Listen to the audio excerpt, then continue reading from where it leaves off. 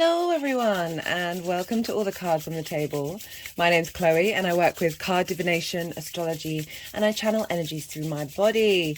So this is part 3 of the all 12 signs transit videos for Mercury in Aries. It's been in Aries since the 18th or 19th of March, depending on where you live, and will be leaving on the 3rd of April. It's a very quick transit.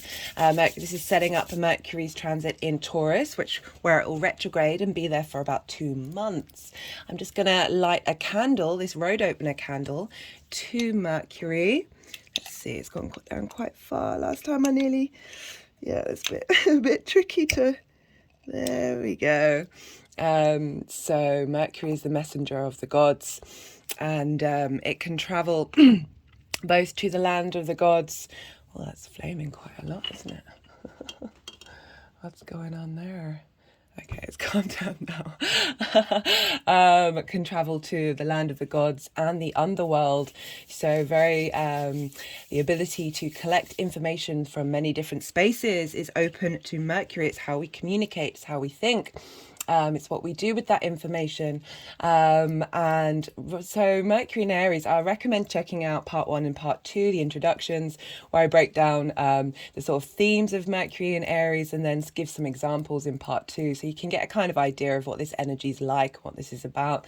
But on a personal level, for me, one of the messages that was coming through was meditation, being still, or at least letting your mind be still, in order for this spark of inspiration to come through, with Mercury talking to that direct route to the spirit, that spark of life, that Aries I am, that when I've been in those states, the channeling that's come through has been very clear, very, very clear. And that's not common for me with my type of channeling. It's something that isn't as easily accessible as it is compared to, say, the physical movements that I do. As you can see, my hands are moving around right now. This is part of my channeling with the energies that I really ask and suggest that just have those moments of clearing the monkey mind and seeing what comes through, and just really like surrendering your body, like really relax. We've got Venus and Taurus right now, really relaxing your body, relaxing the mind, not forcing anything to come through. And these eureka moments are being quite prominent right now. And so how do I read the tarot? I focus on the individual work. I have Aries in the 9th house. So for me, my philosophies and the way that I map out the world is very much from a personal experience, that the more inner work that we do, the more that not only changes our frequency and allows that integration to really open us up to be our true versions of ourselves, but that energy is then available to the collective, and more people are going to be able to access it from the work that you do. Not only that, but you're clearing the lines from your own personal trauma, your parents, your lineage, your ancestors, the collective, your past lives, the galactic. So everything that we're doing is helping facilitate the universe tap into this energy, but very much yourself, your inner work that has an impact on the collective. This doesn't mean that you don't have to operate in the collective and do collective actions, but I really feel that the closer we get to ourselves and being real with ourselves, but holding a deep space of compassion. What do you want to defend in the long term? Really giving Mars, that martial energy that rules Aries, a job to do. It likes to be in motion, it likes to take action, and really trying to focus and get that in line of what are you committed to take action with for the long term, what really matters, not just the inner moment of instinctive responses. That's still a process to work through, but sitting with that, letting it pass through and seeing, like, do I care in the long run? Do I want to fight over this? Do I want to be in competition with this? Be in competition with yourself in the most glorious way possible. Get serious enjoyment and fun and pleasure out of the inner work that you're doing, and really let that reverberate outward. So in this video, I will be doing the final 4 signs of Leo, Cancer, Gemini, and Taurus. There'll be 5 piles, one representing the energy of Mercury through Aries, 3 piles linked into the main aspects Mercury is making in its transit, and the final pile of how these energies are going to manifest moving forward. So I really recommend checking out, if you know your time of birth, your rising sign first, and then sun, moon, and basically all the signs. They can very much be collective readings, and they will just apply to that area of your chart and that area of your life.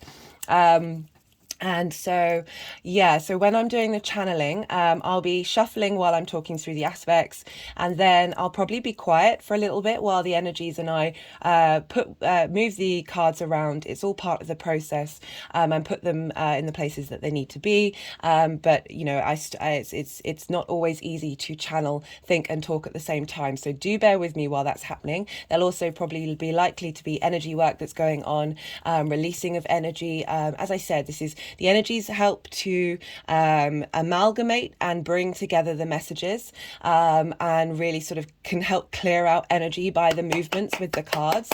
And also they like to stack the cards all together, help to just sort of really quantify and intensify the messages that are coming through.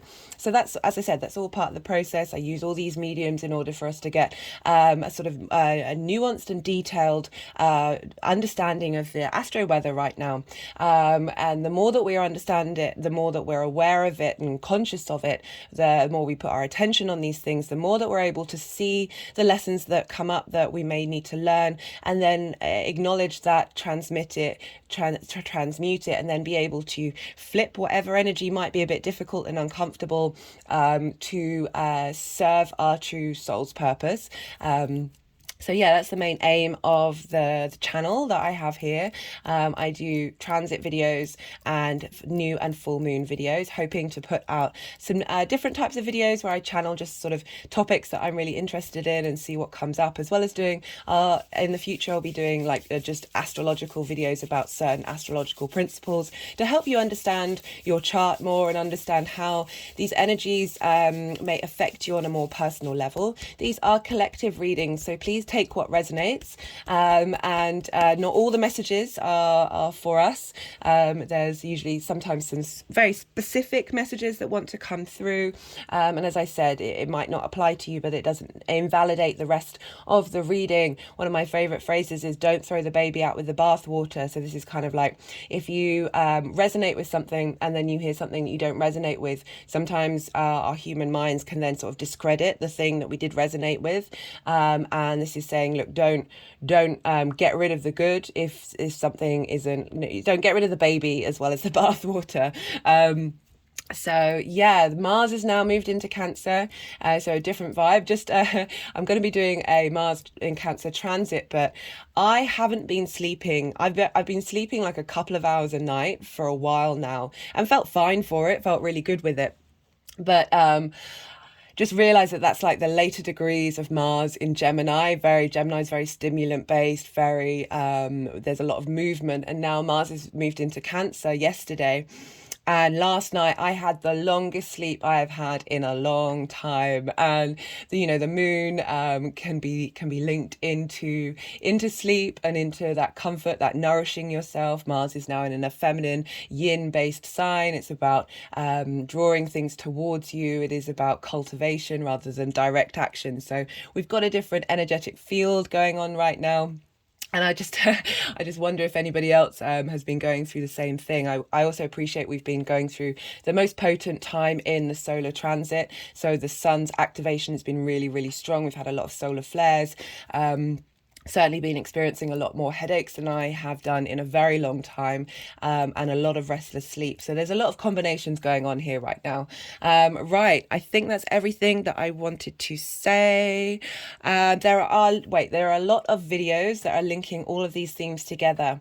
I recommend watching the spring equinox and the Aries new moon video. We're going to have 2 new moons in Aries, and the themes that were coming through with that are very relevant to this process that we're in right now.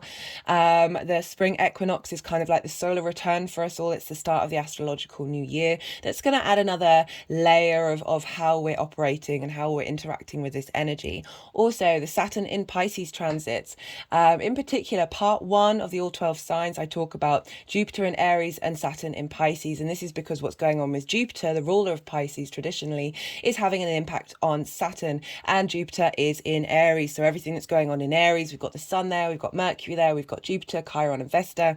All of this is having an impact on what Saturn's doing. And one of the main themes that's really been coming up is karmic clearing. And this is also linked into Venus's transit through Taurus. Venus, every main aspect Venus is making in Taurus is hitting the 4 eclipse points we had last year. She is laying down flowers. Flowers are growing in her footsteps. She is walking along the paths that the eclipses and Uranus has been walking along. And that can be very dramatic, very life-changing energy that can feel very disruptive. Whereas Venus is now, as I said, flowers are growing up behind her as she walks along this path through Taurus, helping us bring harmony and integration into those big changes that have happened and are still to happen. So yeah, lots of videos that are all very much linked in together. The reason why I do all these different transits, because these energies have their own agenda. They're all working together, but they've all got different flavors of what they're doing and what they're bringing, and everything is happening in the sky at the same time. Isn't just something just happening in its own sphere. They're being influenced by other things. So it's the reason why I've been putting out all this content of bringing all these threads and these themes together to really help you understand all the different vibrations that are going on right now. Speaking of vibrations, Pluto's moved into Aquarius. I will be doing the Pluto videos. I'm hoping to get those out next week. This is a big shift for us all. There are so many things that I've been channeling that have been coming up. I've just ideas that I've been thinking for a while now of what that represents, and I can't wait to do those videos. So, right, I'm going to stop there, and I'm going to now start with Leo. Leo rising. How you doing, Leo? So for those of you who don't have Leo rising, as I said, this is just it can be a collective reading. It can also very much relate to that area of your life in where it falls in your chart. When I talk about the aspects and how they talk to one another, this is still very relevant to those of you without Leo rising. But Leo rising, hi Leo, you have this transit in your 9th house. Now every sign has had a massive pile up in Aries. We've had a big sense of renewal, a new start, a sense of motivation, drive, a spark of really getting in touch with who we are on a very fundamental level. And now you've got, well, Mercury's been there for a while. I do apologize. I needed to get the Sun in Aries transit out first because it was making an aspect before Mercury was. The main aspect that I'm going to be, the first aspect is happening today for Mercury in Aries. I do apologize. I had a lot going on that I wasn't expecting over the last 2 days, and it's meant that I wasn't able to get these videos out. But it doesn't mean that you're missing the energy. The energy is still valid. You can come back to it. This is also helping you give hindsight of what may be happening today if you're watching this video in a couple of days, of what happened, and really be able to tap into that energy again and just add another layer onto it. So Leo, Aries in your 9th house. This is your house of the gods. Traditionally, this is the place of perspective. For me, the main word for the 9th house is perspective. This is because it's linked into how you map out the world, the universe, your connection with a higher power. Oh, that came out. That was in the last reading. I do clear the deck, so just I managed to miss that card before each reading. And so it's your perspectives, it's your philosophies, it's your morals, your big ideas of how you want to be, how you want the world to be. Your spirituality, your link to God, however you phrase it, something that is just bigger than the small details of the day-to-day. Although bringing those into the day-to-day is very important. It's also linked into mastery of something, so very much higher education, but that's not just linked into university. That is anything that you've been studying for a while that you're in the state of mastery of, or certainly starting that mastery period, having begun your journey. It's also linked into foreign travel, going to different lands, but this is in terms of living somewhere for a period of time that is in an environment that is unfamiliar to you. And this is because when we do that, we engage in that environment and we broaden our perspectives because we learn different ways of looking at things. And the mastery of something is where you are mastering your perspective in order to share that. 9th house is very much about teaching. with others in order to broaden not only your own perspective but others as well. So this is a big house. This is a transformational house. The work that we do in the ninth feeds into our 10th of our life purpose and where we're headed and our career. So you've had a lot of energy move through this ninth house of really getting you to level up your perspectives, level up your ability to understand who you are and where you are in the universe. Mercury moving through here is helping bring in divine inspiration, helping you connect to those perspectives on a very fundamental who you are basis. There's a real sort of momentum to say, if you do teach, to share that information. If you are in a foreign land or an environment that is unfamiliar to you, to be able to have the motivation to want to explore it. Mercury is very much the road opener and the protector of travelers. And this desire to collect that information and explore those different perspectives. So very inspirational transit for you, Leos. This is also in Aries, which trines your Leo energy.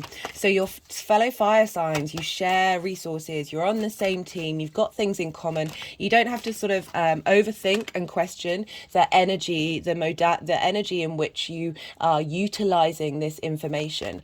And so this is trining all your big picture philosophies, that wisdom that you've been learning with Chiron, the wounds that you've been healing in this regard, Vesta tending to your inner flame, the sun moving there, illuminating, giving vitality to your big picture perspectives. Venus has moved through there. She's now in Taurus, helping you connect to those perspectives. So much energy in Aries right now.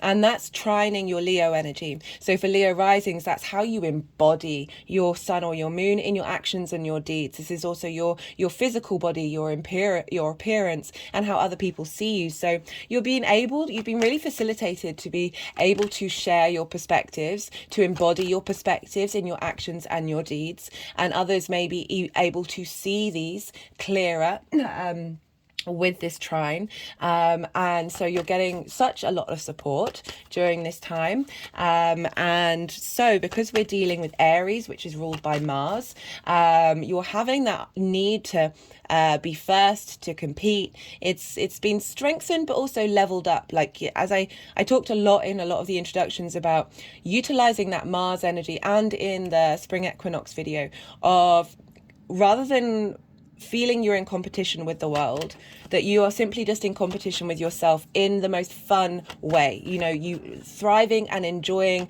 and being motivated to explore and learn and elevate yourself without feeling like you've got to win over other people. There's enough space for everybody. Lots of channeled reactions going on right now. My root chakra is shaking quite so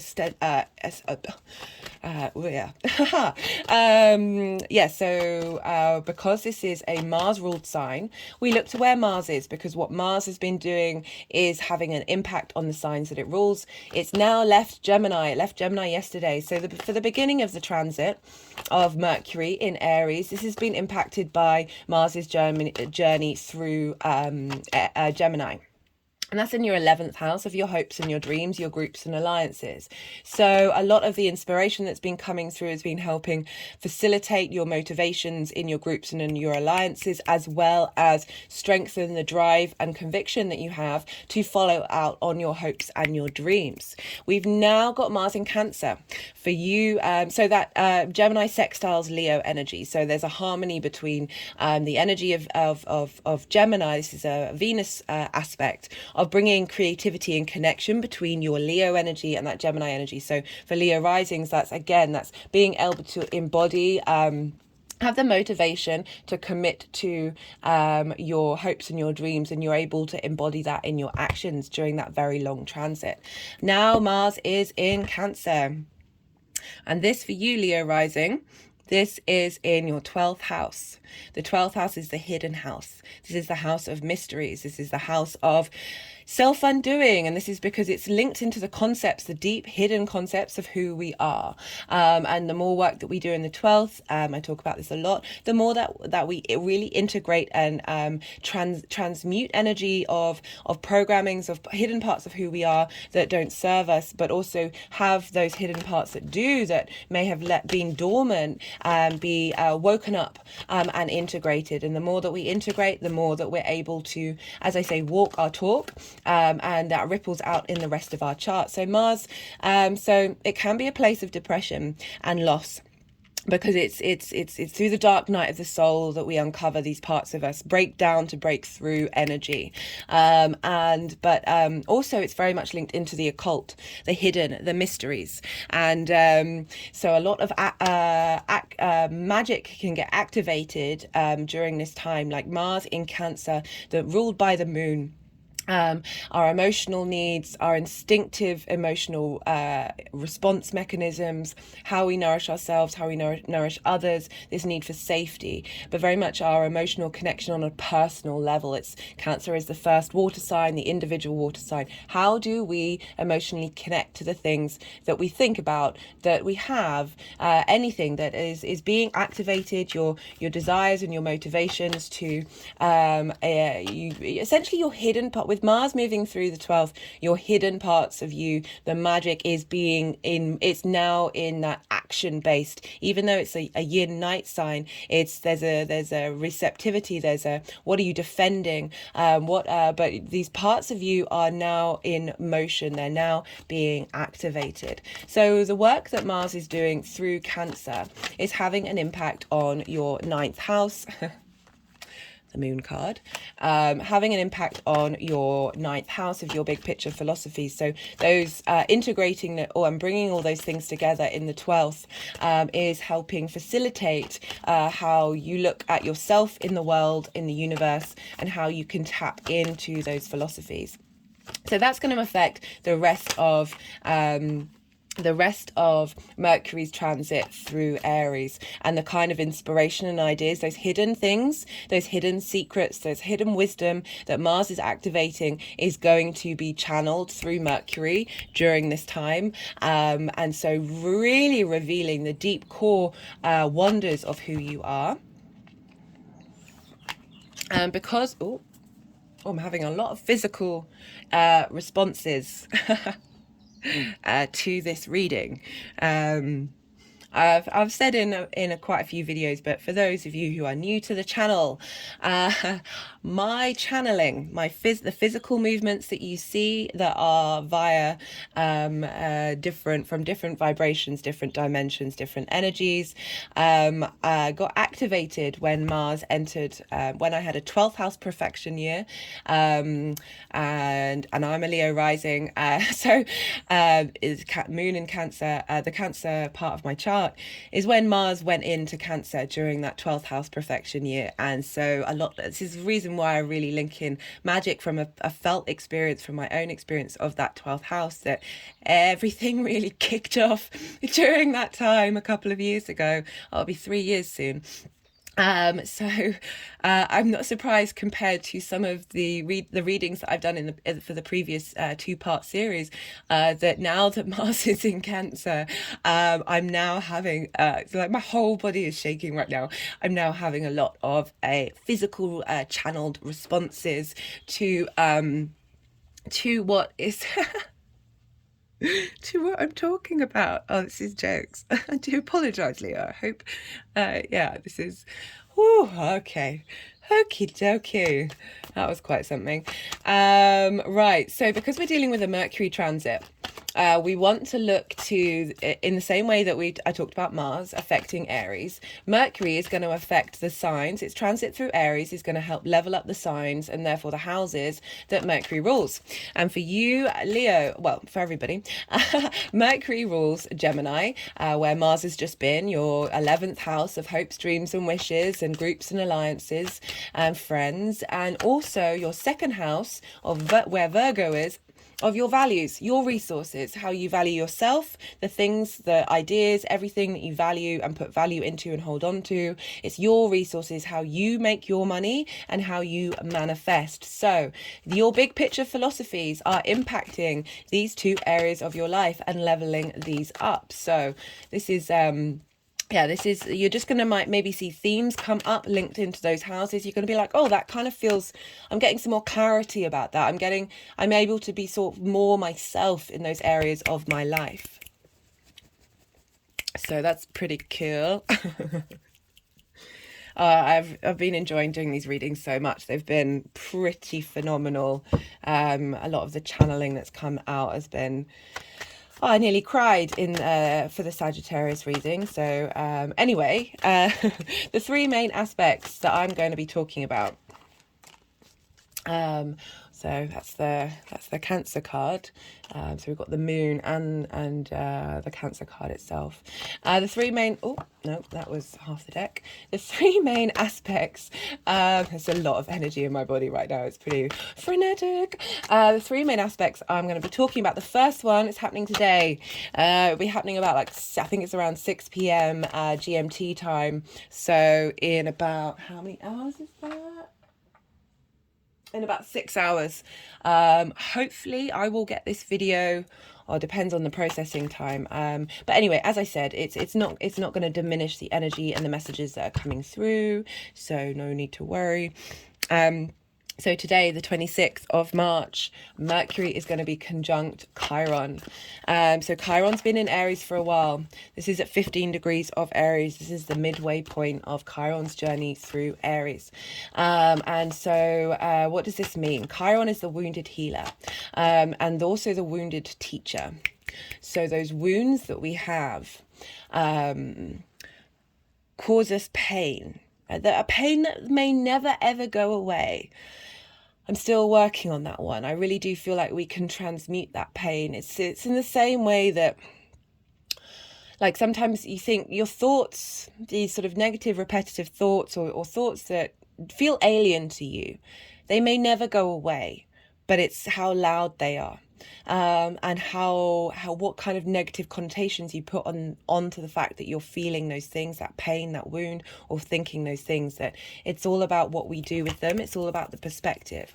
So in myth, Chiron, his wound never went away. He lived with it, but he was a phenomenal teacher.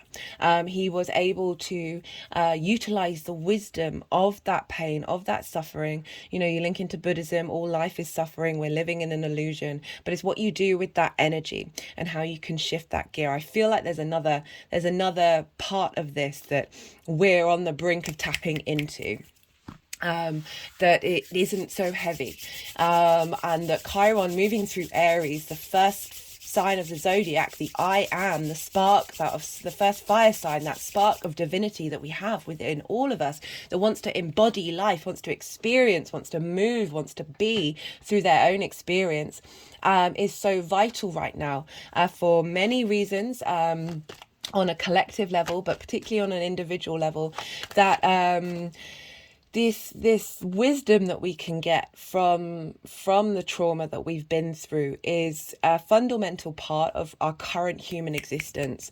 I don't feel that this is going to be as heavy as it has been. I feel like we're really heading to a shift, to transmute that energy, but with each level comes new adventure. But so Mercury talking to Chiron. Mercury is also very traditionally linked into healers, linked into doctors. The caduceus is, I think I'm saying that right, is the universal symbol of doctors. It's the two snakes wrapped around a staff, and it was Mercury who had that. That symbol comes from Mercury. So Mercury is talking to Chiron and helping understand the details and there's a clarity of inspiration, of understanding those wounds, and through that understanding, through that communication with Mercury, that the healing aspect of Mercury comes through to help heal and transform some of those energies that haven't quite been able to shift, haven't quite been able to integrate. And we're now able to comprehend and communicate with those wounds, with this energy. At the same time, as I said, Mars is now moved into Cancer. So you're really tapping on an emotional, embodied sense of the things that you need, how you nourish yourself, how you nourish those wounds through the actions that you take and the motivation that you have. We're dealing with Cancer, who's ruling Mars. So where's the moon? The moon is in Gemini, in a Mercury sign. So these are all communicating with one another. This is all feeding through. The moon is for the first time in Gemini without Mars since August last year. This is big energy of us having this sort of emotional freedom without that martial energy. The moon is a bit more relaxed here. The moon is also not relaxed in Gemini. There's a need for stimulus, there's a need for collection of information, but the collecting of information, so the moon basically is now feeding that emotional connection that you have for the details, the information of Gemini into Aries, of who are you really beneath those wounds. Because remember, our natal chart is the first blueprint that we have. But what are we before that blueprint? What are we before that blueprint? It's one of the main parts of why I do this channel and why I want to put so much content out there, is for us to be able to understand and go through those layers of our blueprints and get closer to source. We are here to experience those blueprints. We signed up for this, to transmute this. But another part of the journey is to understand and get into our soul and let our soul be free, be able to embody itself in that flame freely, without the constructs and the confines of all of the vast myriad of experiences out there, which is also glorious. We can hold space for both of these things at the same time. We are multifaceted, multidimensional, galactic beings of magic and healing. I can't stress that enough, how wonderful the human being is and how powerful it is. I'm going to talk way more about this in the Pluto series because woo! I can't wait. Right, I'm going to stop that transmission. So all of those are talking to each other. Just had an energetic release on the day of the 26th.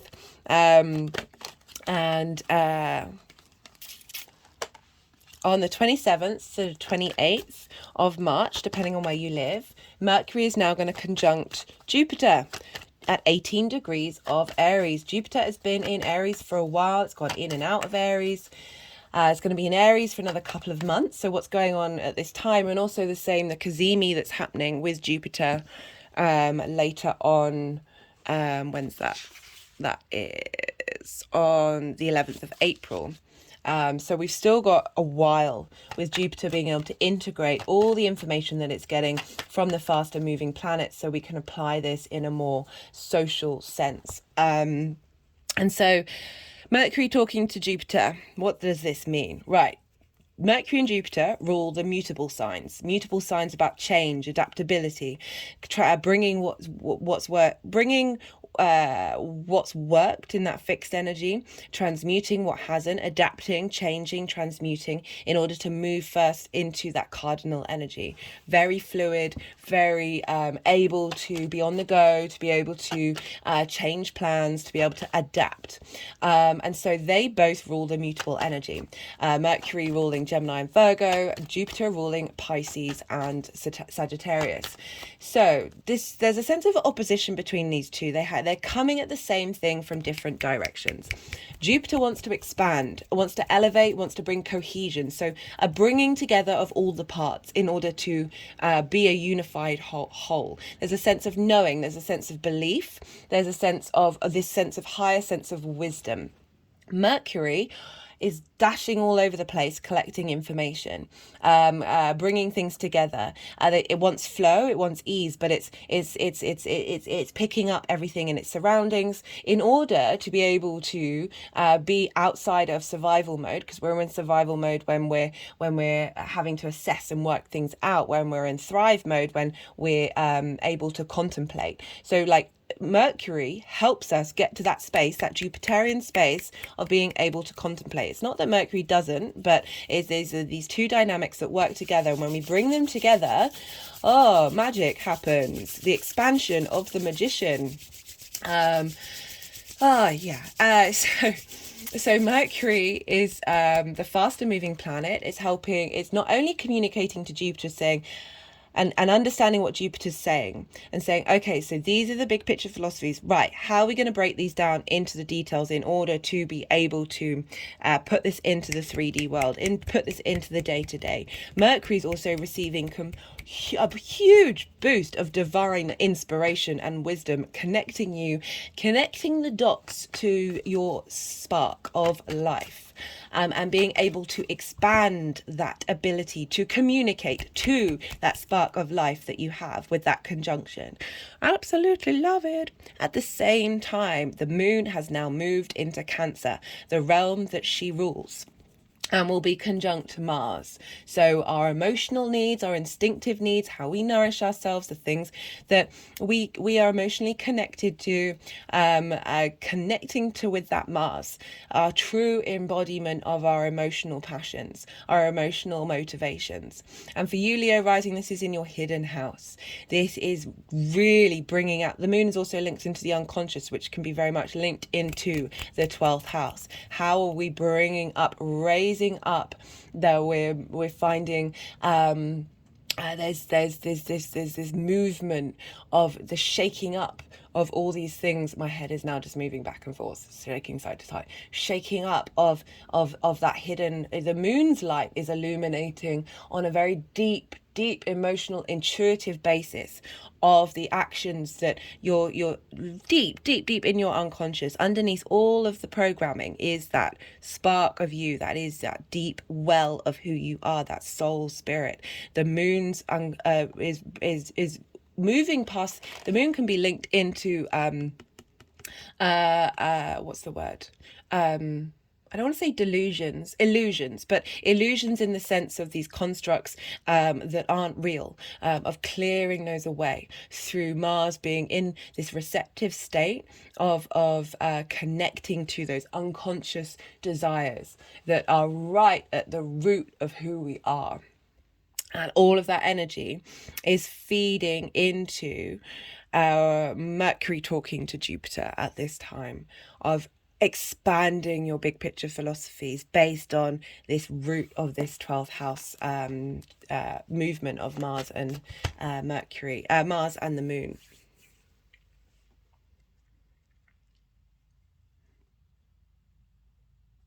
My hand is sort of, I'd say, just above the solar plexus. Oh, it's now moved to the solar plexus. And now the heart chakra. And now my third eye and my throat. Sacral chakra, third eye, throat, root chakra, crown. Oh, my body is now just sunk down.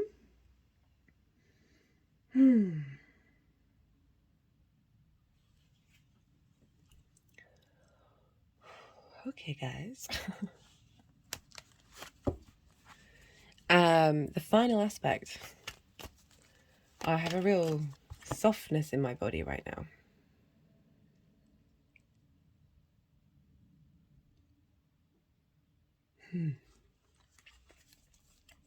Okay, the final aspect. This is happening on the 30th of March. And this, at 22 degrees of Aries, is when Mercury is going to conjunct Vesta.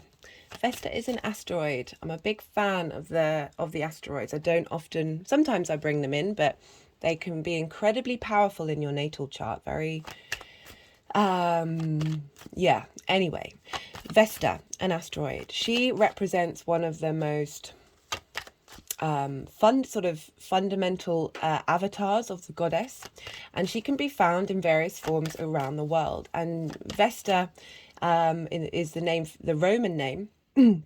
And the Vestal Virgins, there was a temple in Rome that was where these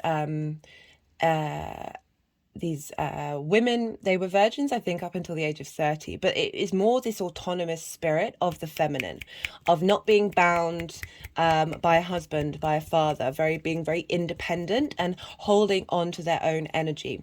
And they took care of the sacred flame that always needed to be lit.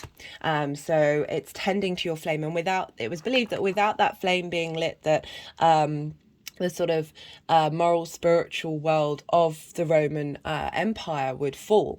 And they also, very interestingly, held onto in all the documents, all the legal documents of truth that the outside world, they wanted to keep safe there. So contracts between people, wills, and this space of holding this energy, this information being protected, these truths that have been set down, that are unchangeable, and cannot be accessed and tampered with.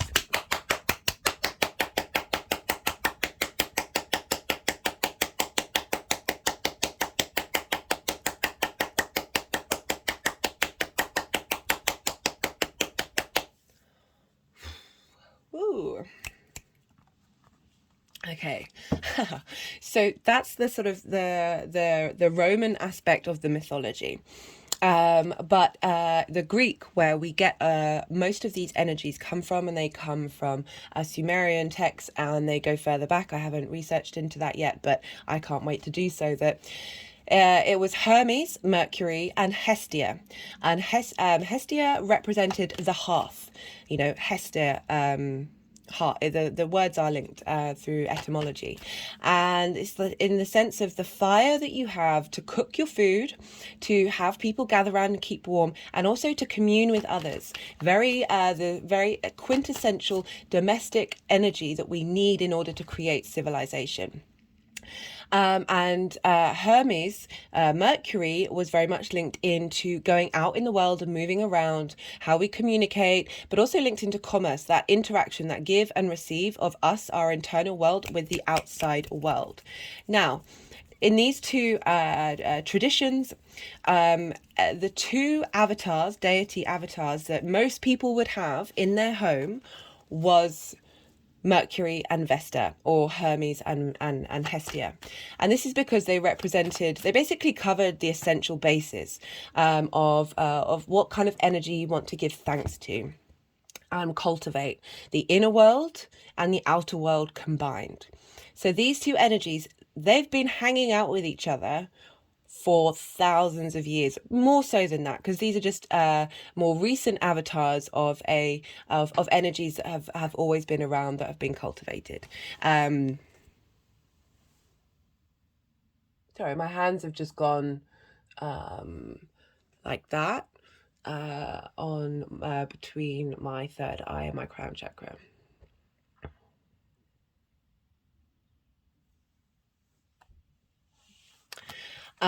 So these two energies, they're old friends. They're coming and having a chat with one another. I really like this energy.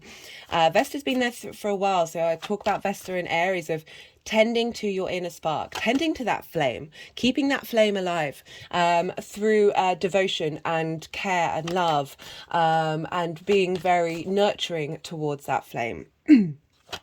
And now Mercury is coming along, and they're having a chat of like, how can Mercury help? So Vesta's been going through Aries for a while. Mercury's zooming through they're communicating everything that they've learnt to one another, of how to, as I say, bring that balance of the inner and the outer world together, so you're able to express that inner flame in your outward motion, and how you so those inner flames of your bigger pictures, your perspectives that are very fundamental to you. How are you then able to communicate that, express that, have that move throughout the world? At the same time as this, so the moon is still in Cancer, and the moon will now be square this energy by degree. And so, you know, that as I talked about, that unconscious, instinctive, emotional response mechanisms, your needs, how you nourish yourself and how you nourish others, how your moon is helping you nourish those hidden parts of who you are. And this is squaring Mercury and Vesta of how to integrate these two things, this outward and inner world. And the moon is helping facilitate that by allowing you to understand on a very instinctive, intuitive basis of what the magic and the mystery you have within you. There's a lot going on this day, guys. There's a lot going on because the moon at that 25 degrees of Cancer will be trine Neptune. And this is in your 8th house of shared resources. Saturn has now moved in there. We've had Neptune there since 2011. So this sense of, for Neptune for me, is everything in this universe, everything we know, everything we don't know, there's no boundaries between any of it. It's all accessible. It can feel very overwhelming, which is why Neptune is often linked into this foggy feeling. It can feel very overwhelming to receive all of those downloads at once. Like, it's just like your brain isn't quite there yet to be able to compute everything. But there's a sense of fantasy, there's a sense of illusion. Neptune's often very much linked into the movies, this bringing other realities into the forefront and being able to be more tangible. I talk about Neptune in Pisces a lot. I think it's in part 3 or is it part 2 of the Saturn transit videos. So but Saturn's now helping give form to those dreams, those fantasies that you have. And so the 8th house of shared resources, this is your give and take with you and the outside world. And that can represent anything. So when we sometimes we overgive, sometimes we take too much, and it's about getting those things into balance. Certainly Saturn moving into that sign is getting things regulated, getting things in line with your integrity, and giving a sense of authority with that give and take. And so Neptune trining the moon.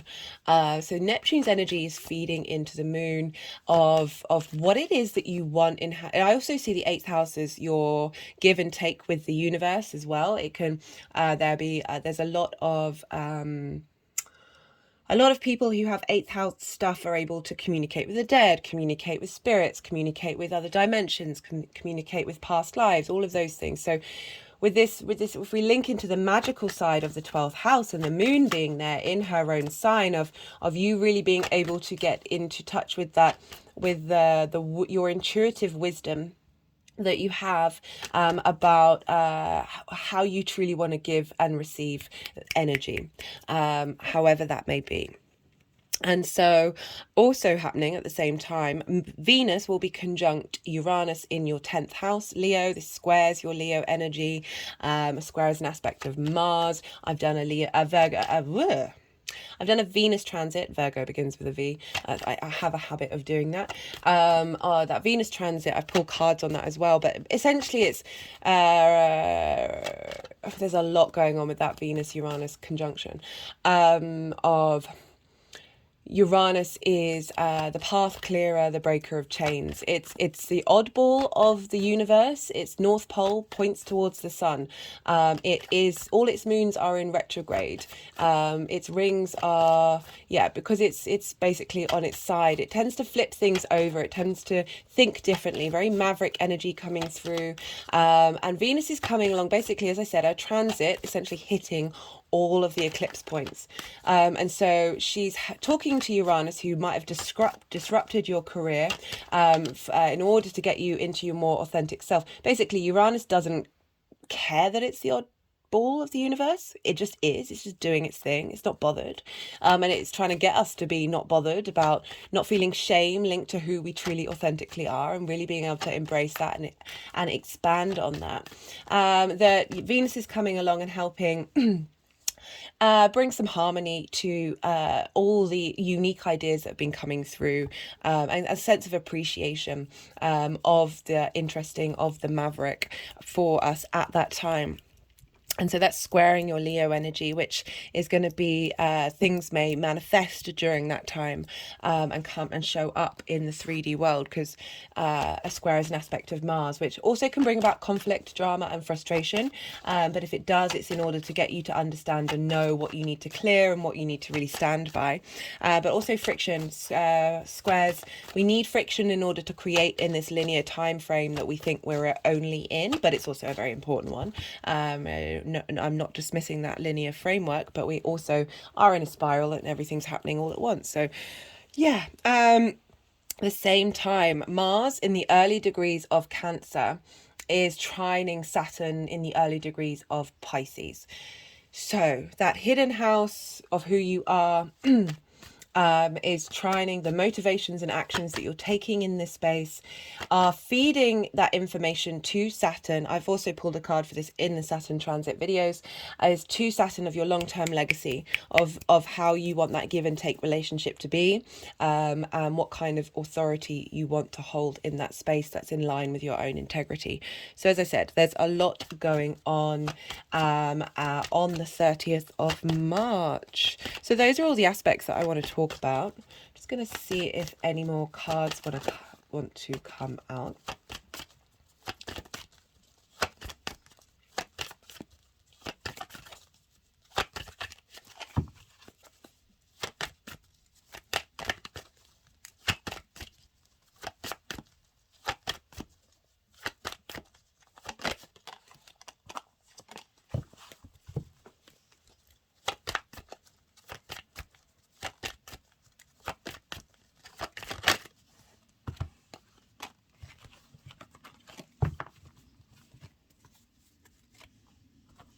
Right, let's see where these cards want to go, guys.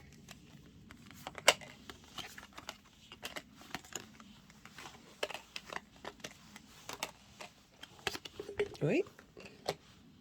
Yeah, the stag's here, representing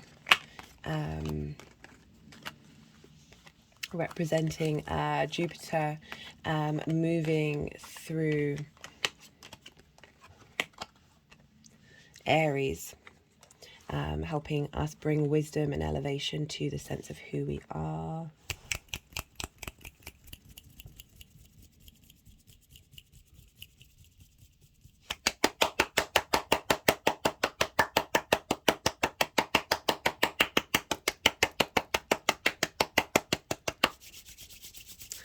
I just realized, Leo, so for the final part of the transit, the moon will be in Leo. It's going to end in Virgo on the 3rd, but it will be in Leo for a lot of that. So you're really going to tap into and that will be trining. So I just paused to double check again. Yeah, so it's going to be trining. You're going to have activation in your Leo energy. And there'll be a trine to the moon and Mercury, which I now realise I probably should have pulled a card on, but whoopsie daisies. More very much relevant to you, Leo, because you've got that Leo energy. So you're going to have a boost of being able to connect on an emotional level to this journey that Mercury's had. Cool. Right. So let's see.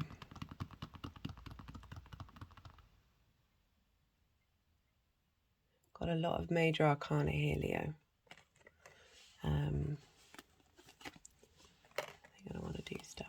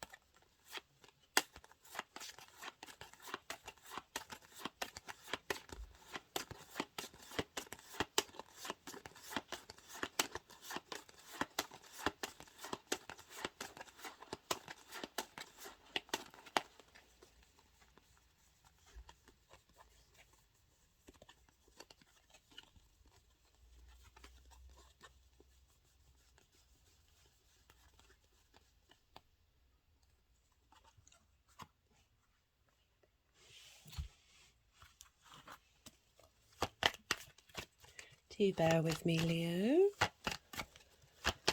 They seem to want some more cards.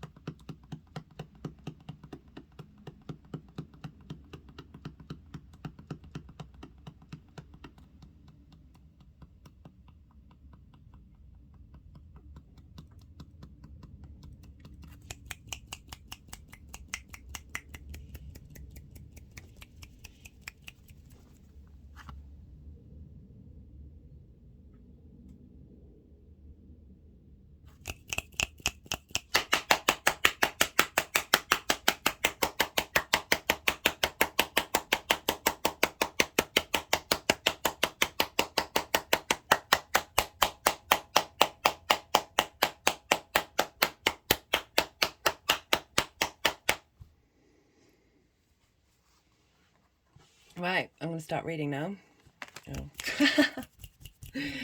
Oh, as I said, I've got Leo. I'm a Leo rising. I've got Aries in the ninth. There's a feistiness to that energy. There's a wanting to not seek out you're basically wanting to do it yourself all the time. My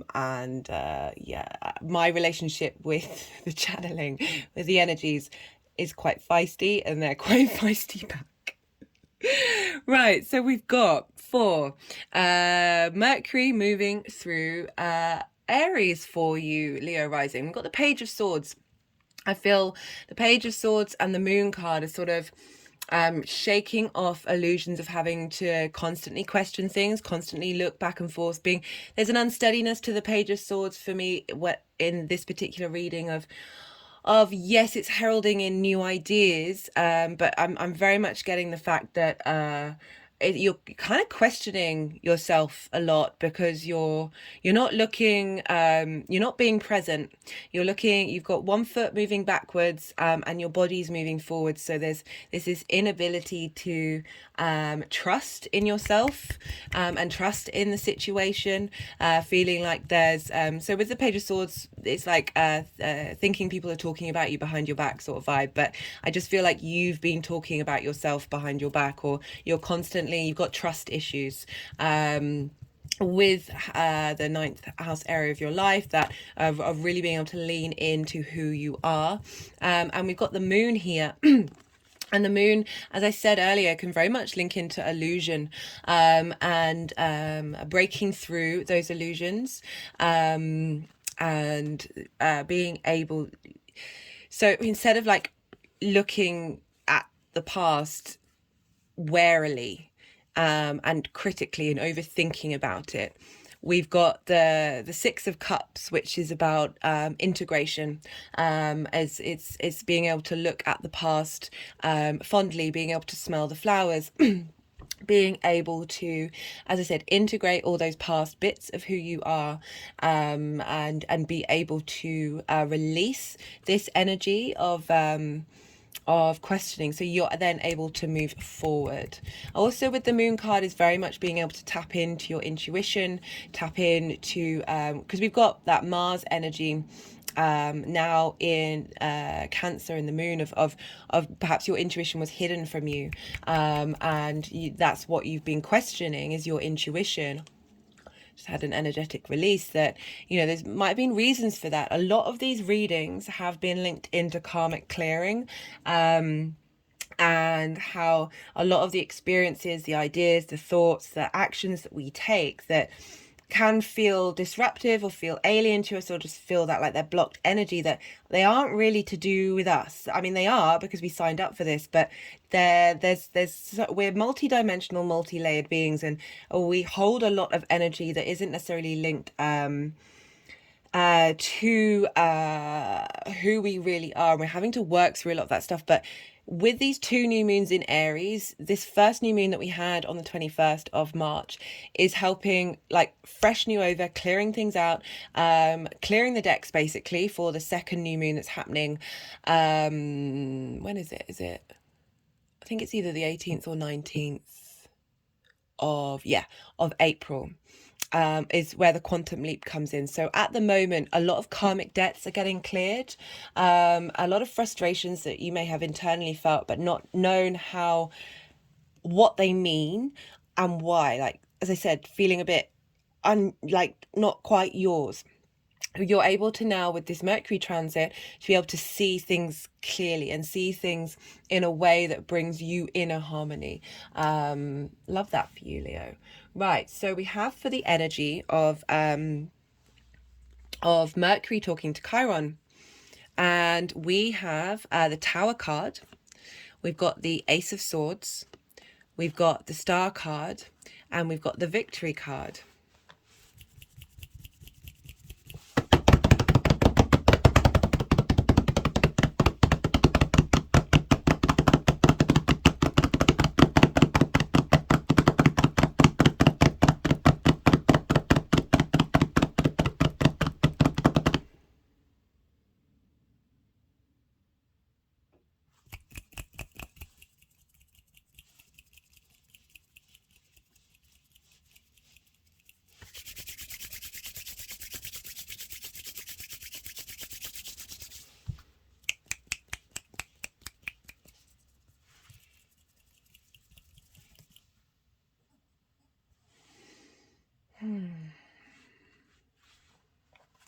Right.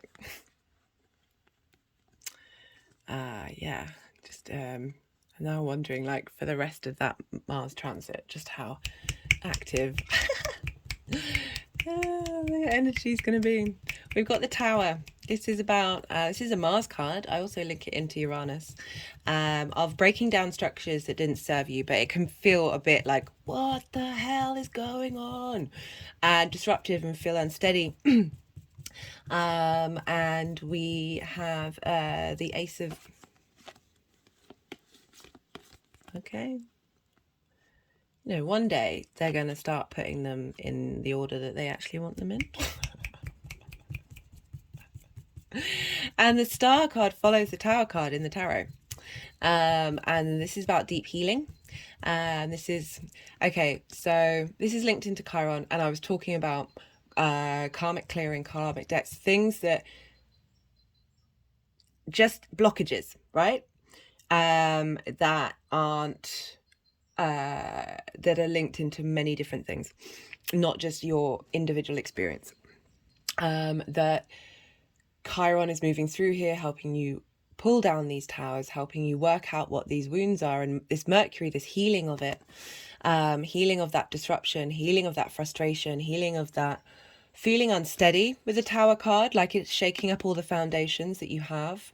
And the Star card is about deep healing, deep emotional healing. And I love this card because she is unclothed. She is unmasked. She's the truest version of herself possible. And intermingling the 3D Earth with the galactic energy coming together. So Mercury and Chiron helping you clear out those wounds, heal those wounds, helping understand the wisdom that comes from them. Because we've got the Ace of Swords, and this is a new way of thinking. This is a rejuvenation of how you think, and the perspectives that you have. And what's coming through is coming through with such clarity, with the Ace of Swords, and where it's headed and what it's doing is the Victory card. This is the Six of Wands. This is about passion and motivation, that even though this is an individual on the horse, there was a whole collective behind this energy, and what we do as an individual, as I spoke about, it helps the collective, and it's also acknowledging that the value that you've done as an individual in order to support the collective, and the victory of that clearing that you're doing, and how that is not only for you but for the universe at large. And like I said, like the clearing that we do for ourselves clears that energy in the past, from the past, and opens up the space for the future.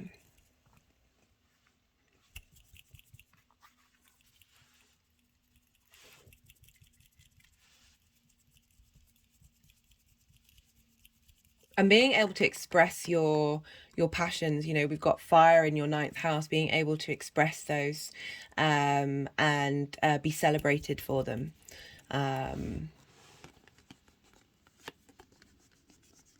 rather than questioning them. You're able to celebrate your own ideas. As I said, a lot of the way that I read the tarot is the inner work that we do, and the more that we are able to celebrate ourselves, the more we are not seeking it from the outside world, the more we open up space for the universe to come in and provide opportunities that we weren't even expecting. Okay, so we have for Mercury talking to Jupiter. And I quite like this combination of the Page of Wands, of Mercury coming in with new ideas, new passions, new ways of thinking about the big picture philosophies that you've been establishing with Jupiter. The Hierophant is very much about learning and studying and going on that spiritual path and tapping into your own guruhood. And that this back and forth combination between the two is really helping you reignite the passions that you have. Like sometimes, the Hierophant, there's an element of power here, but also stagnation. I kind of get from the Hierophant. It's linked into Taurus, which is a fixed sign, can be very stubborn, and that the combination of these two, of this willing to learn and this willing to express your own guruhood. We're all teachers and we're all students at the same time, and the Page is very much an apprenticeship energy of bringing this freshness, this vitality of your spark, of your passion, of your creativity, of your momentum. You're seeking adventure, seeking new ideas, rather than thinking that it's your way or the highway. Like, this is the Pope, basically. This can be book religion, and as much as I see a lot of wisdom in a lot of the book religions, I hate dogma. Dogma, like, get over it. Come on, everything's changing. Like, honestly, can we level up now, please? Can we seek out adventure? Can we not feel that we're attacked because we're so unable to open up our minds to the possibility that the things that we may once have thought were very, very true have the capacity to change. The same way with science as well. It's like being a true scientist means you are trying to explore and understand how the universe works, but not get fixated on the fact that, okay, well, this is how we think it is, and therefore that's how it's going to be forever. Magic is just science we haven't figured out yet. Sorry, I nearly swore there. Mercury in Aries. Yeah, definitely. Like, I'm British. We swear. It's normal. It's not a big deal. But I'm aware of the fact that, want to keep it clean. There can be, a good swear word really does have its place.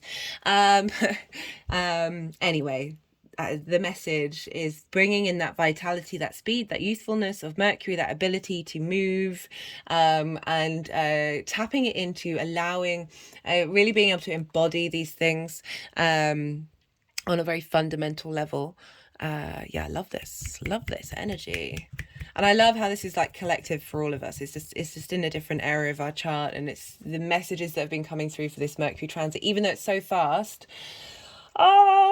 Brilliant. Love it. Can't wait. Okay, so this is the conjunction with Vesta. Love this. There's also a lot else going on. You know, that was when the moon is in Cancer, squaring this energy. Trining Neptune, you're give and take and you're receiving. So I'll talk about a bit about, and then this Venus conjunct Uranus, Saturn trine Mars. So this, even though this is just the Cancer card, it's the Chariot. Mars is very much linked into movement and momentum. The Chariot card is about bringing yourself into balance, being able to weather any storm, and not be thrown off your perch. Being able to, there's a speed to the Chariot. There is a sense of fate taking you in the right direction. The choices that you're making are facilitating you going further forward. You've got the yin and the yang energies of these two sphinxes, bringing things into balance. The figure doesn't have any reins. They're not having to control what's going on. They are very sure of where they're headed and what they're doing, even if it's not consciously aware of it. So this is Vesta and Mercury. We've got the Queen of Cups, very emotionally sensitive, very nurturing, very nourishing. And I love that we've got the moon in Cancer, trining Neptune at the same time as this. While this is about Vesta, tending to your own needs, tending to your emotional space, and how you give and take your energy, but the speed at which the clarity of how you're going to integrate this sense of nurturing for yourself and for others in your philosophies, and the speed at which this is going to integrate and take off and the direction that it's taking you is of a very healthy, grounded space. The Queen of Cups can often overgive and be over, and not be able to focus on her own needs, but she has a deep intuition of what it is that her surroundings need. Like, you know, when you're just aware of, someone doesn't even have to speak, you can just feel what it is that they need, of what needs to be, what action needs to be taken, of being able to get into that space, you know, tending to that spark and the ability to put it out into the world. I just like how the Queen of Cups has come up, even though we're dealing with fire energy, that because of this impact of Mars being in Cancer, you know, a water sign, that we have this instinctive emotional connection to the inspiration that is coming up during this time. So we have the energies moving forward. We've got the World. We've got the World and the Lovers card. So the World is a Saturn card. Saturn's in Pisces. What's going on in Aries is having an impact with Saturn, but this is essentially saying, you know yourself. You now know you. This energy, this transit is going, truly getting you to get in touch with who you are in the long term, and how that kind of opens up the world for you to be able to make better decisions. The Lovers card for me is about you making the right choices for you. This is the way I look at this card is for me, we have the feminine, the masculine, and the neutral within us. And so we're able to be, the more we integrate this idea, the 3 is the magic number, the more we're able to be fluid and intermingle all of these aspects together. We're not, sometimes some of those aspects are stronger than others. It's not denying that, but acknowledging that we are multifaceted. We've got the angel here representing the neutral, the spirit, the creator energy. We've got the earth, the sky, the air with the clouds, and the fire of the flames of the angels, and the sun of the, it's just that, the fire in here. And yeah, so there's so much going on in the Lovers card of integration, of bringing all these things together, in order to make the decisions that are going to serve you long term. We also have, so this was traditionally a hermaphrodite, and really highlighting the fact that, we have these energies running through us, and the more that we integrate and the more that we understand this, and this all this Aries energy in your 9th house is helping you get your big picture philosophies in line with that integration. You know, with the World card, there is ultimate creative freedom. Essentially, your embodiment of yourself, as I said, opens up the world, opens up the possibilities, and being able to really utilize that energy, that creation energy, that creator energy, all of these aspects together in order to make those decisions for yourself long term that are really going to hold space for this ability of love and compassion. Like, we do have the Lovers card here. Right, so now I'm gonna, usually I pull from the numerology deck first, but they wanted to pick up, this is the Oracle of the Rising Sun, and this, I put all the decks in the description box. Oh, and I meant to say, don't worry, I'm writing out all the aspects that are part of this transit. They're all in the description box, so you can, I know it's a lot of information, that is very much what I do, name of the game. Got seduction. What was that? Jupiter in Pisces.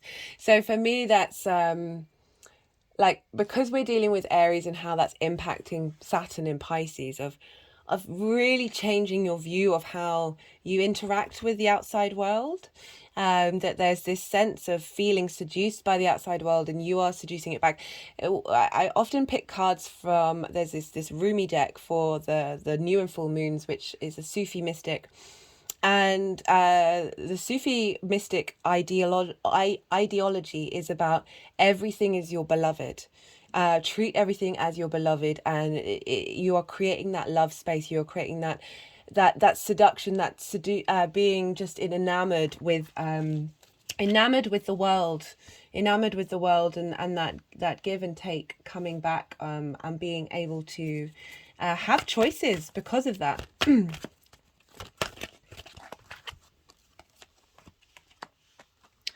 So that's gone over Chiron.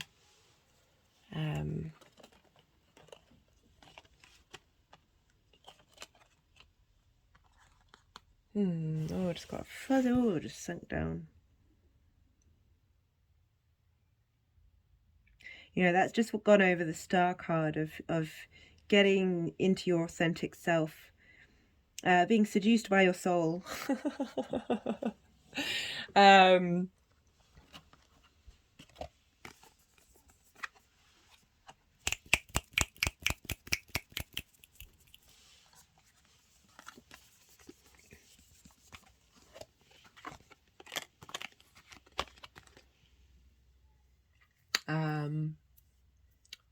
Integration of all those hidden parts of who you are into the one.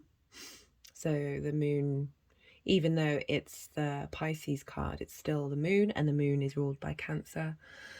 And we're dealing with the 12th house here consistently, because we do have the moon card and Mars being there, of yeah, deep integration.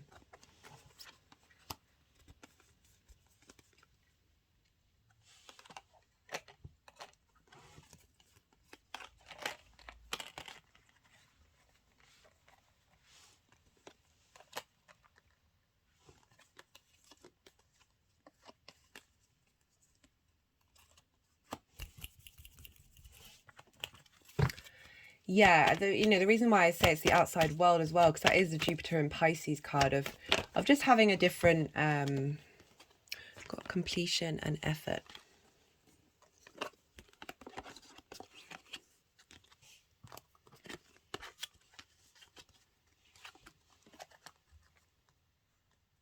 So those difficult moments being difficult and taking effort, but you've gone through it, you've worked through it, and you're at a completion stage.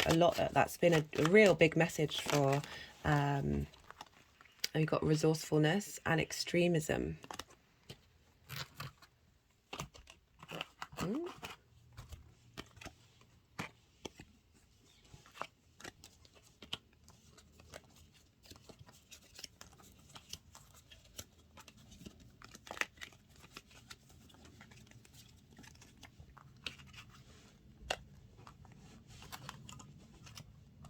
They've put extremism underneath. Let me zoom out a little bit, just so you can see what's going on.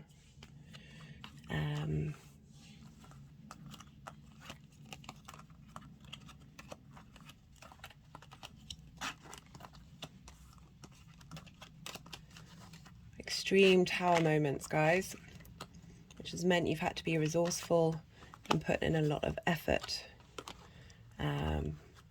Also questioning things, looking over your shoulder, not trusting.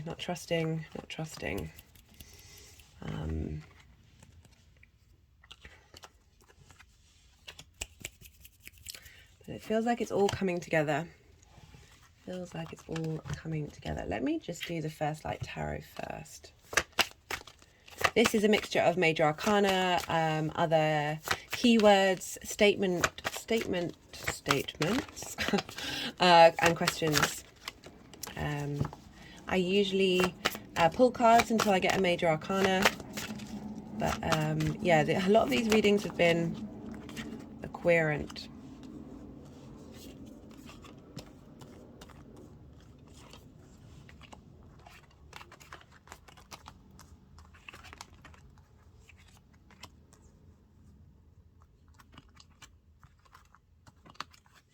Got the Querent with the Ace of Swords and the Chariot card. So, and the Hierophant. The speed at which information can come through to help bring about that sense of, deep, learned spiritual wisdom and inspiration.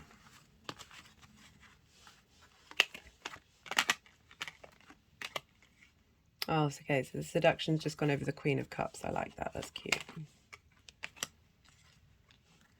Just adds just a sweetness.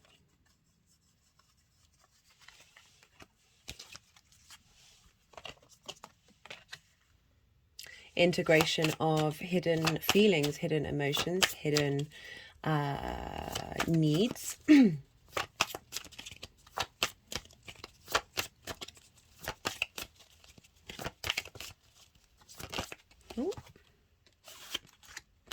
I've got the Nature card.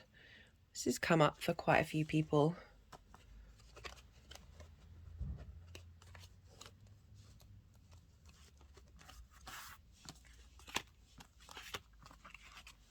Revealing your nature, your hidden nature, with that moon in the 12th house, with Cancer in the 12th house.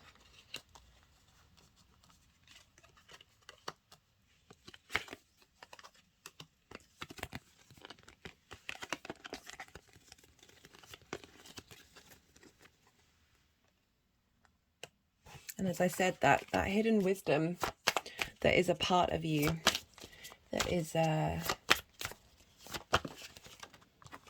near future.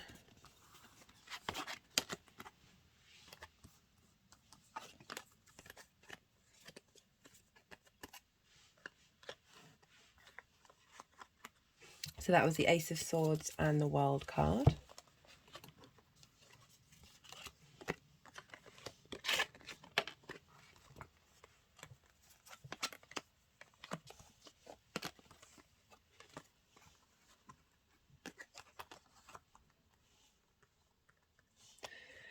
Completion of knowing self, bringing in new ideas to be able to who may I help?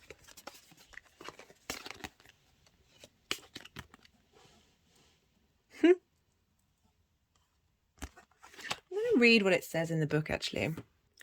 Okay, so in the center, the first woman, Eve, is plucking the apple from the tree of knowledge, which is interesting because we've got the Lovers card as well, which is very much a representation of that being illuminated by knowledge and becoming in our human incarnation, and that's part of why we're here and what we're doing. Before her is the constellation Cassiopeia, associated by Kabbalists with the second tarot trump, the High Priestess. Heart and flowers represent the mundane view of love. Jupiter equals gain. Pisces, understanding, sympathy, sacrifice. Having the intuition and ability to sense what another person wants. Well, that was exactly what I said about the Queen of Cups, of really being able to, without much effort, be able to understand your needs and the needs of people. But also, you know, we've got the One card. This can be you, the one, but also the all, you know, the collective. Okay, right, so we still haven't got a major arcana yet. Judgment. just as I said, major arcana, results, decisions, outlook, finality. For me, the Judgment is very much about ascension, every part of you leveling up, in intermingling and like raising that vibrational level.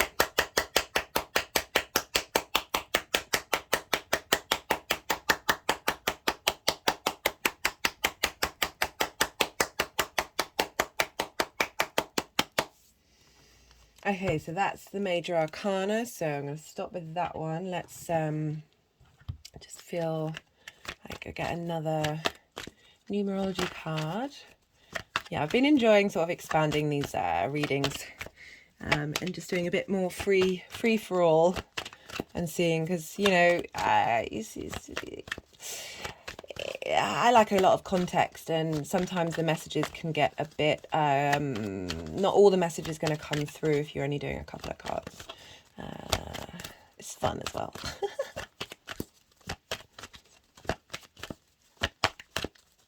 Yeah, really strong energy, Leo. I've got spiritual partnership. Yeah, being able to, now that you're really getting in touch with your philosophies, and who you are and what that means to you, that you are able to be in harmony now, specifically because of this transit with Mars in the 12th house of your hidden house.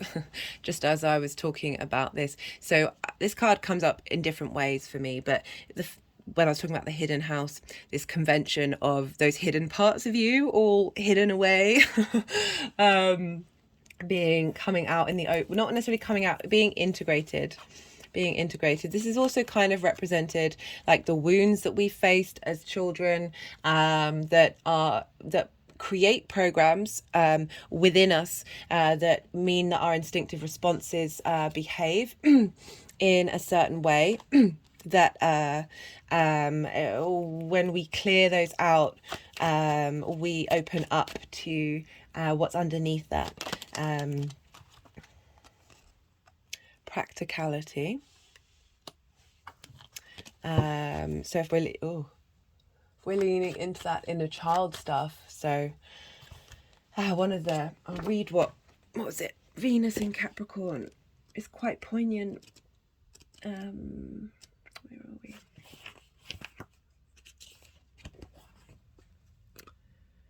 A neat and well cared for traditional house stands proudly above an orderly garden. In the centre is a child framed by a stone wall. A portrait of a child framed by a stone wall indicates family restrictions. So we all face this. It doesn't matter how good our parents are. We all kind of can feel like that trapped child, even if we don't remember it. An energetic release, and that through those restrictions we may have had to be practical.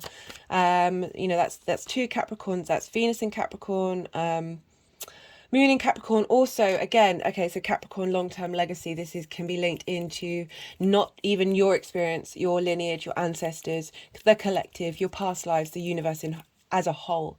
That sometimes we can hold on to those things in those hidden areas of our life that, as I said, aren't even to do with us, that just had an energetic release, or you know, you do resonate with that on a personal level, but you know, of not having your childhood, not having the ability. I mean, that's you know, it's still very relevant, very relevant today for so many children, of losing that freedom, that space of being able to embody that childhood experience. There's so much bombarding them from every direction, and the children are the future. That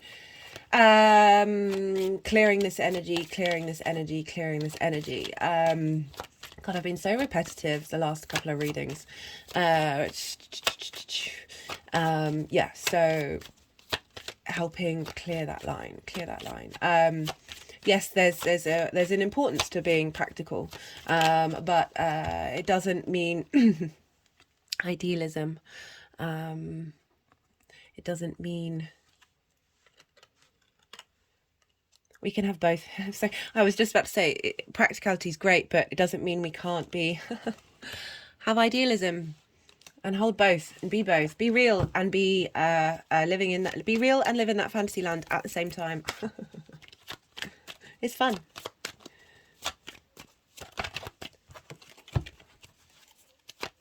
Right, let's see, one more. Got rebellion. Mars in Aquarius.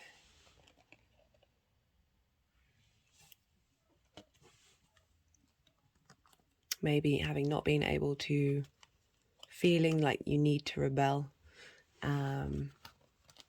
Maybe all of those hidden parts of you feel like that they are rebelling against you, or that there's disharmony there. And it doesn't felt like it's organized. It hasn't felt like it's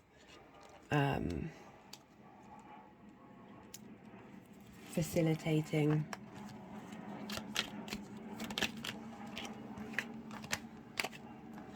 isolation. Also, what's coming through is those hidden parts of you. So we've got escape and fortune. Those hidden parts of you are now in rebellion. They're going to escape. I was just about to say that. They're going to escape isolation, break free, and through that integration, through that expansion, good fortune, Sun in Leo. And we've got discovery. Whoa, Leo, let me know how this turns out. This is, some of these messages have been wild. Do we want any more cards? Do we want any, no. Do we want any more?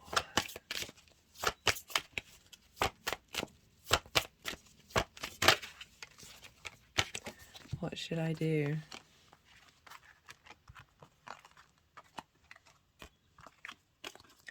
Gone with spiritual partnership and the Lovers.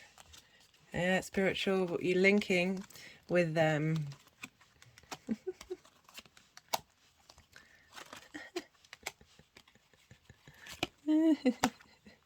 Because it's the 12th house, man. Like you can't avoid the messages that are coming through. So yeah, getting into union with all the parts of who you are that are rebelling. The convention is rebelling. They're planning their escape, but through it, good fortune.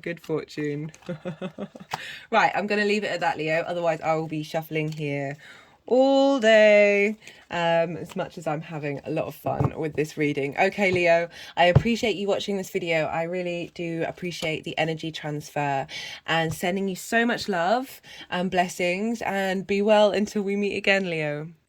Cancer rising. How you doing, Cancer? So for those of you who don't have Cancer rising, you're just tapping into the energy of Cancer. This will still apply to you, just in a different area of your life. Also, when I talk about the aspects and how they communicate with one another, this will still be very relevant. But for Cancer rising, this transit of Mercury through Aries is happening in your 10th house. This is your house of career, life purpose, how the big outside world sees you. You've had a lot of action in this area of your life. Lots of change, lots of integration, lots of working through wounds, lots of now we've got illumination with the sun there. Mercury's now here, helping us communicate, and get divine inspiration on where you're headed and what you're doing. Yeah, more ability to integrate all these lessons that we've been learning. And this is squaring your Cancer energy. So squares are an aspect of Mars, and this can bring about what's the word? Can bring about conflict, drama, and frustration. But these things are in order to highlight what it is that we want to be motivated and drive for in the long term. So clock what's happening, integrate, learn, move, and transmit that energy, because squares are also linked into friction.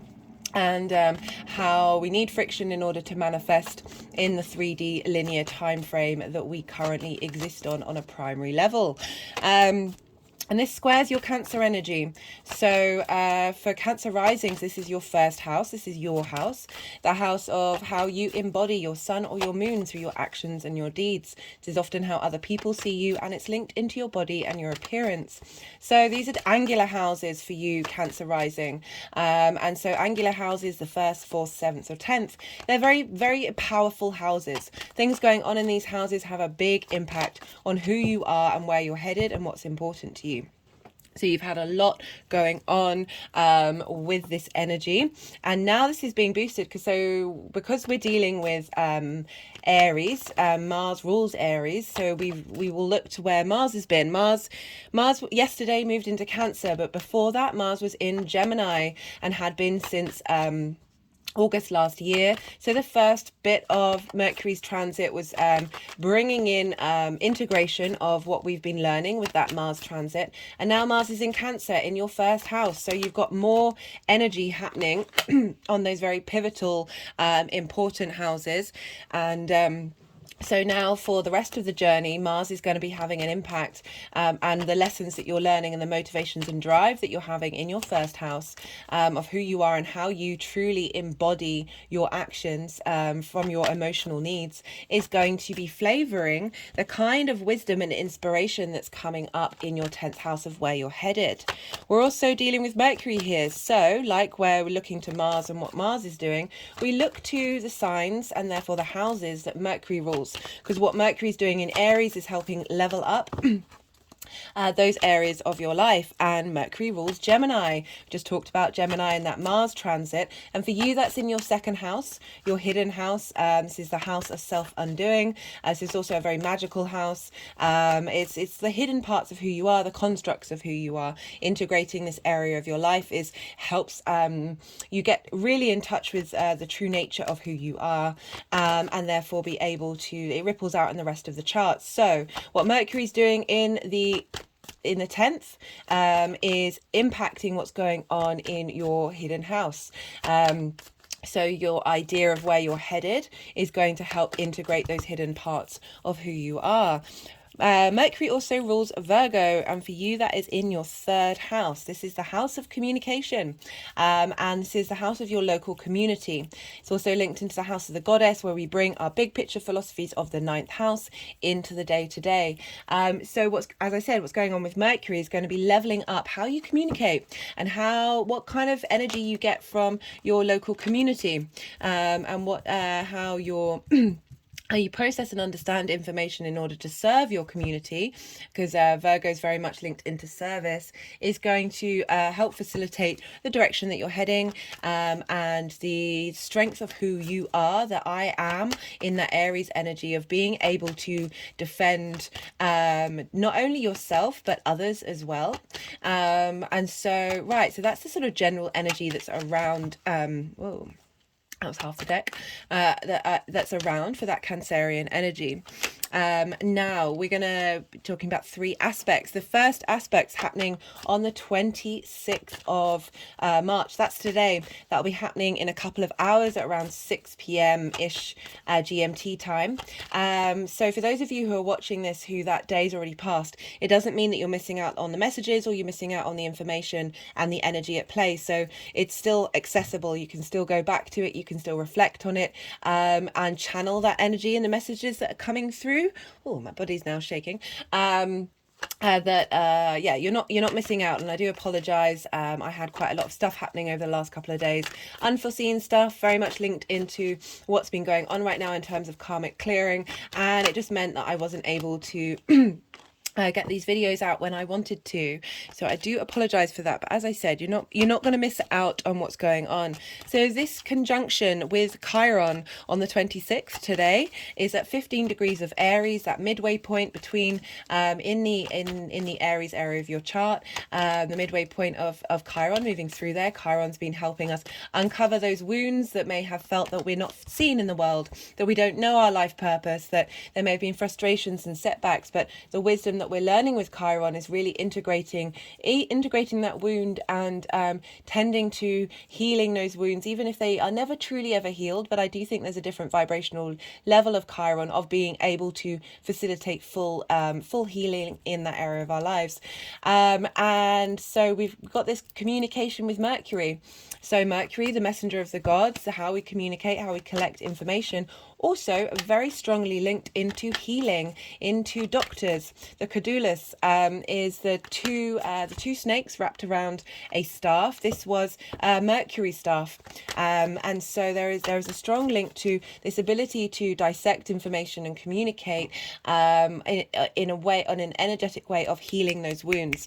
So, as I said, Mercury is talking to Chiron, helping provide the details and wisdom and understanding of how to apply these wounds, this healing, this ability to teach and to learn from these wounds into our day to day. And that healing energy of understanding those small details is helping release and transmit those wounds that we've been going through and that we've been revealing.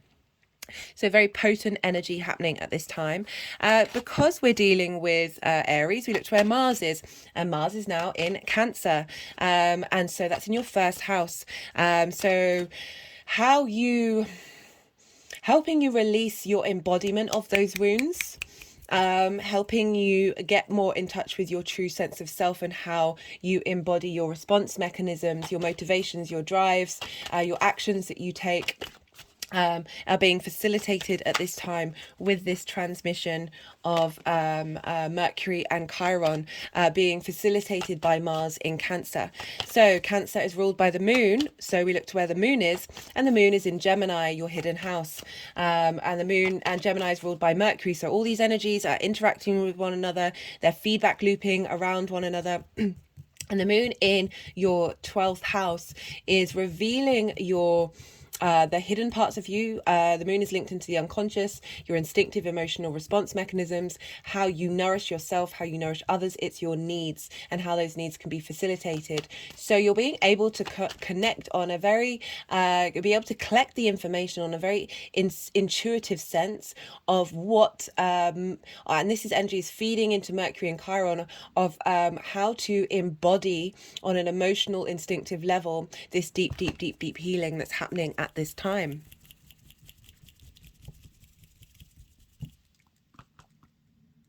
Just want to say that the energies have been wanting to do a lot more work throughout the reading, so do bear with me if I'm quiet and there's energy work going on. On the 27th or 28th of March, depending on where you live, Mercury is going to conjunct Jupiter. So this is at 18 degrees of Aries. Jupiter's been in Aries for a while. It's the benefic planet. It wants to bring expansion, elevation, wisdom, opportunities, and growth to that area of your life. And now Mercury, the details, the ability to bring things into the day to day, is helping amalgamate that wisdom, helping amalgamate that those big picture philosophies into how you process and communicate those ideas of your career. So you're getting some real divine inspiration at this time, feeding into that career area of your life. Because Mercury and Jupiter, they rule the mutable signs. So Jupiter rules Pisces and Sagittarius, and Mercury rules Gemini and Virgo. This is mutable. So the ability to adapt and to change, to integrate, to take what's worth taking, transmute the energy of the stuff that hasn't worked in order to be able to start a new adventure. And so these two can work. Mercury likes to understand all the details. It's our ability to make meaning out of our environment in order to facilitate survival. And Jupiter's very much that expansion, that thrive space of being able to contemplate. Once we've kind of got the lay of the land, we're able to open up our minds to think outside of our direct, immediate moment. And these two combine together, as I said, bringing integration and inspiration about where you're headed and being able to apply that and communicate that with the wisdom that Jupiter has been applying throughout this transit. Jupiter's going to be there until I think it's the 16th of May, so it's a couple of months of integration more to go with this transit, but Mercury's helping speed up that by is moving quickly and is moving into Taurus, your hopes and your dreams. So what it's learning in your 10th house of where you want to be headed is going to apply to your hopes and your dreams with that transit, and also what kind of groups and alliances you want to bring into your life. At the same time as this conjunction, the moon will now have moved into Cancer, your sign, and will be conjunct Mars. So this is helping you embody your emotional needs that you've learned and uncovered during that very short transit of the moon in Gemini. And I forgot to mention, this is the first time the moon will have been in Gemini without Mars since August last year. So really being able to harmonize the motivation and the drive that you've been connecting with Mars in Gemini, and your moon being able to bring that into your very emotional emotional space and being able to harmonize, particularly because you are ruled by the moon. So this is going to have added impact on you, Cancer, because you are ruled, well, it's one of your rulers, it depends on other stuff in your chart, that the impact of this is going to be felt quite strongly by you. And then the moon is coming into conjunction with Mars. How are you going to embody those emotional needs? Yeah, love this.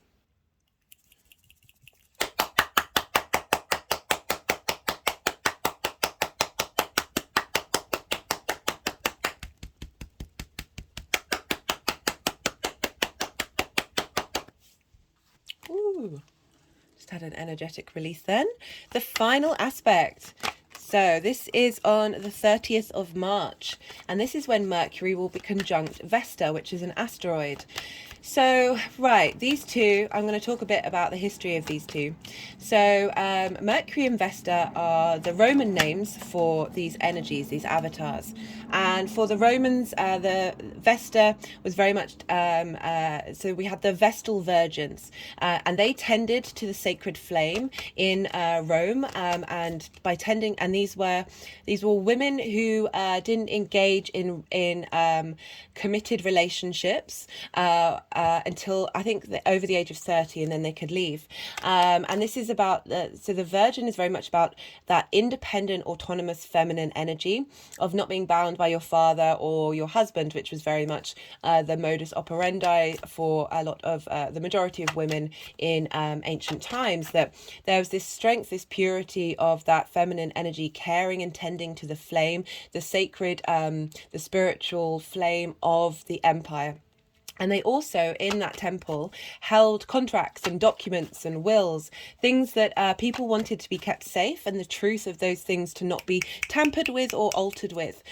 So we have that energy of the truth of who we are, that flame within us.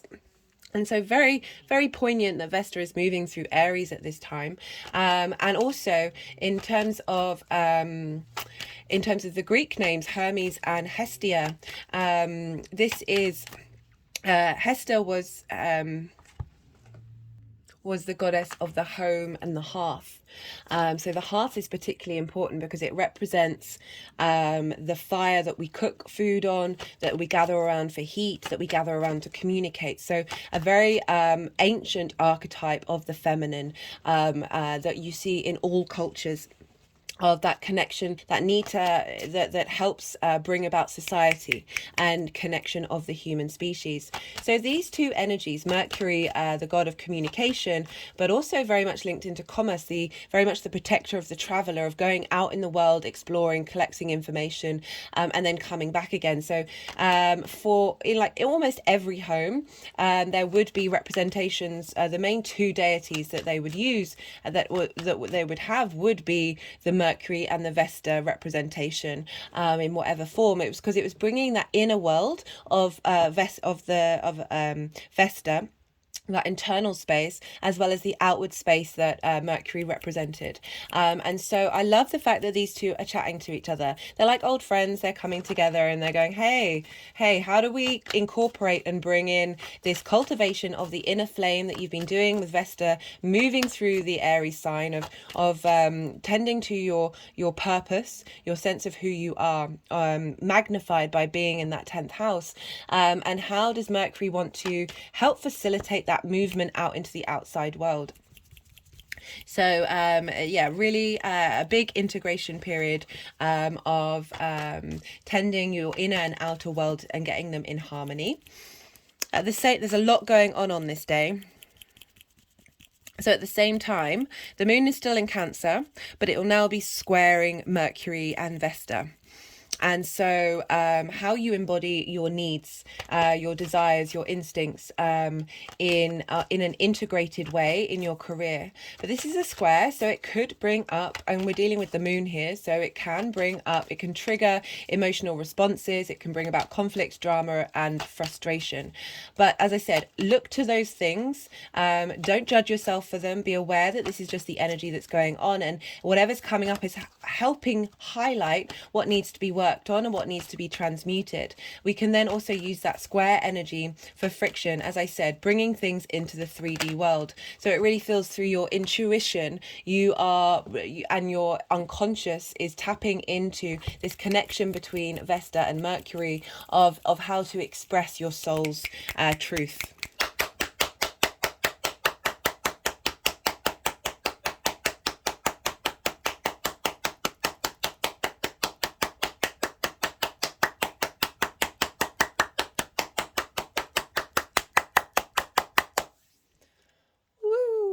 At the same time, so this is wanted to come out to play with a few of them. I keep meaning to put it in the description box. This is Libinethite, and this is linked into the sign of Virgo. God, every time I look at that, I'm just like, my eyes have a little orgasm. It's just like, this is just, how can you not feel blessed to be in this human form when we have the eyes and the capacity to see these things. It's just gone in between my eyes, and now my left, and now my right, back to the center, and to the third eye. I should really double check what this means. I'm terrible with crystals.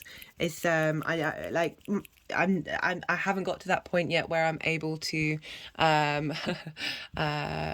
speak of these crystals off the top of my head, even though they are very near and dear to my heart. I'm just looking to see.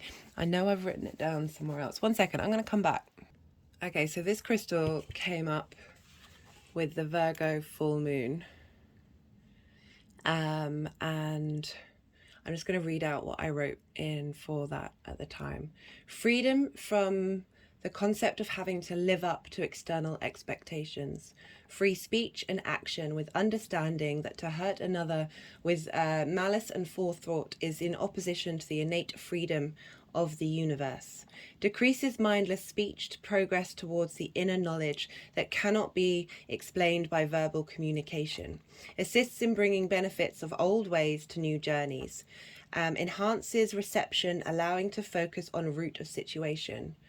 It's good to use when driving, provides clarity with respect to map reading, and facilitates an intuitive sense of direction. I love that that's coming up while we're talking about the 10th house and life purpose and where you're headed. Right, I'm just going to have a look at something. Unbinds from expectations of another. It's the stone of progress. Helps move from the old to the new and reduces procrastination, increases clarity and inner knowledge, as well as self-assuredness. Yeah, that's been coming up a lot. This is wanting to get involved. My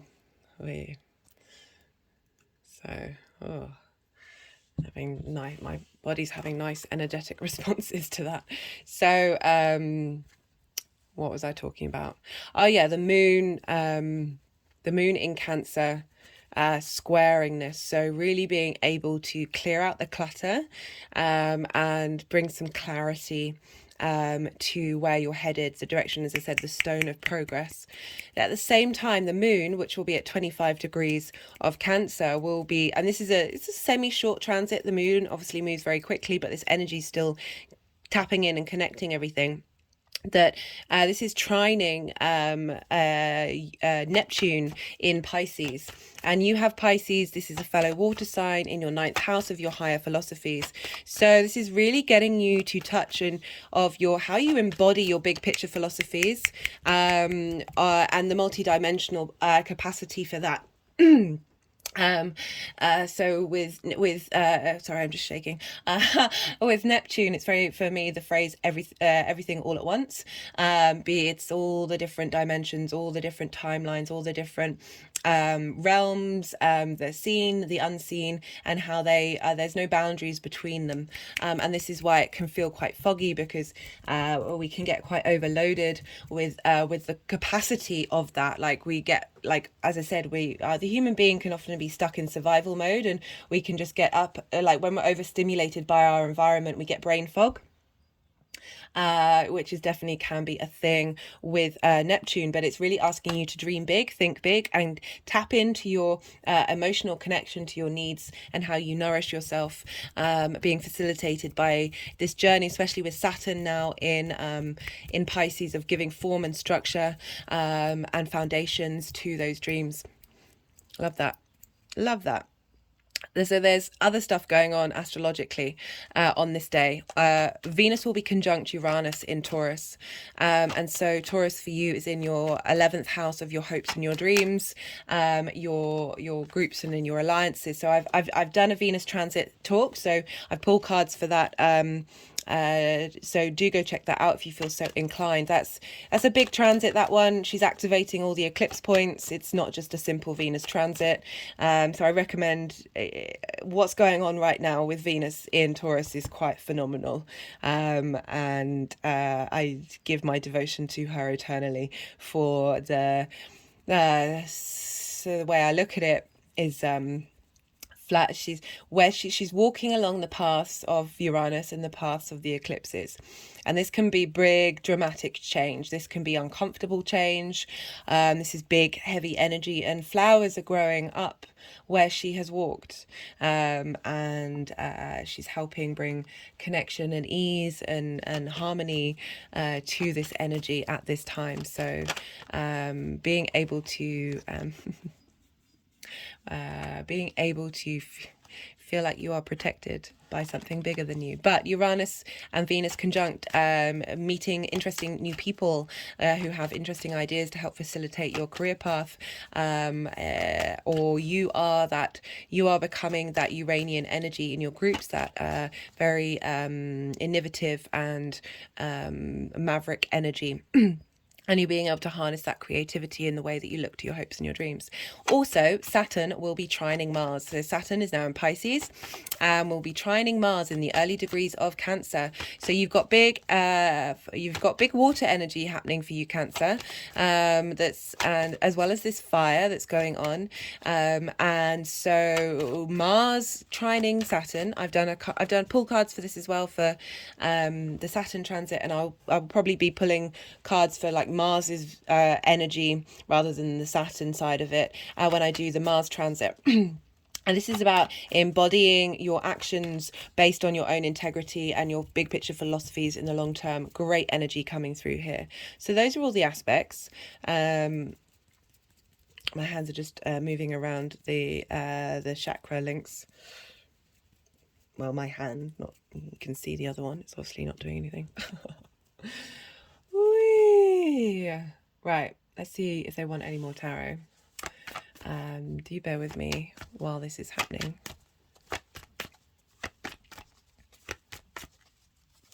Yeah, Cancer, how's it feeling now not having Mars in your 12th? I'd love to hear from you.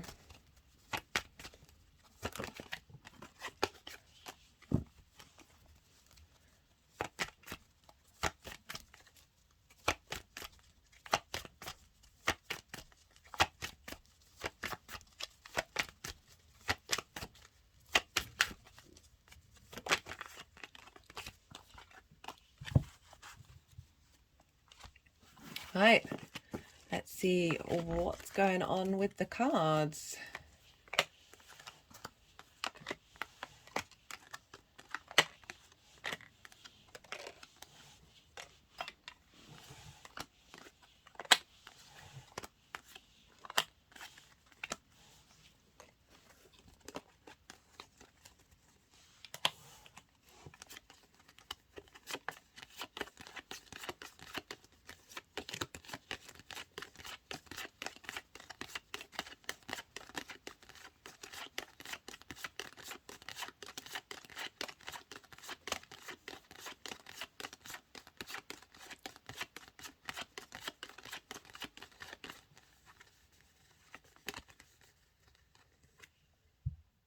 My thumb's just gone to my third eye.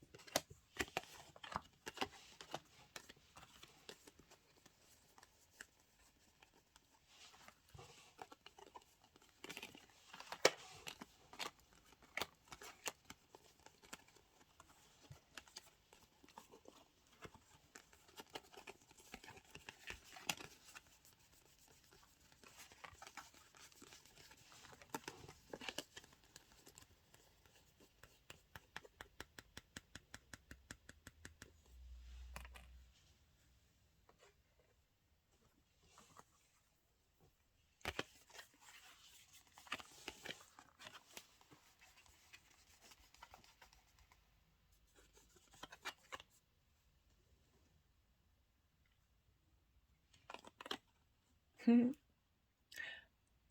sure you can see, but my thumbs were over both of their heads and they're combining those heads.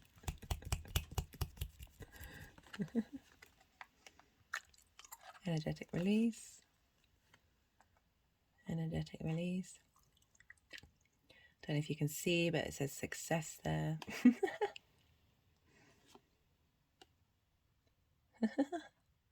Gone to the, can you see business? Yeah, you can see that.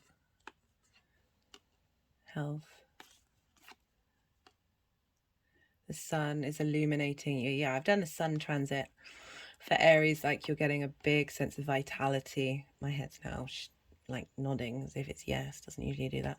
There's vitality happening for you in that area of your life.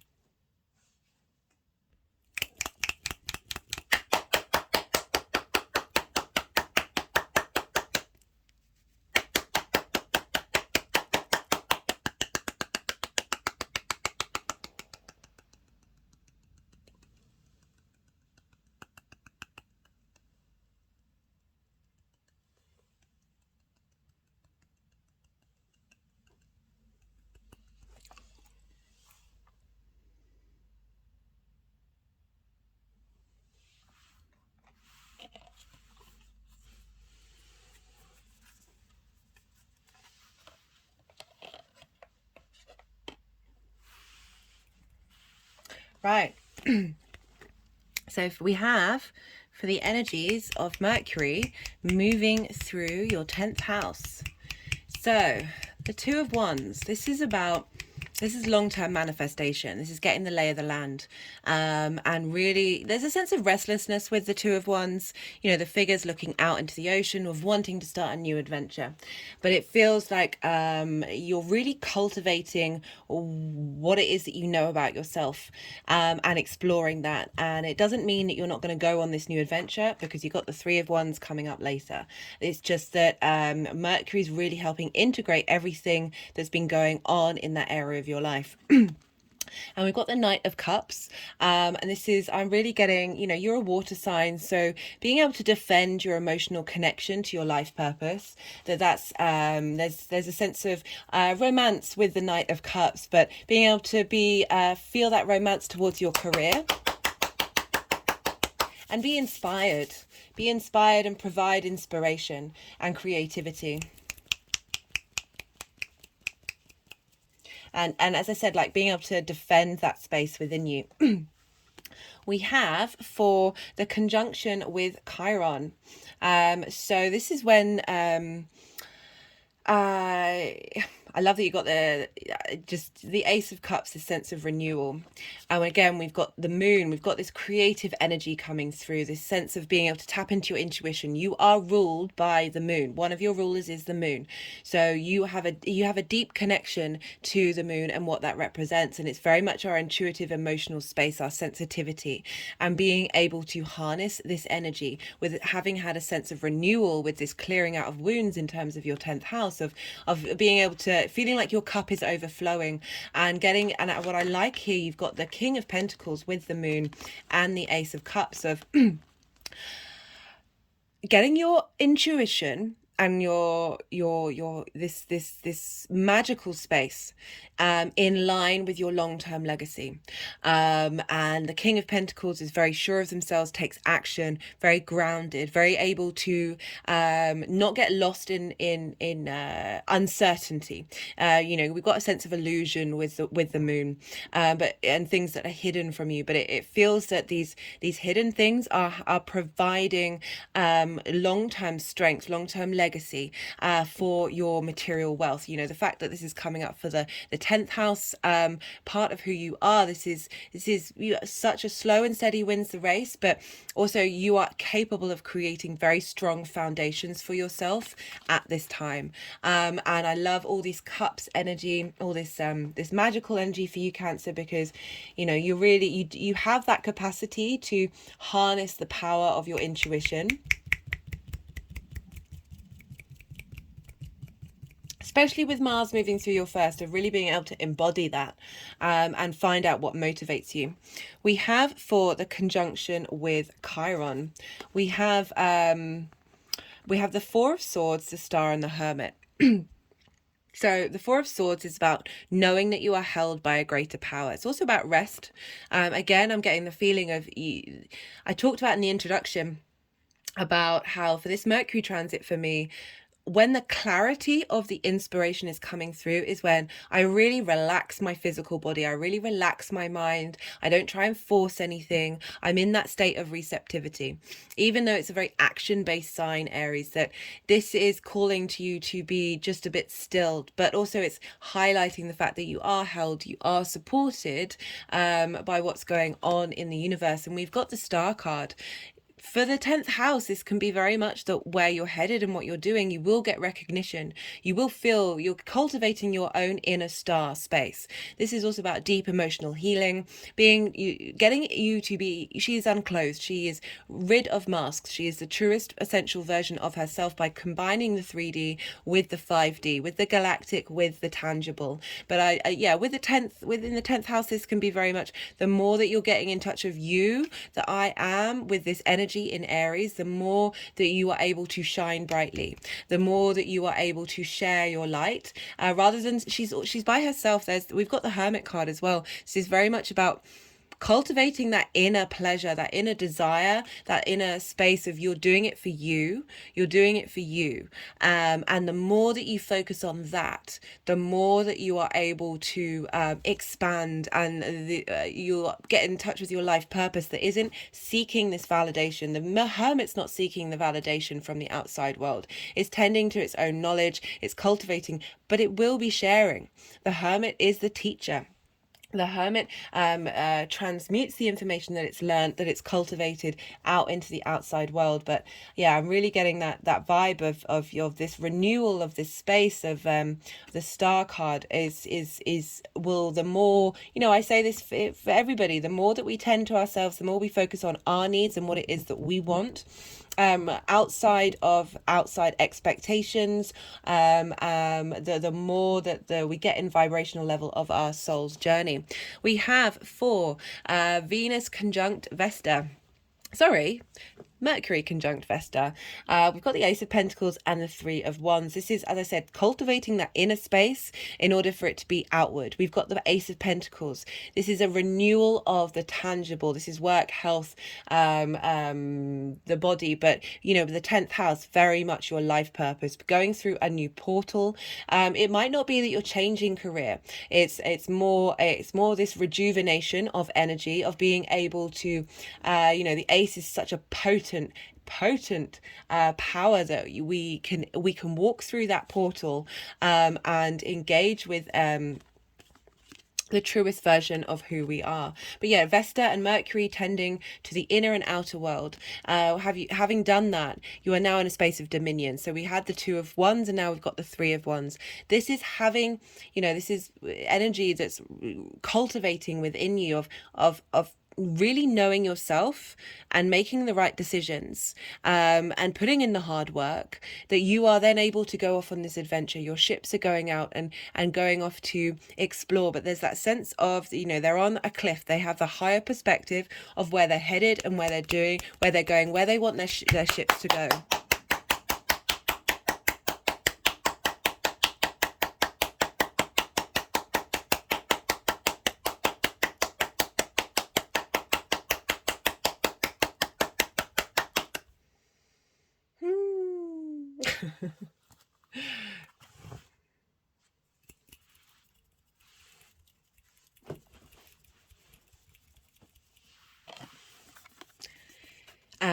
So this card I read out in the first introduction, so I do recommend you check it out. But very much tapping to, you know, we are the universe, but this is creation energy. This is we are all connected, and we are also an individual in this space. That, you know, the world card with the energies of how this is moving forward is knowing yourself.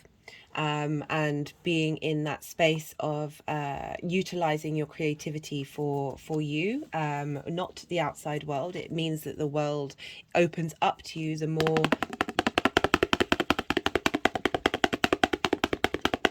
Having quite a lot of energetic releases.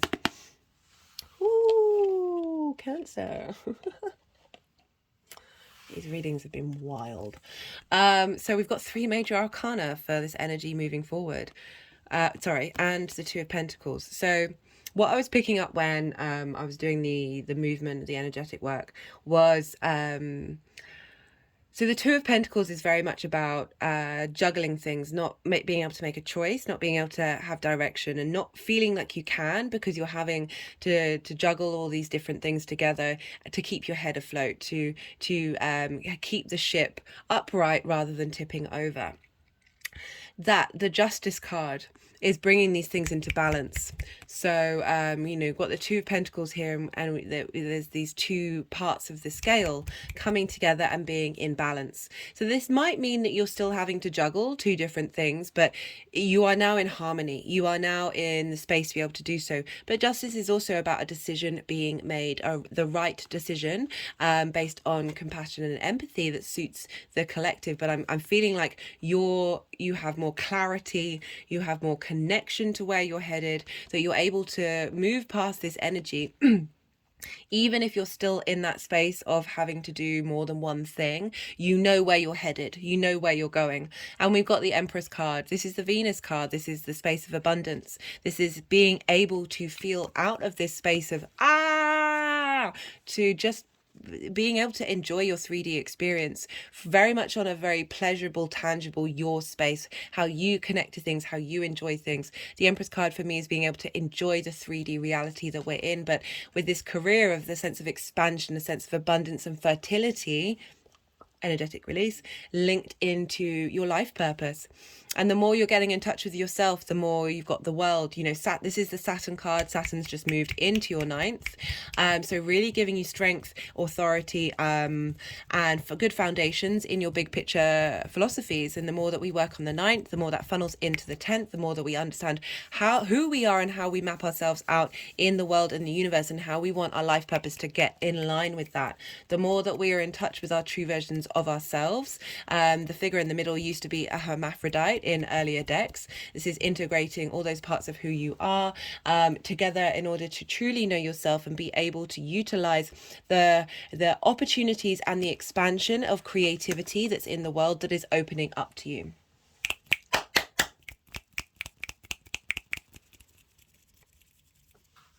Love this, Cancer. Right, I'm going to be pulling some clarification cards now. So let's see what wants to come through that may have been missed in the tarot. We've got, that was pretty quick. We've got self-discipline and environment. Yeah, so getting yourself right. Cancer, I can't lie. You can be sensitive. You can be sensitive, and you're ruled by the moon. Yeah, so your emotions, you're very connected to your emotions, and they're very transient. The sooner Cancer realizes that the emotions are transient and you're not you don't have, they aren't forever, they're not permanent, and they don't have to be every part of who you are. They're very crucial part of who you are, I'm not denying that, but there is some level of unintegrated Cancer that can blow up, can feel very much in their feelings to the point that they are unable to think outside of that space. So I feel with this self-discipline of really truly being mindful of your emotions, being mindful of your emotional responses, especially with that Aries energy in your 10th. You can kick off. There's a very fiery competition based energy with that, also incredibly powerful. Do not get me wrong, there are very many vibrational levels with all of the signs, with all of the planets, all of the aspects, and you know, we can bear witness to them without shame, without feeling put upon, but also being very aware that these things are true. That that's nice. So that's going with the Knight of Cups, so of bringing in that self-discipline, of really being able to connect beautifully with your emotional space and being able to defend, and you know, there's that romanticism with Cancer as well, but there's that sensitivity of being mindful of not letting your emotions run away run away with you. You know, it's another side of the Knight of Cups, of being very overly driven by your emotions, but I'm not getting that. We've also got environment, tending to your emotional space again, and giving yourself working with your emotional body. This is not about naming and shaming those response mechanisms. They're usually there for a reason. And Cancer, there's been so much karmic clearing going on with everybody right now that, you know, you've incarnated with Cancer energy, and you are here to help heal and transmit by feeling these feelings. That's part of the journey that you're on, to help integrate these response mechanisms, and the way of doing that is through your interaction with that Cancer energy. We've got healing and parenting. Again, I'm getting, you know, parenting yourself, parenting where you're at and who you are, and the healing that you're doing in this process of this, you know, with Saturn in the 9th, trining your first house, trining your Cancer energy. This is just going to be happening for you. This is just going to be happening for you, that you're getting the support, the maturity, and the leveling up of Saturn's energy, feeding by trine into your Cancer energy. Strength, telepathy, intellect, intuition, animals. So for the Strengths card, this is harnessing your emotional, instinctive actions with your cognitive thought. And the more that we get these in balance,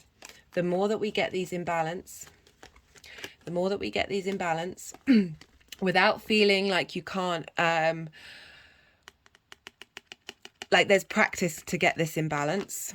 There's practice to get that. It's hard work. I've had to do this myself. This is something you know, when I talk about these things, these are all journeys that I've been on. It takes practice to be mindful, and to switch gear. But you know, this is the Strengths card. This is the Leo card. So that you have Leo in your 2nd house of values, of being able to tap into that Leo energy and bring things into balance. You've got a lot. This is and the more that we do that, this is a message for everybody. These messages are collective and universal for us all. It's just going by the road opener, so I feel like you're getting some energetic facilitation to help be in this space.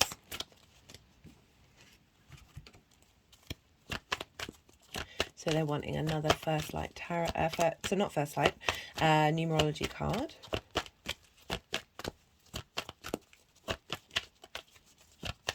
Particularly because you've got all this Aries energy squaring your Cancer energy.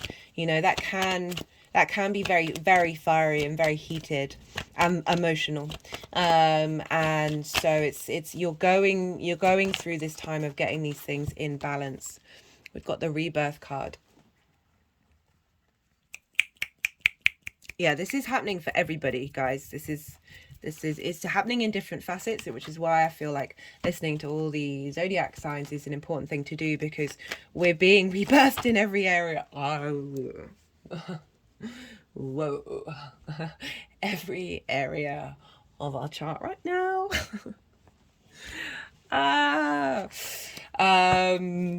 Right, so this is the Oracle of the Rising Sun. I'm just going to pull a couple of cards from here.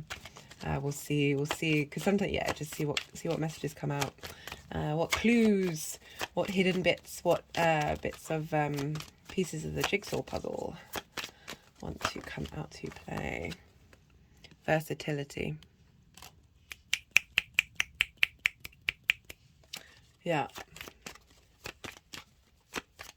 That's the sun in Gemini. You have Gemini in your hidden house. The moon in Taurus, exaltation. Exalted, yeah. Like this process that you're going on is raising up your tangible, the moon in Taurus, your tangible felt sense to your emotional connections, raising that connection up, rather than being trigger responses. These are you're really tapping into that intuition, on a truly magical, in a truly magical sense. It's hard to work with your intuition. We can have trust issues. We can have we can also fall into delusion and not necessarily being able to see clearly what our intuition actually is. This is something that we are all working on right now.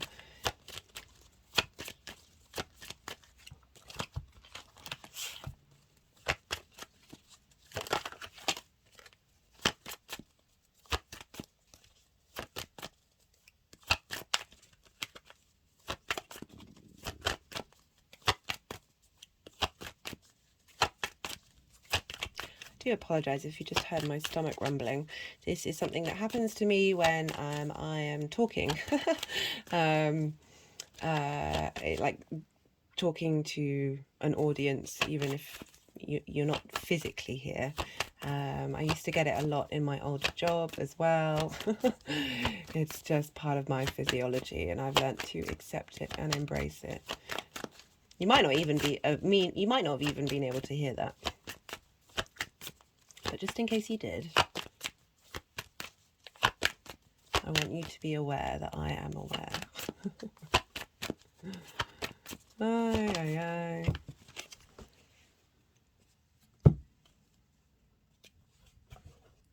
That's so funny. So that was one of the cards that I thought was coming out, and it was at the bottom of the deck, and now it's at the bottom of the deck again. But in terms of the fact that these, it's not necessary. It depends on your chart. Sometimes some of you find it really easy to do this stuff, but I find that, my chart's mostly squares and oppositions, so the sort of the things being a bit of a struggle and taking time, and things being hard work can very much, but hard work's not necessarily a bad thing, but it's that practice of being mindful, of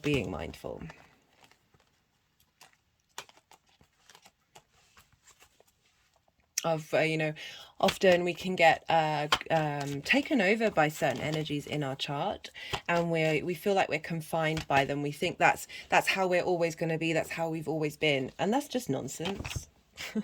It's just nonsense.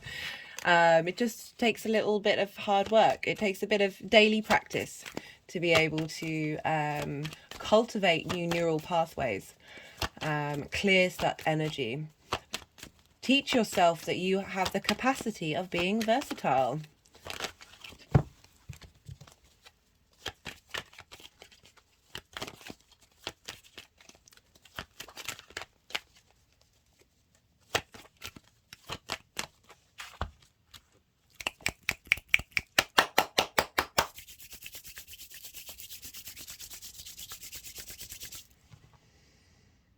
Do they want any more messages to come through?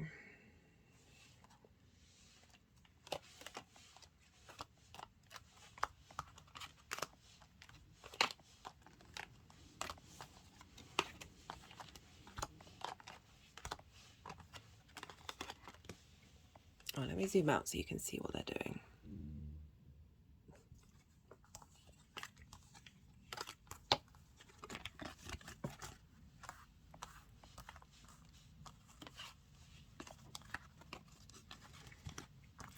Yeah, I'm getting, with the environment of changing your emotional environment,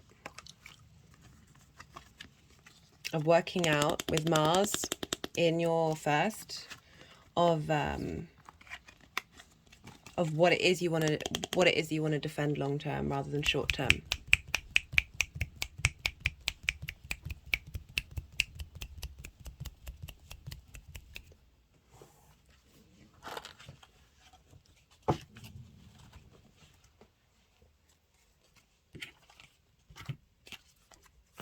Okay, we've gone back to the First Light Tarot. This is a mixture of Major Arcana, Portal, Hierophant. So you're going through a portal of rebirth to a space of wisdom, understanding. Yeah, love this for you, Cancer. Love this for you. They want more. You know, you've got the Hermit card come up. You know, love this. And like, like the Empress and the world and justice, like things are coming into balance. Things are shifting gear. Got the Past card. Well, we already knew that, guys. Oh my God, they're being so frenetic today. Well, they've been like, well, no. Yeah, the energy's been wild. Absolutely wild. That was a flipper. Communication. Communicating with yourself, with others, with wisdom. You know, as I said, the more we do the inner work, the more we get in touch with who we are, the more we know where we're headed and what we're doing. Right, Cancer? I think I'm going to leave it at that. I think so. I feel like that's all come out. You got the moon in Taurus, which is in its exaltation in Taurus. Wait, let me read from the book for that one. Because, you know, the Empress is the Venus card. She is in Taurus right now. And you are ruled by the moon.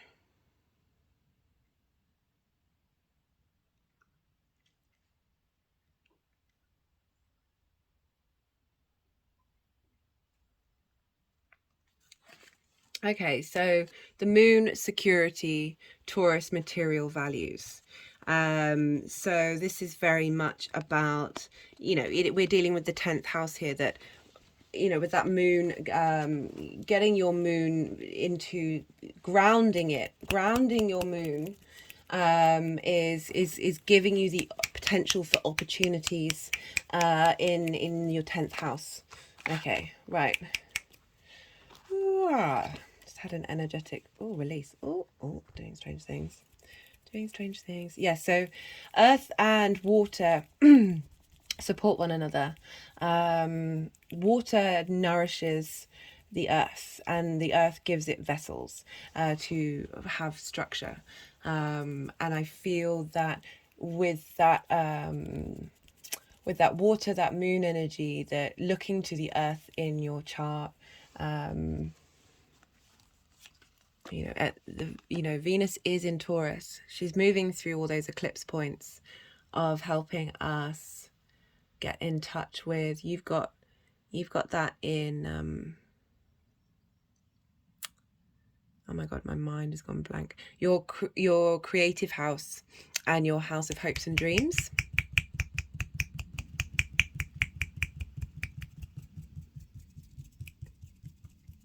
Yeah, I just feel your intuition. You're going to be able to access it on a really tangible basis that's supportive and bringing fertility and nourishment to you. Right, Cancer. Okay, that's enough now. I really appreciate you watching the video and your energy transfer. So many blessings to you. All of my love. And be well until we meet again, Cancer. Gemini rising. How are you doing, Gemini? So for those of you just tapping into the Gemini energy, this can be a collective reading, very universal, and also it will impact the area of your life that Gemini falls. Also, when I talk about aspects and how they communicate with one another, this is still relevant to that area of your life. But for Gemini rising, you have this transit of Mercury through Aries in your 11th house of hopes, dreams, friends, groups, and alliances. So you're getting a lot of divine inspiration coming coming through about your hopes and your dreams, the kind of maybe you're receiving wisdom from people from your groups and alliances, or you are the one providing inspiration. It can manifest in different ways, and all of the ways, in fact.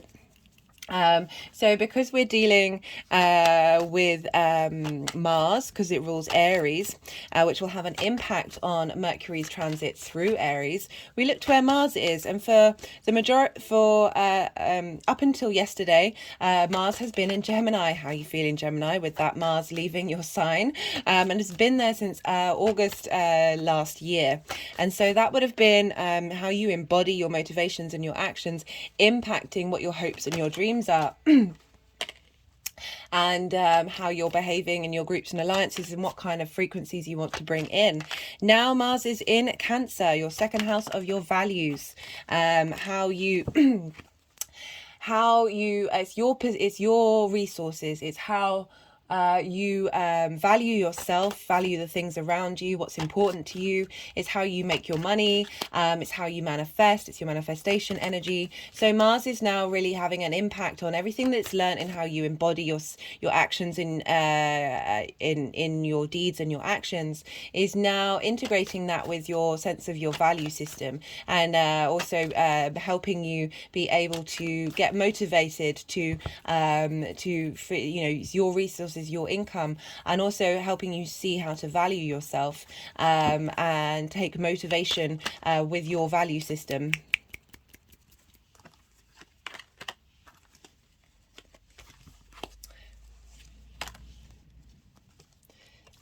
So I was just getting an energetic feel, because quite a few cards came out of how many of those cards wanted to come out and play. They might come out again later.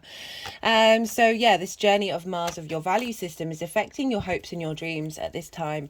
And so having an impact, what's going on with Mars is leveling up the signs that Mars rules. And we're also dealing with, obviously, we're dealing with a Mercury transit here. So we do the same thing. We look to where the signs that Mercury rules. And so they're just going over my heart chakra. Just had a big energetic release. Mercury rules Gemini. It rules your sign. So the Mercury transits have a little bit more of an impact on you, because it's one of the rulers of your chart. You'll have other rulers. It depends on the individual chart. But overall, Gemini rising is ruled by Mercury. So what's going on in your hopes and your dreams, and the kind of interaction that you're having with friends, groups, and alliances, is impacting you, your body, your appearance, how other people see you, how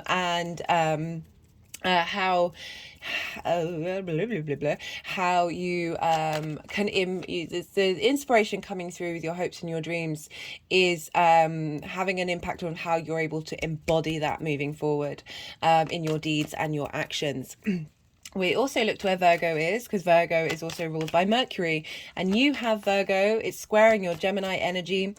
Squares can bring about conflict, drama, and frustration, but also it's how you bring things manifest into the 3D world. And this is the fourth house for you, Gemini rising. This is your home, your roots, your foundations, your ancestors, your parents, your intimate, private part of who you are. And so your hopes and dreams are getting in alignment with that. The kind of people that you associate with are giving you, helping with your strong foundations. And so, yeah, both of these areas of your life are going to get facilitated with this heavy Aries energy that's going on right now.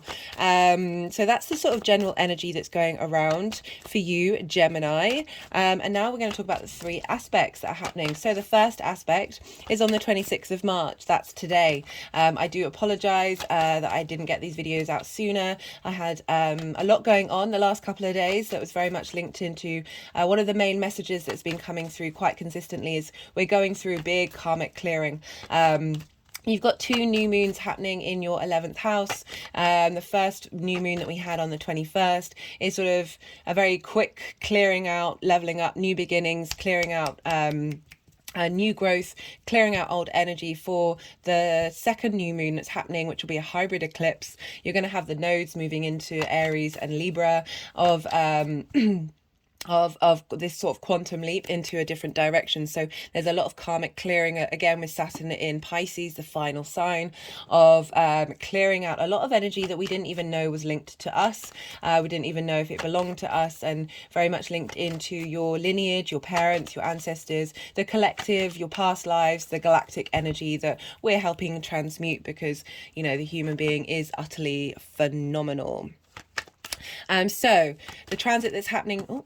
The transit that's happening today is with Chiron and Mercury talking to each other. So as I said, I'm sorry for not getting this out sooner, but it doesn't mean you're missing out on the messages, doesn't mean that you're not missing out on the integration and the understanding of what's going on. This energy can be timeless, coming back to this video at a later date. It just means you're getting a bit more hindsight, and you can also tap into the energy during this video. And so, yeah, we've got a conjunction between Mercury and Chiron. Chiron's been moving through your 11th house for a while now. And this is at 15 degrees, this conjunction. So it's the midway point. A really sort of, it's a very powerful point in the 15 degrees of really a shifting gear of changing dimensions. So Chiron, the wounded healer, but also the wounded teacher. What can our wounds help us to understand and learn and be able to teach that journey that you've gone on with others, particularly because you're dealing with groups and alliances as well. So wounds that have come up of perhaps your hopes and your dreams haven't been manifesting, the kind of whether you've been seen in your groups and alliances, whether you've connected to the vibrational level that you want to connect to. We've had so much energy in Aries. This is really helping level up that area of our life and getting it in tune with our true authentic self. So Mercury is the god of communication, how we think, but also very much linked into doctors, the healing modalities. So the caduceus, which is the two snakes wrapped around a staff, which is the universal symbol for the healing modalities for doctors. And this used to be Mercury's staff, well, it still is. This is some representation that is linked into Mercury. So Mercury has the capacity for deep healing. So Mercury, the figuring out the details, being inspired, getting really clear information, inspiration about what these wounds can teach to heal, and also Mercury helping heal these wounds in a very speedy way. You know, Mercury moves very quickly, that there's a lot of healing energy happening, this transference of the wisdom of those wounds, the details of the details you might have missed. And being able to transmute that very quickly. So because we're dealing with Aries, we look to where Mars is, and Mars is in Cancer, as I said, in your second house of values. Working through your value system, the more that we understand our own true value, the more that we're able to hope and dream on the same frequency of what it is that is truly important to us. Mars helping you embody your value system, helping you have motivation to maybe bring in some money, great manifestation time here of drawing towards you the things that you truly care about. And the Cancer is ruled by the moon, so we look to where the moon is, which will be having an impact on Mars, which is having an impact on Mercury. And the moon is in Gemini, in your sign. It will be the first time the moon has been there without Mars since August last year. So the moon is helping you connect on a deep, unconscious, emotional, instinctive level to everything that you've been learning with Mars going through that sign of how what motivates you to be in action. It may have felt quite frenetic with Mars being in Gemini, but the moon moving through here is really helping you connect to how you emotionally nourish yourself, and how you are able to embody these things on an instinctive level.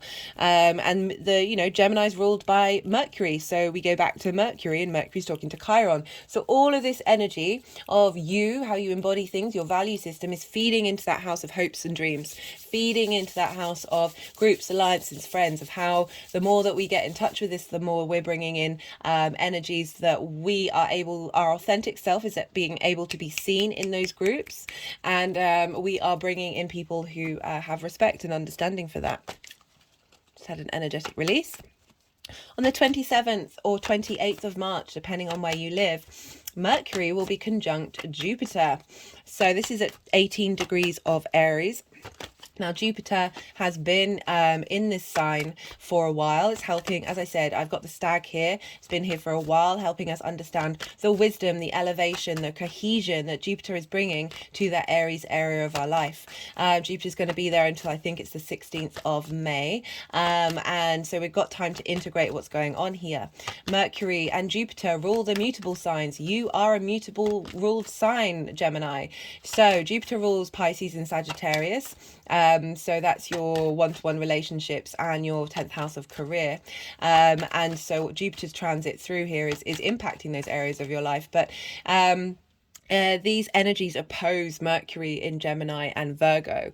And so Jupiter is all about this, as I said, this cohesion, bringing everything together but expanding it, and there's a sense of wisdom and knowing, there's a sense of belief rather than fussing over the small details. So Mercury's very much about the details of collecting information, of we need all that information for our minds to be able to be at peace in our environment. When you're walking somewhere for the first time, the journey tends to take a little longer than when you do the route back home, because your mind is constantly processing all these things. The combination of Mercury and Jupiter is helping facilitate the wisdom, the big picture ideas that you have into the small details, and just giving a sense of knowing to Mercury at this time. And Mercury's helping connect really strongly to the divine spark of who you are, and so much inspiration is coming through.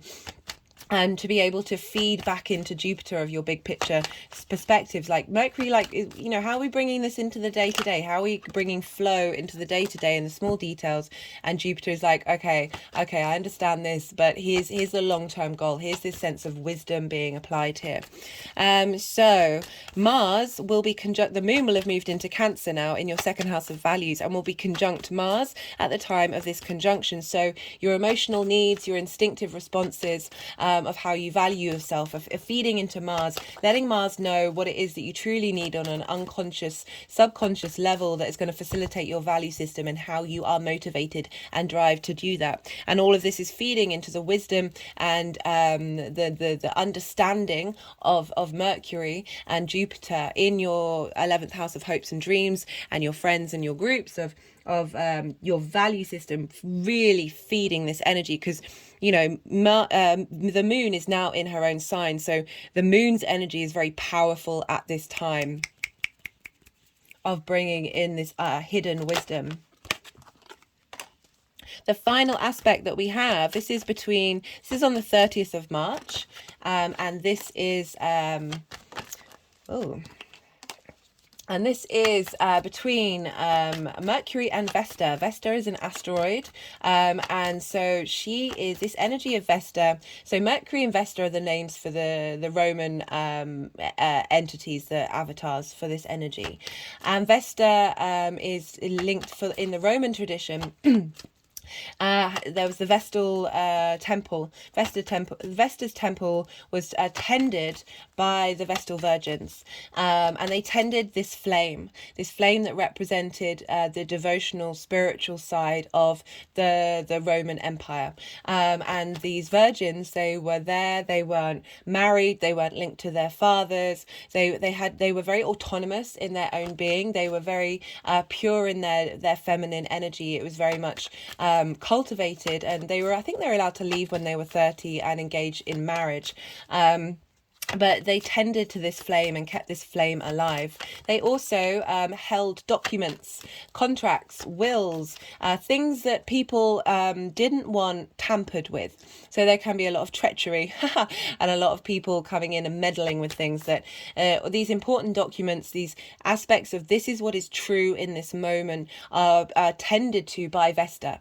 So Vesta moving through Aries is tending to your spark, tending to your true divine self, your sense of embodiment in this world, and the things that are really true to you, and also very much linked into the home and the hearth. So Mercury and Vesta were known as Hermes and Hestia, and Hestia is linked into the word hearth, and the hearth is, you know, the fire that we sat around, cooked food, talked to one another, communed, and kept warm. You know, very it's a universal primal archetype of the divine feminine, of that community, of bringing together. And you find this avatar in all across the world.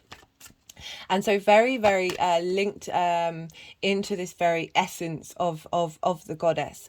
And so for in Greco-Roman times, across the board, it didn't matter who you were or what you were, you would more likely than not have at the very least two representations of the deities in your home, and they would be Mercury and they would be Vesta. They would be Hermes and Hestia. And this is because Vesta represents the inner world, tending to your inner flame, that domestic part of your life, the home. It can be your home, your body, your soul, your physical spirit, and then Mercury was very much linked into communication, going out in the world. It was the protector of travelers and also linked into commerce, and so that's the outside world. So these two energies, they've spent a lot of time together energetically for thousands of years. So I see them as like two friends coming and having a chat about how do we integrate the outside and the inner world together to facilitate your flame, to facilitate your hopes and your dreams of how you can embody, how you can cultivate that inner flame of who you are and embody it by your movements in the outside world. So, you know, this is what we're getting with this conjunction. Mercury is going to then move quite quickly into Taurus, and really help facilitate having had this inspiration and cultivation of spark, of being able to embody it. At the same time, the moon will still be in Cancer, but will now be at 25 degrees. This is a semi-quick transit, but that energy is still around, and it's particularly important because Mars is in Cancer, so the moon's impact has more weight at this time for this conjunction. And this will be squaring Vesta and Mercury. So a square, again, an aspect of Mars, can bring about conflict, drama, and friction, specifically because we're dealing with the moon here, our emotional needs. And so whatever comes up, if that energy comes up, be mindful of it, be aware that this is coming up, and it's here to teach you, here to help you understand what your unmet needs may have been, in terms of your value system and how that's impacted your hopes and your dreams. And so the more that we are aware of this and cultivate this, and we can let this energy pass and and learn from it, the more we can then flip that switch into friction being linked into a square. Now, friction we need in order to manifest in this 3D linear time frame that we are we're very consciously aware that we're in. So we're getting a lot of facilitation of how to nourish your needs in your second house, and how that facilitates growth and expansion of your hopes and your dreams, with this cultivation of bringing the inner and the outer world together, and really direct line to the divine inspiration here. The moon at 25 degrees will be trining Neptune in Pisces at 25 degrees of Pisces. You have Pisces in your 10th house of career, life purpose, where you're headed. Saturn's just moved in there. You're having a big shift in your career area of your life. And we've had Neptune there since 2011. Neptune for me is everything all at once. All the foundations, all the dimensions, all the time frames, all the parallel lives, all of these different time paths, all these every capacity of the universe that we know and that we don't know coming together. And this is why fog can be linked in with Neptune, because when we're overstimulated, we can get brain fog when we feel and like being able to have the capacity to download all of these energies of Neptune can be overwhelming, can feel very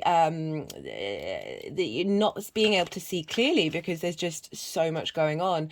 But this is also a great space for, Neptune's very much linked into the film industry, and this is because of the sense of illusion, this sense of fantasy, this sense of idealization, of being able to contemplate different possibilities, different realities. And now we've got Saturn in Pisces, helping give form and structure to those dreams. And I love this for us all. And so with this trine in your 10th house, your fantasies, your dreams, your ability to tap into the very magical space with Neptune being there is being supported by this trine with the moon. So a trine is an aspect of Jupiter, facilitating expansion, wisdom, elevation, giving a sense of abundance and generosity and opportunities here for your emotional needs, for your instincts, for your sort of psychic connections between the moon and the Neptune being very potent here, feeding into Mercury talking to Vesta and Vesta talking to Mercury of where you want to be headed, what your hopes and dreams, like bringing in that fantasy to your hopes and your dreams, but in this balanced way that we've got with Vesta and Mercury talking to one another. We've also got, there's a lot astrologically going on at the moment on this day. We've got Venus conjunct Uranus in Taurus. This is happening in your 12th house, your hidden house. I've done a transit video for Venus, so I recommend you checking that out, where I pull cards for that interaction. But this is just letting you know, this is it. This energy is going on of being able to tap into that maverick, innovative side of Uranus, and Venus being able to bring harmony and creation energy and connection to this this information that's coming through in your hidden house, which can be a very magical space. It's also integrating of all the hidden parts of who you are. I recommend checking out that transit in particular because Venus is activating all the eclipse points that we had last year. So this is quite very potent energy at the time of Mercury talking to Vesta. We also have Saturn in Pisces trining Mars in Cancer. So your 10th house and your second house of values are talking to one another. Mars saying, hey, this is what I want to stand up for. This is what I want to fight for. This is what I want to embody in my sense of values. Pouring that energy into Saturn right at the beginning of its journey of your integrity, your long-term foundations, and your legacy. So lots of very, very potent energy happening at this time. I've pulled cards for the Saturn transit. I will be doing a Mars in Cancer transit, and I'll be pulling cards for that same aspect, but just more in linking into what's going on with Mars for that transit. So those are all the aspects that I am pulling cards for. I'm just going to see how long they want to shuffle for before we'll then get to looking at what all these cards are about for you, Gemini. So do bear with me during this process.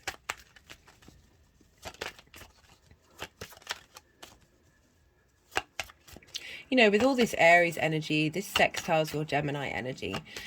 So this is air and fire get on together. They're not, unlike earth and water, they're not bound by gravity. So there's a lot of speed, there's a lot of motion, there's a lot of need. The need for speed is pretty strong.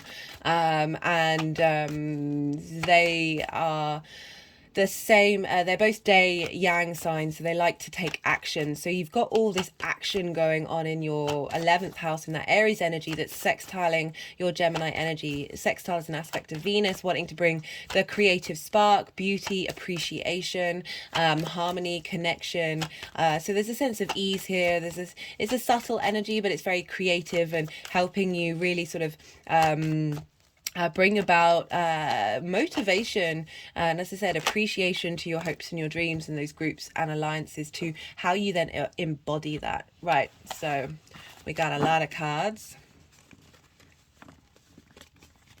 Let's see where these cards want to go. I always move them upright and then see the energies if they want to if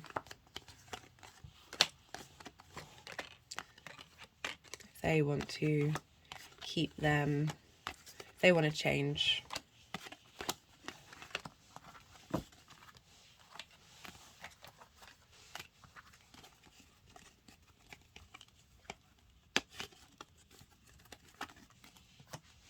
Yeah, as I say in the introduction, this is often when I'm quiet because I try and go a bit vacant and just go in automaton mode.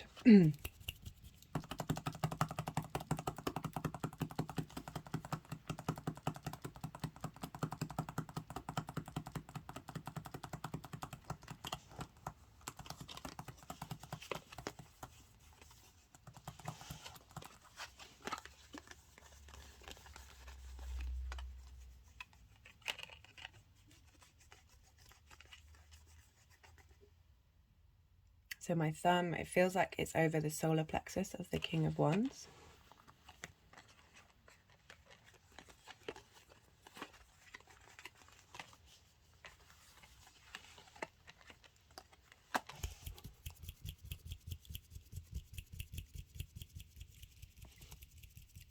You know, Jupiter's going to be in Aries there for a while, so there's a lot of integration that we're still doing, we're still working on. This is across the board for everybody.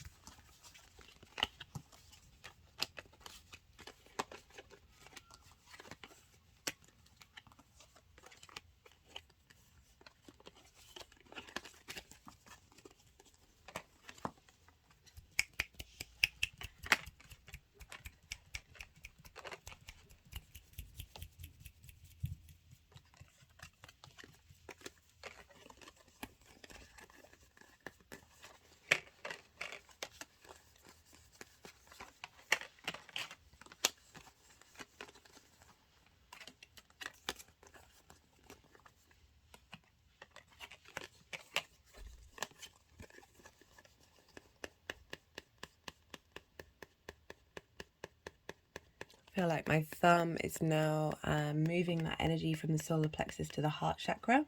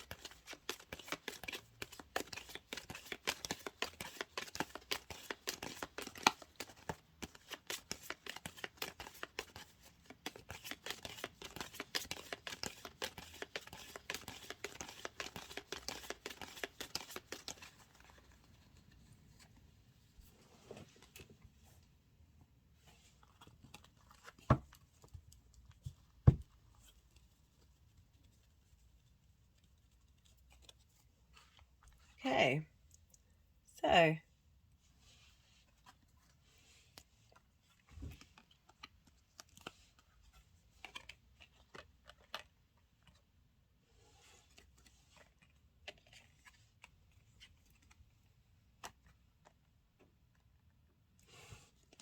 we have a fair amount of cards.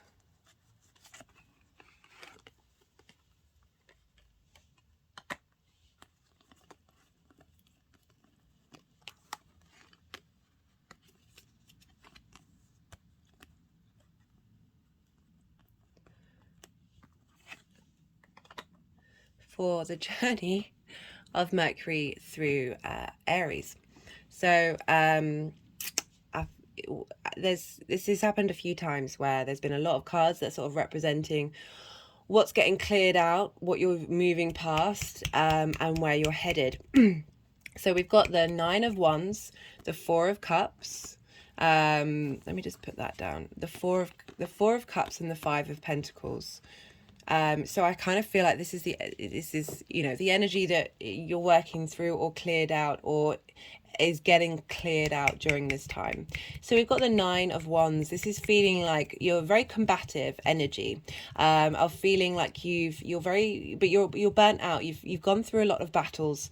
You felt like you've had to defend yourself. Perhaps you're defending yourself to yourself, or in your groups and your alliances of not feeling supported. But you're still standing true to yourself, and that there is a sense of, my hands have just gone over my eye. My hand has gone over my eye chakra and over my mouth. I'm getting that you're battling with yourself. And perhaps situations are coming up that are leaving you exhausted, that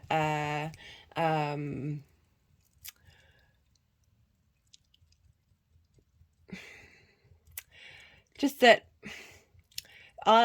yes, it's good to stand up as that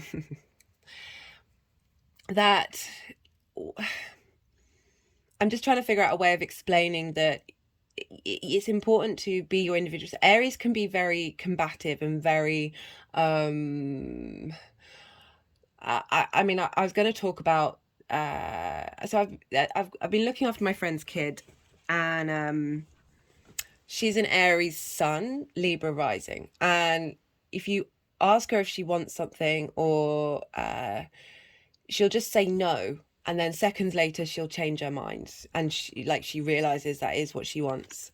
That there's just this element with Aries that can be stubborn, and not necessarily seeing, oh well, maybe I didn't need to fight, I didn't need to defend myself. I really recommend checking out the Spring Equinox Aries New Moon videos, because I talk about this sense of not always being, not feeling like you've always got to be on guard. And then we've got the Four of Cups, which is comparison is the thief of joy for me, this one, where there's this, you're feeling the sense of lack because others have things, and that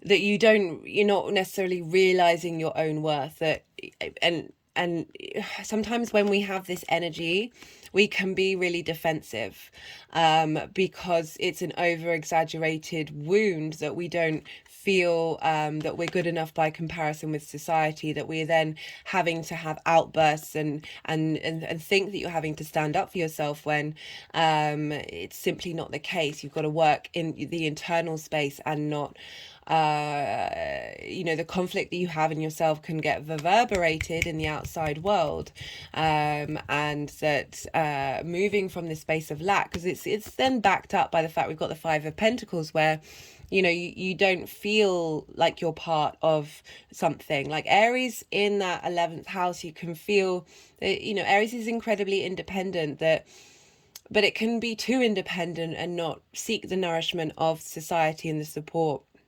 that and this can impact on your hopes and your dreams, because you're constantly in this space and you're exhausted and you're not able to contemplate what it is that you really need on a fundamental level.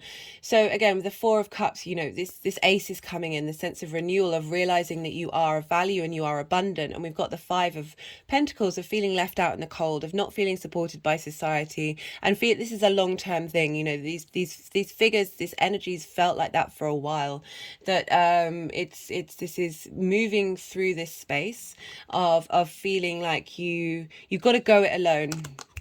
you got to do everything yourself, and if you don't, then you're judged and you're deemed as lacking. And at the same time, that lack feeling is representative of how you may be viewing the outside world, and feeling that just because other people have things, that you don't have your own internal spirit and your own eternal flame.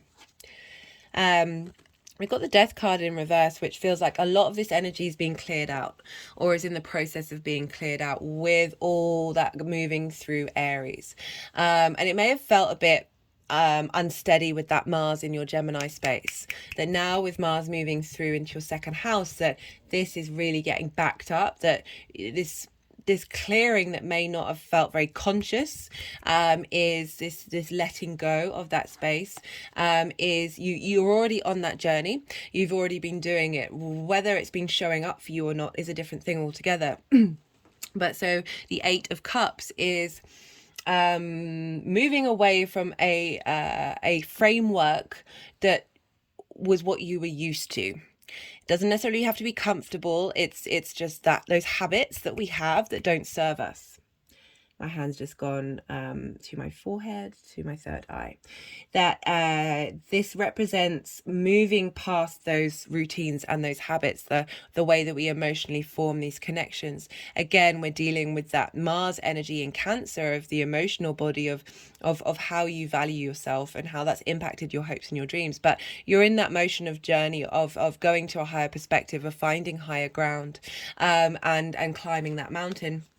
And we have the Star card, that's representing deep emotional healing, that on that journey that you're going on, you are stripping back the layers. You are getting, she is unclothed. She is truly her authentic self. But it comes after the Tower card, which is a Mars card. And we're now in a state of deep renewal, deep emotional healing, and getting true to you, not all these layers that you may have on top of you, and intermingling the earth with the galactic energy. So this is about hopes and renewals and dreams. So very appropriate that's come up for your 11th house, because this is a renewal of those hopes and dreams with Mercury's transit through that sign.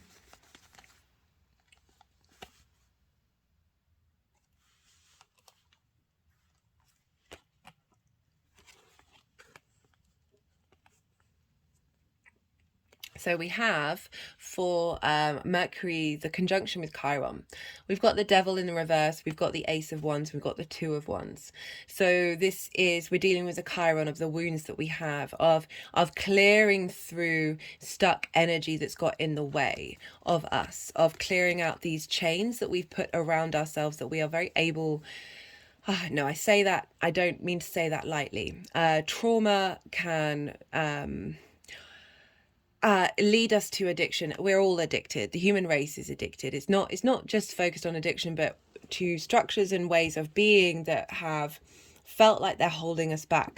So the chains on the tarot, there's the capacity to be able to get out of these chains is there, but I don't want to say that it's easy. It can be a very difficult route. Particularly with deep ingrained trauma that we're not even aware of. But this is a very collective time of clearing karmic wounds, in link to our hopes and our dreams. And with the Devil in reverse, it's about that ability. You've made that step, you're starting that step, that's getting cleared out of your energetic field, because we then have the Ace of Wands, and this is dealing with those wounds and clearing them and healing them, and understanding this journey can help you and help your groups and your alliances, and in the way that you're able to communicate the journey that you've been on. We've got the Ace of Wands and the Two of Wands, so very quick succession of growth here. The Ace of Wands, a new lease of life in your passions, a new lease of life of being able to have motivation, creativity, inspiration, adventure, and when it comes to your hopes and your dreams. And then we've got the Two of Wands, which is a long-term manifestation energy. It's about cultivating the lay of the land, really getting to understand this new dynamic that's come through. And then we've got the Two of Cups, which is sort of crossing this energy, which feels at the current moment that we're working towards this integration, this love of union of yourself, and you're figuring this out, this new energy that's coming in. my hand's just gone over my heart chakra. This new energy that's coming in, it takes time to integrate that, and you know, it takes time to work through addictions, and it takes time with everything. Practice, practice, practice. That I'm really getting the energy that you're in this space of integration and learning to move away from this energy. And be in connection and harmony with yourself, and care and have compassion and empathy for who you are and where you're at. And that the more that we do that, the more that we expand, let me just, oh no, you can still see it, more we can expand our ability to manifest and be in a state of abundance. We've got the Temperance card, which came up for this pile as well. That this is the alchemy card. This is having worked and refined every part of us. If you can see here, the water's going up into the cup, which is going against the laws of known physics. The alchemy card is about refining each part of us, loving each part of us, getting an understanding of each part of us with this new passion that's coming in. Though when you cultivate this, when you work with this fresh new energy that's coming in for you, this huge inspiration, you're able to create magic. You're able to utilize who you are in order to fulfill your hopes and your dreams, in order to interact with people in your environment that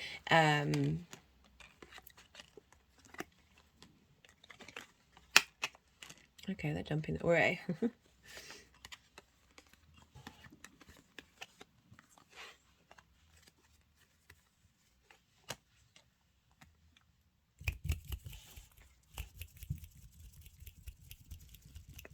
And able to collaborate as well. We're dealing with groups and alliances, and the Temperance card can not only just be about yourself, but it can be about the people that you interact with, and being able to come together to create magic. So we have for the conjunction with Jupiter.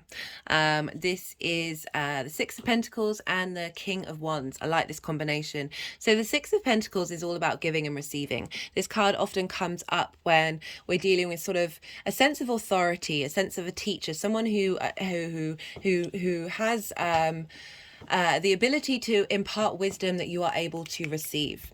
So I often link it in, as I say, to the Saturn transits of, you know, because we've got this figure here that's clearly, there's a hierarchy between this, you know, and this follows the Five of Pentacles, which you had at the beginning of feeling, you know, with that Five of Pentacles, there's a resistance to being able to see outside of that energetics field, of not being able to receive, having gone through a period of time of feeling that you are not supported, that this is opening you up to be able to receive support, and support yourself, and cultivate this sense of this balance is coming in here, of rewriting that imbalance. You know, Aries, as I said, very independent energy. It can be really difficult to receive support, and give yourself support as well.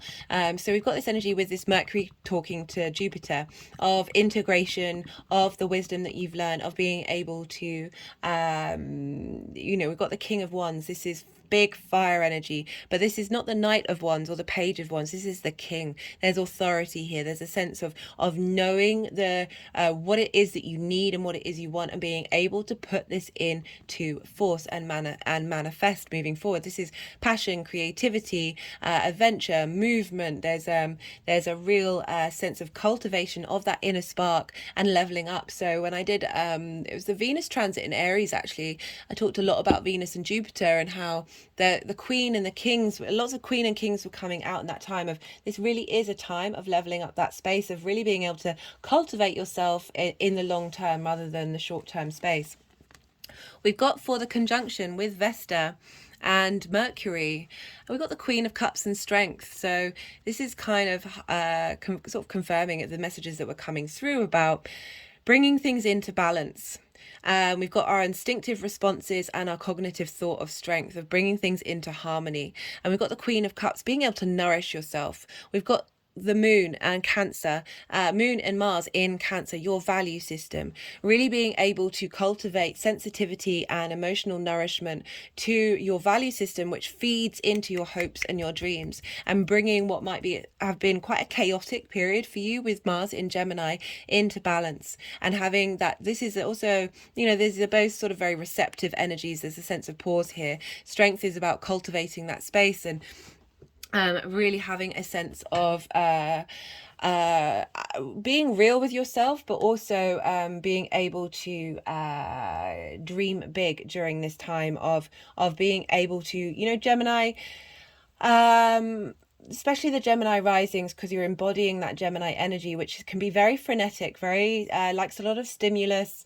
There's a lot of movement, there's a lot of play and a lot of enjoyment, a lot of desire to do lots of different things that would have been exaggerated with Mars in your sign. That now there's especially with Saturn moving in your 10th house, that there is a sense which is squaring your first house. So this is very prominent energy in your chart right now of the long-term movements of cultivating that inner flame and the outward world, getting your instincts in line with your cognitive thoughts, your sort of rational thoughts, and really being able to facilitate you in how you dream and how you hope and how you manifest in your groups and your alliances.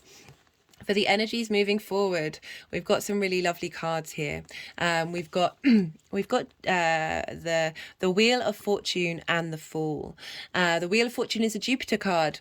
So this is very much a change of this energy shifting. The fates are moving in your favor, and you've got the Fool card, being able to start a new way of looking at your hopes and your dreams. The Fool card is the beginning of the major arcana. This is bringing in this sense of adventure, of really being able to be open to the abundance of the universe. The Fool doesn't put negative or positive connotations on the experiences that it has. It is just open to the enjoyment and the pleasure of being in this mortal form, going on our mortal journey. So you're sort of it's really highlighting that shaking off of this energy that would have it might not even be linked to you. You might have not really understood it, but again, a very karmic time of clearing that with with all this new stuff happening in Aries and Saturn being in Pisces, that as a Gemini, you are a vessel for all the hopes and dreams of the collective, of the universe, and those not necessarily being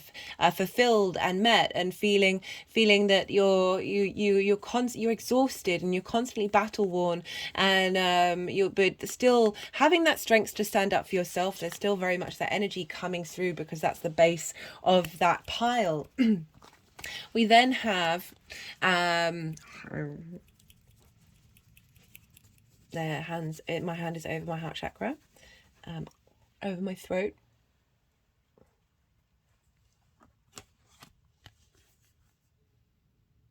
Venus is in Taurus, your hidden house, helping you get in touch with your voice. So that transit is clearing out, bringing a lot of harmony to those eclipses that we've had, and yeah, there's a lot of facilitation in the skies right now. The other two cards that wanted to go for how these energies are moving forward is the Three of Pentacles and the Five of Wands, such positive cards for the long-term legacy that's going on. So the Three of Pentacles is about collaboration. It's one of my favorite cards in the deck, and this is about mastery, and drawing in people of the same vibrational level, and so very much linked into your groups and your friends and alliances, that now that you're working through your value system and how you value yourself with what's going on with Mars in Cancer, that you are able to realize your own mastery, really being able to dream big of working together with other energies. It also could be the different parts of you internally, to be able to create something not only beautiful but long lasting, and appreciating, rather than this comparison is the Thief of Joy energy of the Four of Cups, of appreciating the skills of others and realizing how it can help facilitate your dynamic. We also have the Four of Pentacles. This is a celebration card. This is about For me, I also link this into sort of Saturn and Capricorn in terms of the legacy of the tangible world. You're working with the cycles of time, you're cultivating, you're putting in the hard work, and now you're able to celebrate with like-minded people, with other people, and really be able to feel appreciated and part of a community. You know, you've got Aries moving through there of perhaps not feeling like that you are connected to the community, and feeling a bit left out, and feeling like you have to be independent because you haven't been able to fit in. That this is bringing together through this deep healing that you're going on. That, you know, we've got you know, this is strong collaboration energy coming through, and being able to go on that journey as the individual with the Fool. You're not relinquishing your individual space, but you're able to express yourself in those communities and find celebration. Also, you know, tending and cultivating your hopes and your dreams as well. Another message that's coming through is being able to create and bring things together, and in the long term being able to celebrate that. I love this for you, Gemini.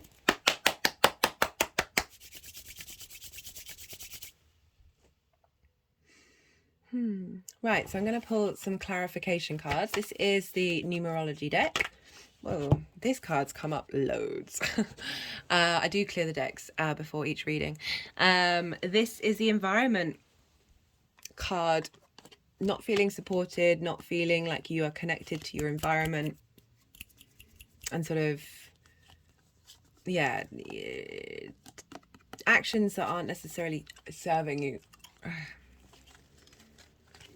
But I love how we've got that switch and change through tempering and creating alchemy. And you turning your own internal environment to a space of love.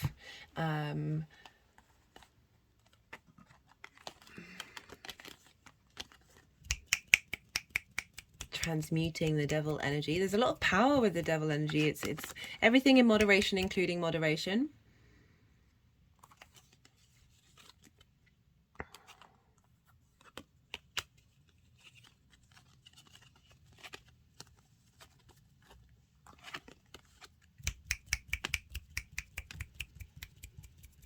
Everything in moderation, including moderation. Like temperance is about moderation, tempering yourself. The temperance movement was very much linked into abstinence. But in a sense of just refining yourself and really getting each part of you in line with who you are. Let's see what else wants to come. Got synchronicities.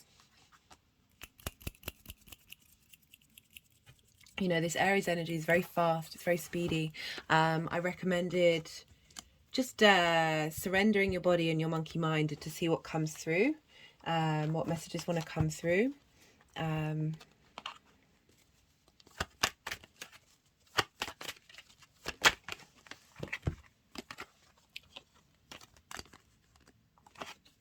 Okay, interesting. It's gone with the 8 of Swords, which is very much a cage of your own making.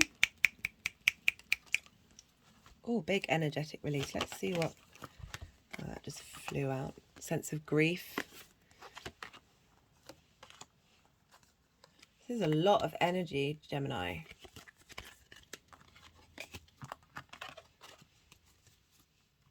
Let me zoom out so you can see that. See what's going on.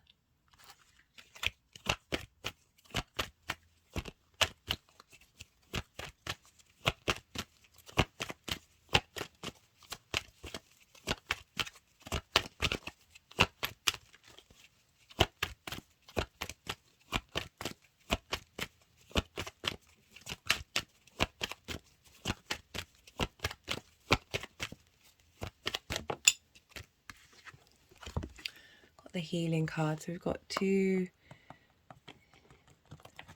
Okay, I'm just gonna, before I start talking about, just feel like there's some more clues coming out about that synchronicities.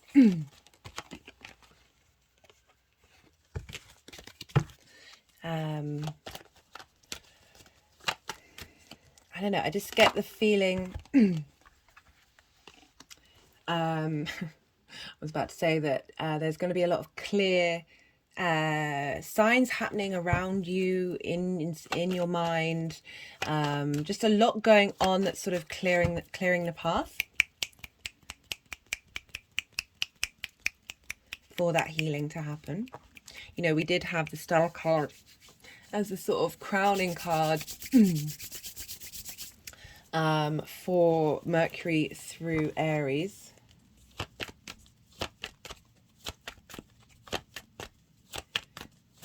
Like I'm definitely not getting the feeling that you're going to miss this.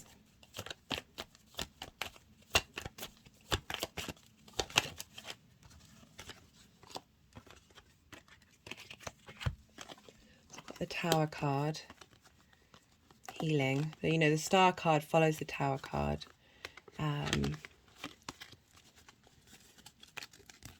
You know, moving from the Tower to the Empress. That's pretty powerful, guys. Right, I'm gonna pull from. Okay, no, they want me to do more tarot.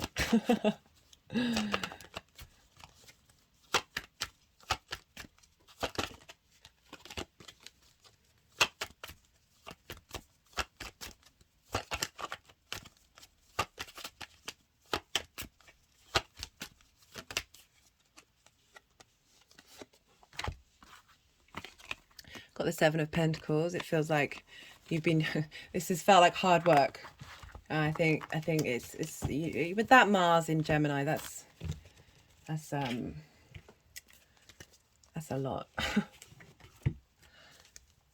Like it probably would have felt with that retrograde as well, that you haven't been able to get anywhere. That the things that you've been trying to cultivate haven't been showing up.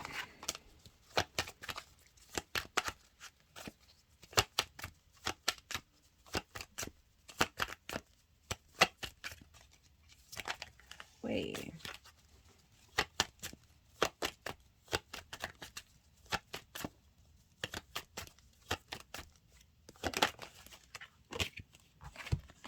It's got the Hierophant. The Hierophant.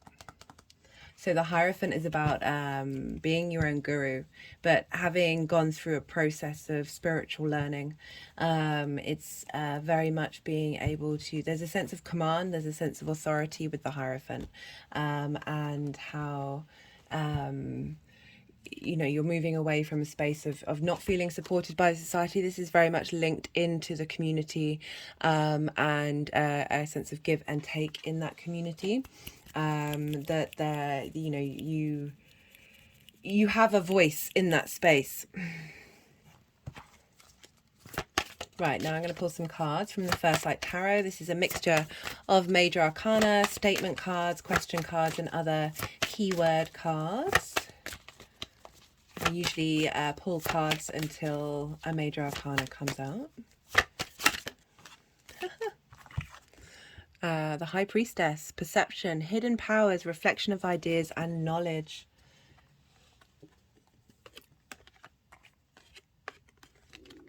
That cultivating of the love of yourself, that healing those wounds is opening up your ability to tap into. I've got the Temperance card.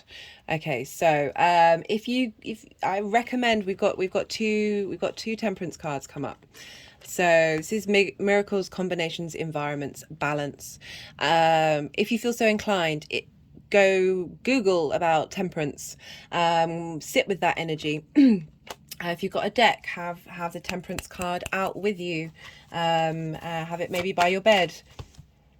You know, we're dealing with the moon, which is linked into the night, as it's governing Mars for a lot of this journey.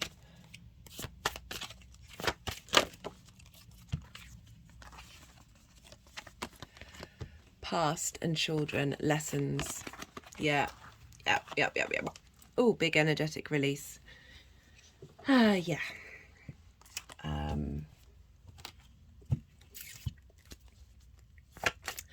As I was saying, a lot of what's going on right now is not only, so the natal chart that we have is the blueprint of our 3D realm in this incarnation, and our life tends to mirror those things, and that's including trauma, and we're here to experience that in order to transmute it. We've got the future.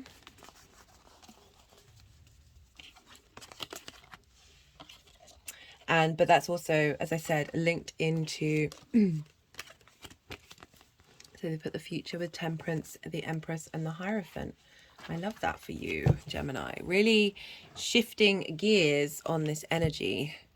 But yeah, as I was saying, so, you know, it's past and children. So childhood wounds, and also the past in terms of, you know, all those layers that I was talking about of what we are currently in this time of incarnation, of transmuting and breaking the cycles that have gone before us, in order to start new cycles moving forward. You know, all you can see it in the world, the collective trauma that is so loud. It is so loud. It's all bubbling to the surface. Drama.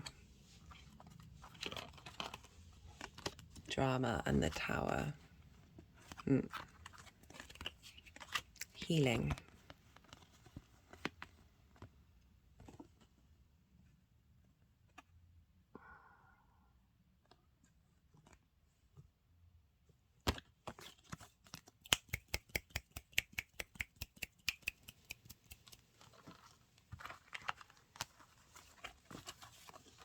New clarity.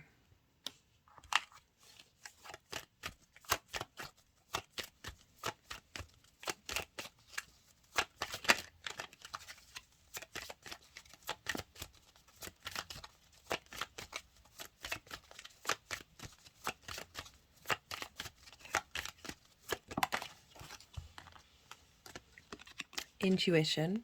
I talked about that intuition of clearing this space out in order for us to get in touch with our intuition. And for you, intuition, you know, your second house of manifestation is ruled by the moon of that's a big powerful manifestation energy, but our intuition can be off because of all that trauma, that pain that we've gone through can have us have a faulty compass. And we've got affair. This card's come up a few times, and I see this as falling in love again with life, having an affair with yourself.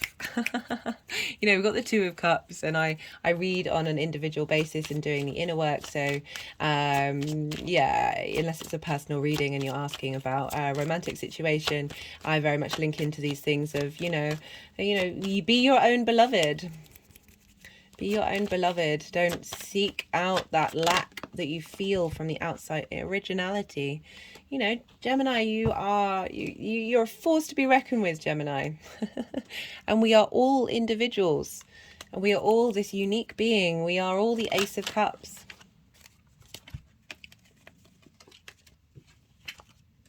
So we've got the Idealism card, but they're wanting to pull a card from the First Light Tarot. Okay, so many duplicates for you, Gemini. Telepathy, intellect, intuition, animals. This is where you're headed. This is where you're headed. Yeah, maybe bring out the Temperance card and the Strength card. Yeah. This isn't surprising for me. Yeah, as I said, with that Mars transit, that was a lot. That was a lot.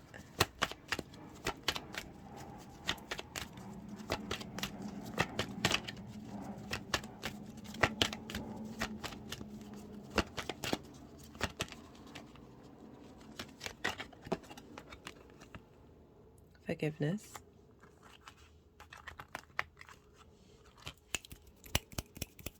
Yeah, don't shame yourself, Gemini. Compassion. You can be real and have compassion for yourself at the same time.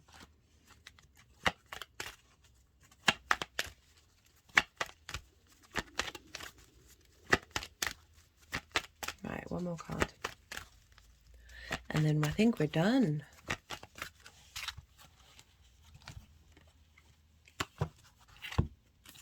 But they're so funny sometimes.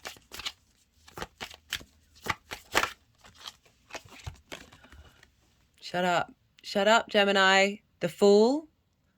We've had the what? How many duplicates are we going to get for you? We've got 3.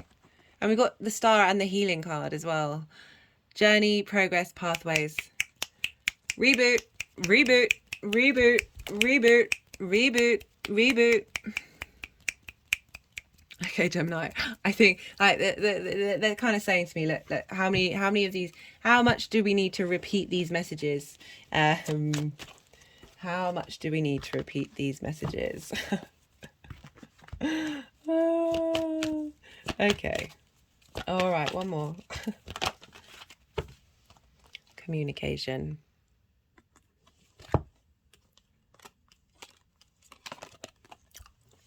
Oh, just got a big energetic release with that one. Okay. Okay. Yeah. Love this for you. Love this getting in touch. Where's the moon? Do we have the moon? No, I think I was shuffling it. It nearly came out. And I put it back.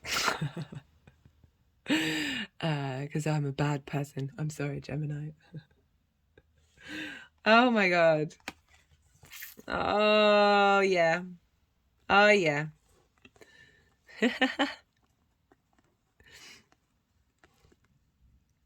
A new journey with your intuition and how you communicate with it. Yes, Gemini. Goodness me, I'm not surprised. All right, Gemini, thank you so much for watching. I really appreciate the energy transfer. Yeah, I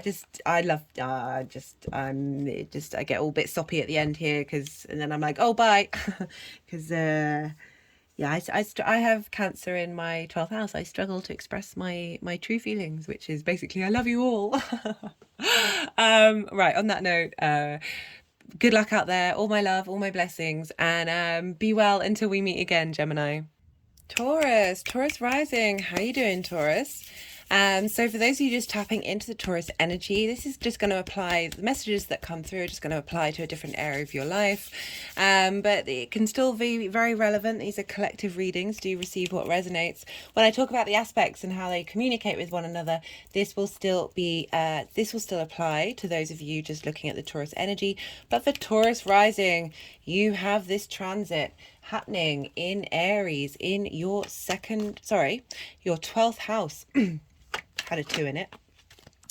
And you've had a lot of energy happening in this area of your life. This is huge. I've talked to you a lot about this, Taurus, over the last couple of readings.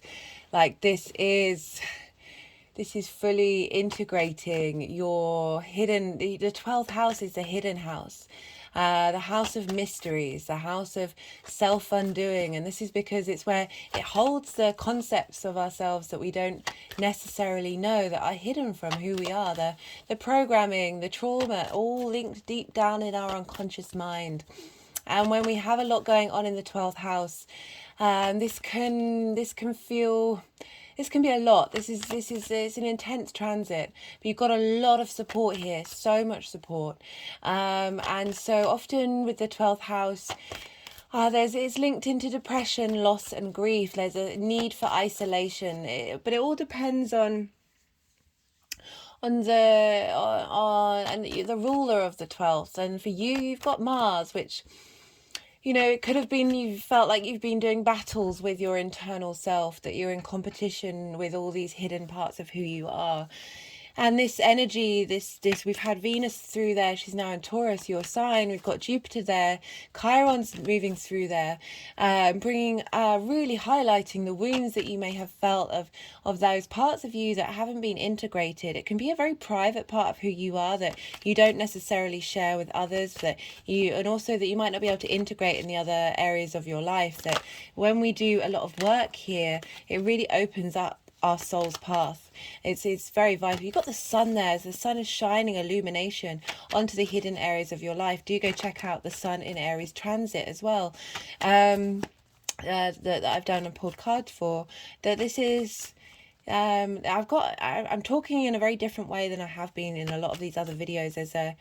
I'm just getting this softness, this need to hold space for you at this moment, Taurus, because you're going to be in receipt of a lot of wisdom, a lot of inspiration, a lot of real clarity and understanding what is the spark of who you are that may have been hidden from you.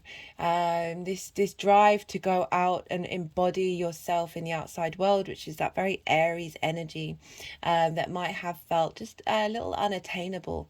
This is also very much the house of magic, the occult. It's the hidden house, the things that cannot be seen. Magic is just science that we haven't figured out yet. There's a lot of potent energy coming through, a lot of vitality coming through here in order to support. Whoa.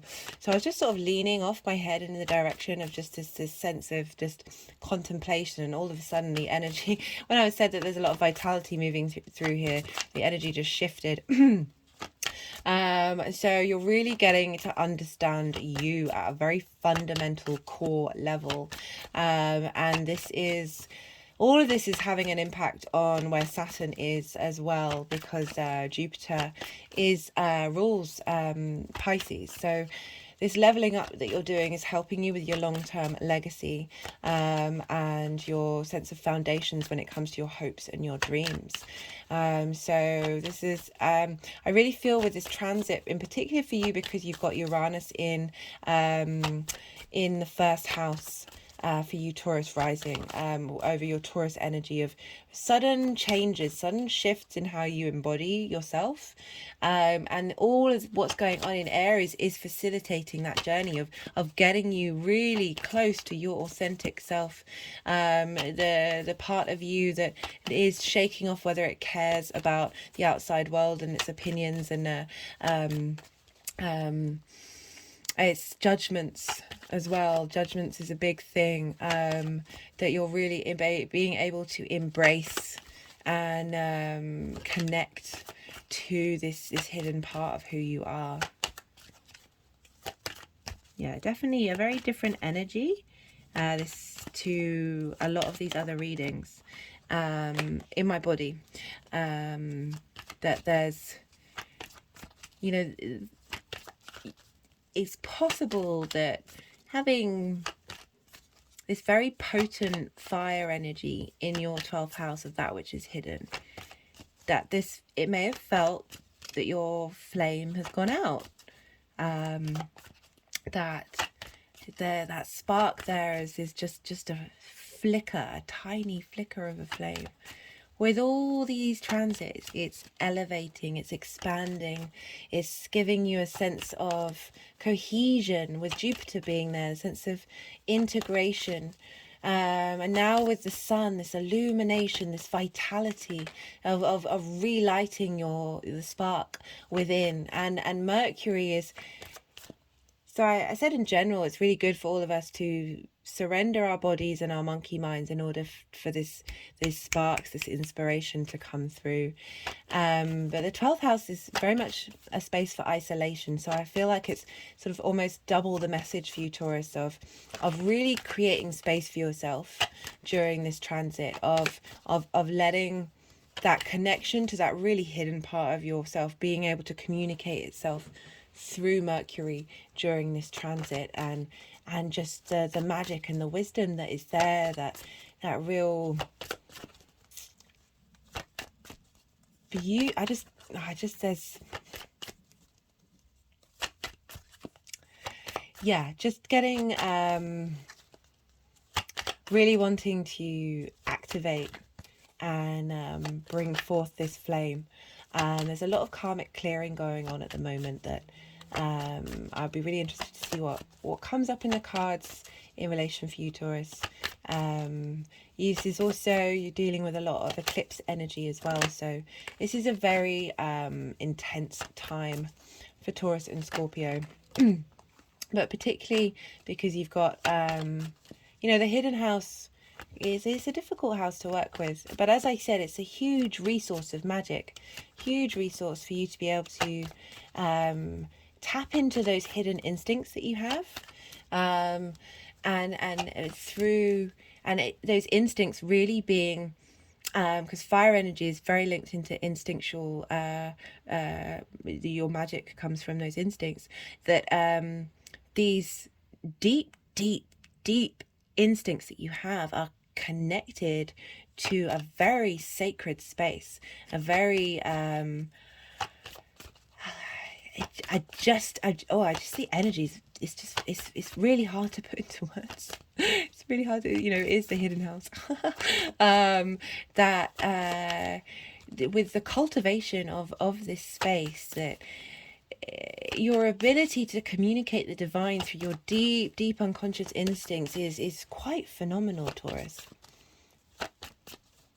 Right, so because we're dealing with Mars, which rules Aries, we look to where Mars is, because what's going on with Mars is having an impact on the Aries area of your life. So for the beginning part of Mercury's transit, Mars has been in Gemini, and Gemini is in your second house of your value system. So you've really been integrating the lessons that you've been learning with Mars and Gemini since August last year. Oh my goodness. How you value yourself, how you manifest, how you make your money, the things that you care about. And this energy is moved into that Aries, helping level up once you sort of work on your value system, you can hold space and compassion and understanding for those hidden parts of who you are, and allow those parts to come alive and be sparked back into existence. And so, but now, as of yesterday, Mars has been in Cancer, and this is how you communicate. This is your local community. So what's going on with Mars is this giving you the motivation to tap into your instinctive emotional responses. Cancer ruled by Moon, this need for there's a sense of needing of safety but this ability to be able to communicate your motivations and your desires is again helping you bring cohesion and elevation and integration of all that hidden elements in the 12th house. My hand just went over my third eye, and again and again and again.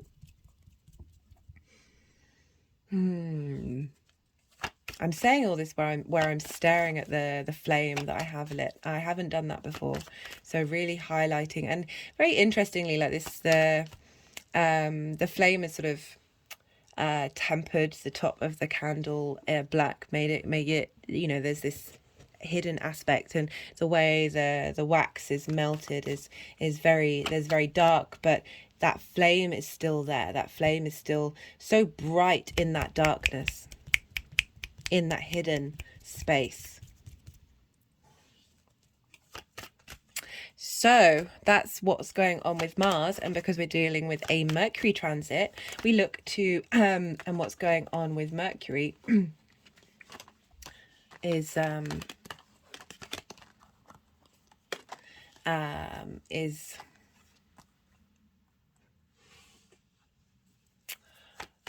sorry, sometimes I can't necessarily think and talk while I'm channeling, and I really try not think while they wanting me to do things. So anyway, because we're dealing with a Mercury transit, what's going on with Mercury in Aries is helping level up the signs and therefore the houses that Mercury rules.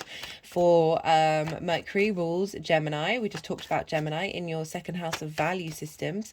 So what's going on in the hidden area of your life, and that integration and that the ability to communicate to those hidden parts of who you are, and the magical capacity that you have within you, is facilitating your self-worth, your value system, how you manifest, and how you bring in your income. At the same time, a Virgo is also ruled by Gemini, and you have Virgo in your 5th house of creation energy, a fellow earth sign. So your creation energy is the way you get pleasure in creating in this world. It's linked into amusements, fun, short-term dating, and romance, as well as children. So that area of your life will also be getting a benefit from the revelations that are happening with this Mercury transit, and until the 3rd of April. So there's really being able to reignite the fire of your creation energy as well. The back of my spine is shaking right now. Yeah, love this for you, Taurus. It's, yeah, definitely an interesting energy. Let's see what comes out in the cards. So the three aspects that I want to talk about. The first aspect is happening today. I do apologize for not getting these videos out sooner. I had a lot going on that was very much linked into the karmic clearing that's going on right now, and it took away about I just, the last 2 days have been a bit hectic and a bit overwhelming as well. I've in a good way, but still, woo. But it doesn't mean that you're missing out on this energy and the messages that are coming through. Energy is universal. We can access these energies at any time. It's also a good time of, say you're watching it after the event, which you probably will, because I don't think it will have processed by the time it's uploaded in time for the conjunction. To be able to, when looking at it in the future, of applying some hindsight and also bringing in some more wisdom of what came up there. So this is when Mercury's going to conjunct Chiron, and Chiron's been through Aries for a while, so you've really been working through the pain you may have felt at not feeling seen, those hidden parts of you, those traumatic parts of you, that deep unconscious space, those wounds coming up and being revealed. So there's a lot going on in your 12th house. There's a lot, particularly with Uranus in the first. Like that's some intense energy. Good, facilitating long term, but it doesn't. And the nodes and the eclipses happening in your first and your seventh doesn't mean it was easy.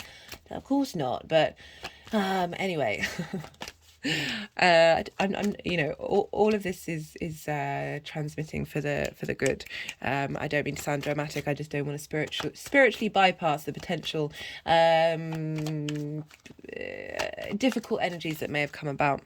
So we've got Mercury talking to Chiron, the wounded healer. Oh, we want that one as well. And that one, no. Chiron, the wounded healer, also a teacher. So learning to understand those wounds, learning to understand that we might not ever get rid of them entirely. That's definitely one of the themes of Chiron. I feel like there's another layer as well where we can transmute that energy fully and clear out that energetic field, especially at this time, because we're dealing with cosmic, collective, karmic clearing. So Mercury talking to this space that's been digging up a lot of wounds for you. Mercury, the god of communication, the road clearer, how we think, but also the caduceus, the two snakes wrapped round a staff, was a symbol of Mercury, and this is a universal symbol for doctors. So Mercury can be very much linked into the healing arts. So the fact that Mercury is communicating with an energy that has a wound, being able to understand the wisdom of that wound, but also find the details out about those wounds. And then when we understand those details, we can transmute that energy and heal, use that healing energy of Mercury during this time. And so, yeah, really potent energy. Mercury is definitely providing really quite instantaneous inspiration.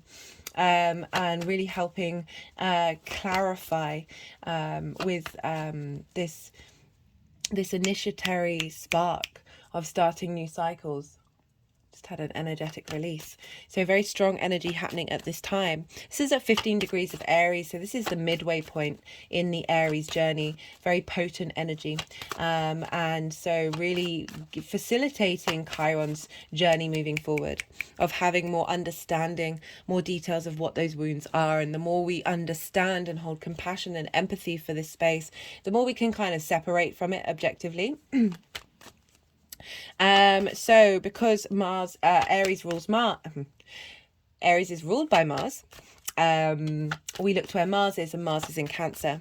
As I said, your ability to communicate. So through your actions, you're going to be able to communicate with your hidden part of who you are. You're going to figure out your motivations of how you want to communicate. And at the same time, because this is Cancer, Mars is in Cancer. We look to the moon, because the moon rules Cancer, and the moon is in Gemini. So the Gemini is ruled by Mercury. So all these energies are communicating with one another. There's like a feedback loop around and round and round and round and round and round and round and round and round and round and round and round and round and round. of where they're headed. Right, so this crystal I've had out, and I kept meaning to figure out what it is, and I thought it was one of like the few crystals, because I write down in a book what they mean, and I thought it was one of the few crystals that I had forgotten what it was, but I went and looked back in my book and I found it. This is stibite. Powerful, loving energy in creativity and intuitive endeavors. Provides grounding for this energy, can help with obtaining the astral state and guidance. So really being able to connect to the magical side of it. It's been sitting on this stag that I have as a representation of Jupiter in Aries. But bringing that loving energy inward, and being able to tap into your intuition, that hidden part of who you are. But I love how it's grounding you as well, in order to provide guidance, and while being able to tap into that magical state.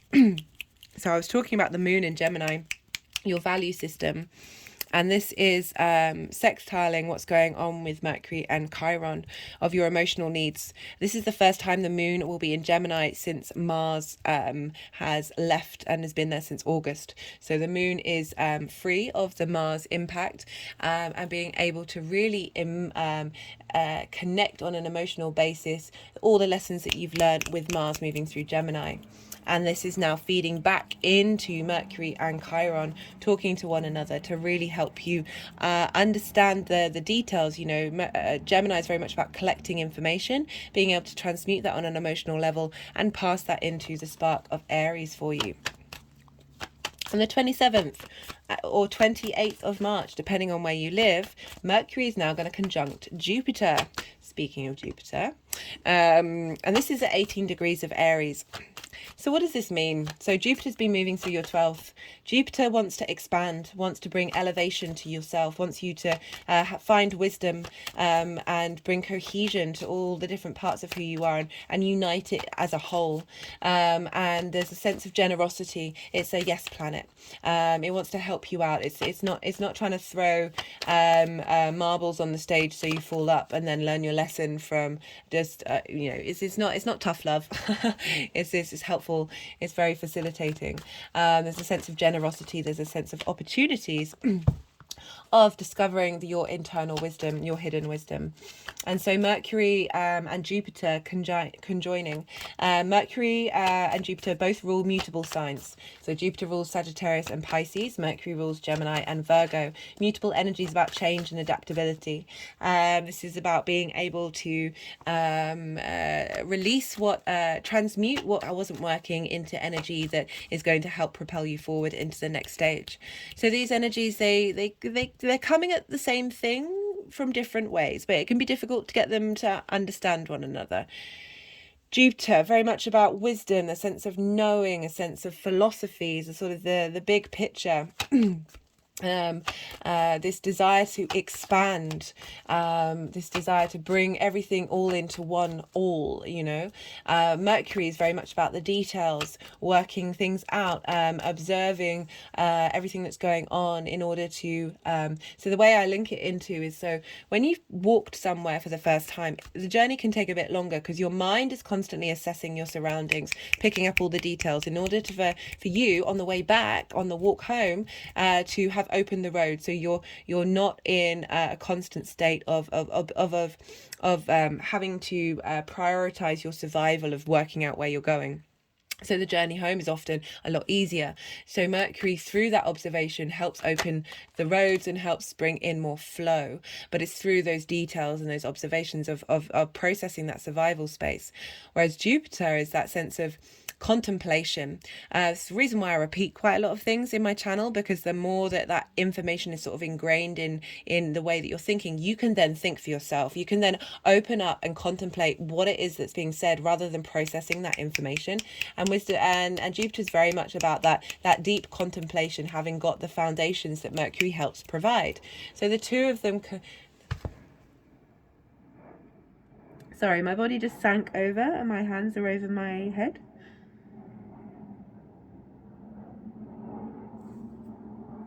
Got a real sense of peace in my body. So bringing these two together, you know, Jupiter's been moving through Aries for a while. Mercury's moving through there very quickly. Mercury's like really downloading new ways of thinking, new ways of being, helping you really get in touch with your internal flame, your internal spark, your soul, and that's communicating to you at this time. You got that through the 12th house. Brilliant. Like big activation time before moving into the first, where you're rebooting into a new level. And so this Mercury with this inspiration there's a feedback loop between the two of the knowledge and wisdom that Jupiter's been helping integrate those hidden parts, the magic that's going on in your life, communicating that to Mercury, who can then break that down into small details and then be able to apply it moving forward, as well as the inspiration and the speed at which the information is coming through for Mercury is now feeding back into Jupiter for the rest of Jupiter's journey of like being like, oh right, okay, I've now got those details that are going to then help me expand in a bigger level, in like raising that vibrational level of having had a bit more context come in from Mercury.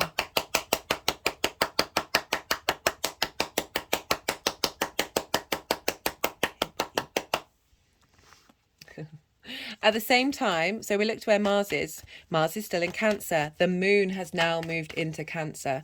So, and will be conjunct Mars at this conjunction. So our emotional needs, our embodied instinctive response mechanisms. Do we want these?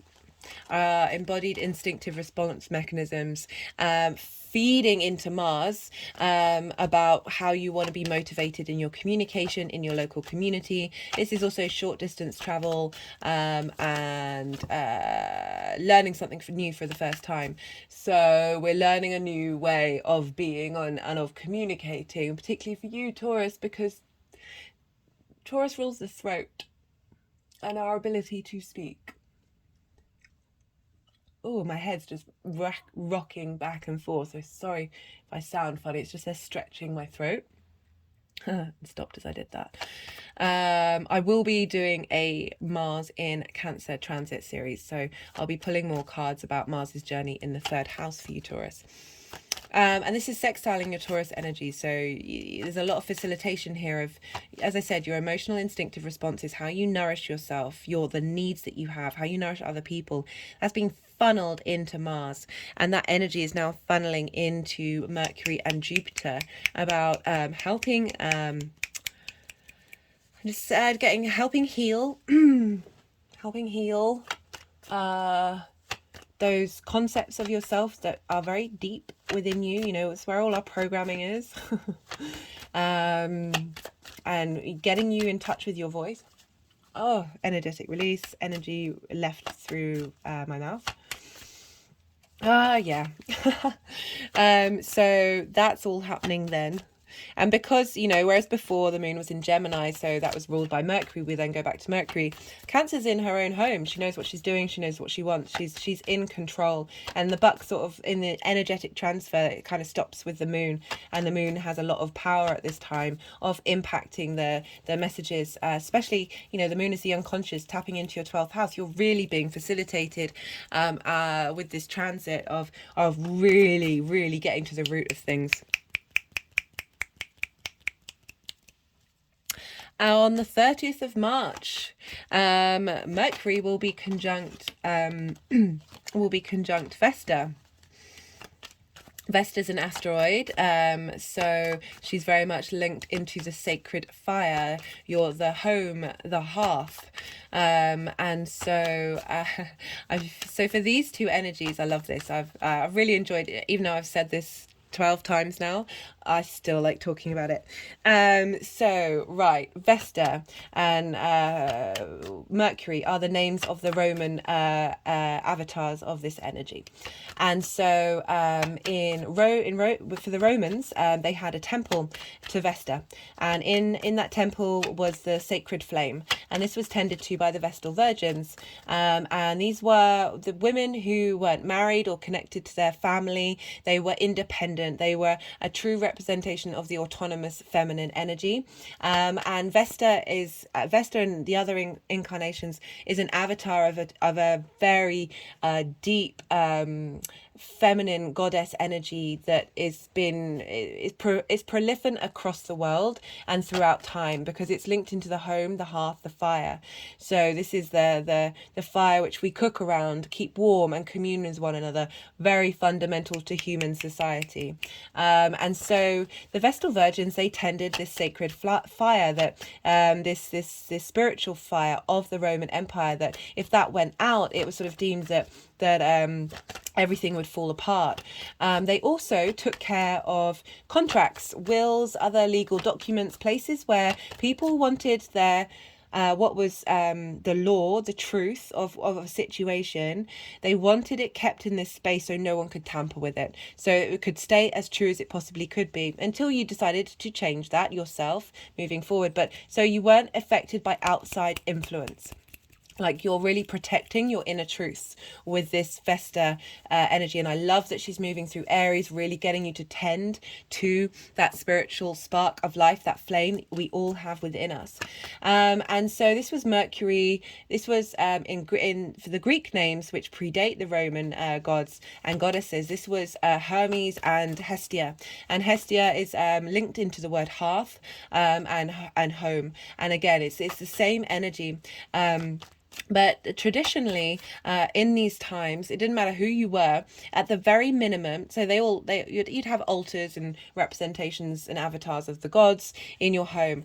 At the very minimum, everybody would have a representation of Hestia and of Hermes, or of Mercury and Vesta.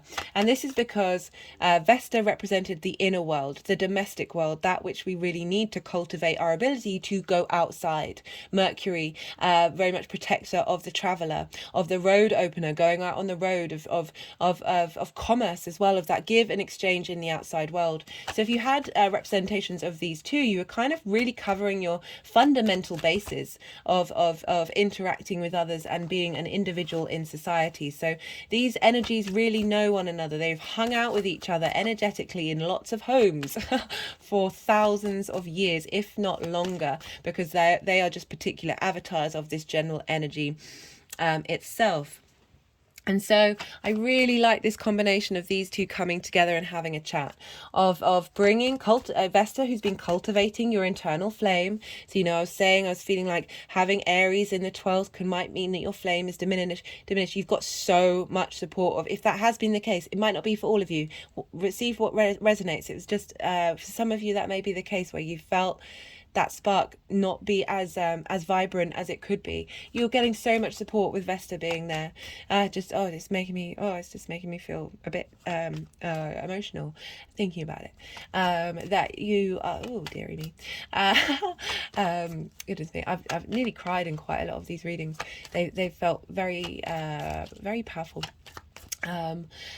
Right, Vesta and Hermes, Vesta and Mercury talking to one another. So this spark, this inspiration of how to, this flame, this that you've been cultivating with Vesta moving through there, they're communicating of how to bring this flame into the outside world. As I said, Mercury's going to be moving into Taurus. It's going to be there for 2 months, reevaluating you and how you embody this flame from the energy and message. This is the last transit Mercury's making in Aries before moving into Taurus. So this is the last bit of information and energetic transfer that it's getting from Vesta of like, hey, how do we now embody this? How do we now put this forward? Oh, love it so much. So they're having a nice chat. They're really able to share information easily. And cultivate that inner and outer world. Great for you for this 12th house transit stuff, of really being able to bring this energy out and integrate it. We also have the moon in Cancer still, but this time it will be square Mercury and Vesta. And so the moon in your 3rd house of communication in particular, of how, and a local community. You can see your local community as all the parts, the hidden parts of who you are coming together, connecting on an emotional basis, and that is a square energy. So It can bring about conflict, drama, and frustration and friction. Look to when that happens. Don't judge yourself for it. Try and understand it. The more we do that, the more we can transmute it and turn that square energy into friction, which is what we use in order to bring things into the 3D world. So this ability of this understanding of yourself, these hidden parts of you, and it cultivating on you being able to connect to it on an intuitive, emotional basis, with the moon being there, of then being able to open up your throat and be able to communicate. My hands have now just gone around my throat. There's a lot going on astrologically on the 30th. So that moon that I was talking about in her home sign of wanting to be nourished, wanting to be needed, highlighting those nourishments, feeding that energy into Vesta and Mercury, saying, hey, if you've missed some things, I can see them and I'm talking to you and I'm showing them to you, in order for you to integrate those and bring them forward. At the same time, the moon at 25 degrees of Cancer will be trining Neptune at 25 degrees of Pisces. So you have Pisces in your 11th house of hopes and dreams, groups and alliances, friends. And Neptune's been there by itself since 2011, like really highlighting our ability to dream, to have fantasies, to bring different realities into your hopes and your dreams. But it might have not felt very tangible. If you think Pisces doesn't have boundaries, welcome to Neptune's world. It's basically cranked up to the nines. And the way I talk about Neptune is everything all at once. It did make me laugh when that movie came out, because it's certainly a phrase that I've been using for some time. And I was like, oh, cool. It's out there on the energetic field of Neptune encompassing everything that is real, everything that we can see and everything that we can't see, all the dimensions, absolutely every possibility that this universe and all the different realities that are within it, and outside of it, that are even possible or not possible, and everything and all at once. Time, linear, cyclical, everything all at once, all of it. And that's the reason why Neptune can be linked into fog and delusion and illusion, because it's particularly the fog, right? So when we're overstimulated, when we get our brain tends to shut down and goes foggy. Like we're so inflamed by all the information coming in, we can't process it. We need to rest and bring those things in. This is why we get this fog, and there's this sensitivity with Neptune, because you just all the things, and so sorry, and so we've had this energy. And now we've got Saturn there, bringing structure and foundations and integrity and long-term legacy to all these dreams. You know, Neptune's linked into the movie industry because of these different realities being able to be shown to us on a very 3D level. And now Saturn there, giving structure. So the moon trine Neptune. And this trine energy, this feeding of this energy, is feeding into... Mercury and Vesta. And so what does that mean? So your hopes and dreams, being the energy feeding into Cancer of how you communicate those hopes and dreams. Going into Vesta and Mercury, how do we integrate these things on an internal and external basis? How do we communicate to our fire? How do we tend to that? How do we give it love, and allow that deep unconscious part of you, that magic part of you, bring these things into manifestation? Love this. Right, so at the same time, other stuff's going on in the sky. We've got Venus conjunct Uranus, in Taurus. Hey Taurus. I've done a transit video for that, so do go check that out if you want to see what that's about. But we've just got this very maverick energy talking to Venus. Venus is talking to this maverick energy that's been there for a while. It's going to be there for a while yet. The way I look at Venus's transit, so her journey through Taurus, she's going over all these eclipse points, and she's going over all the area that Uranus has been over.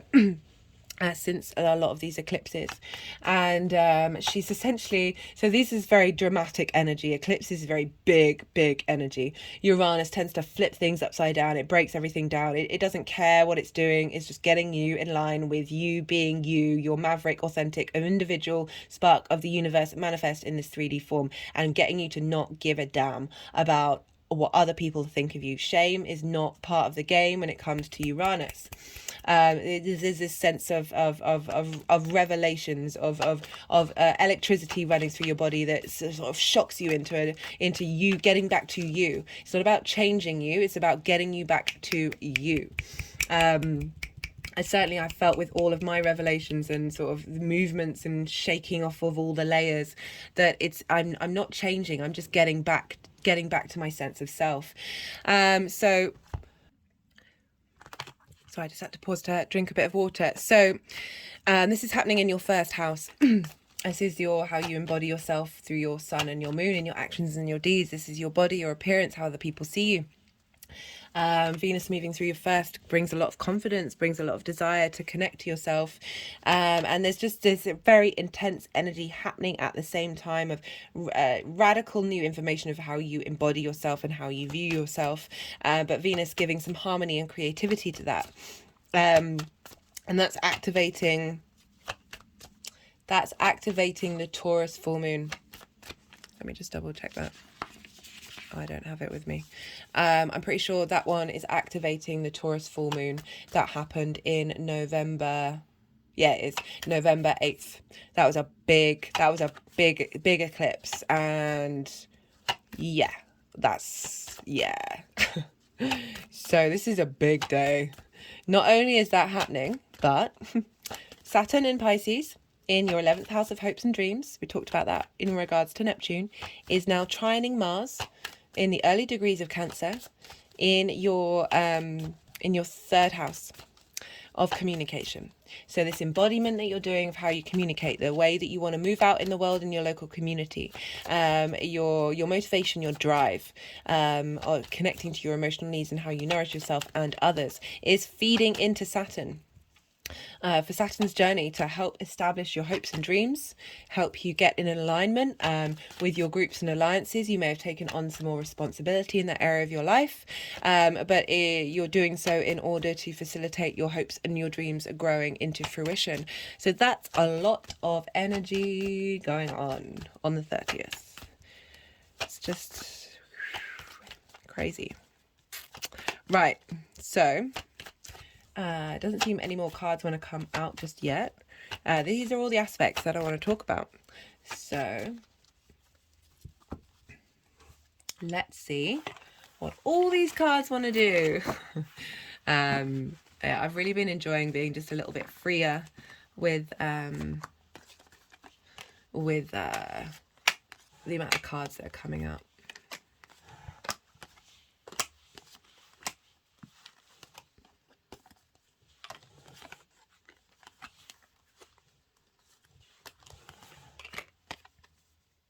Oh, just had a response to the Empress going on the Emperor.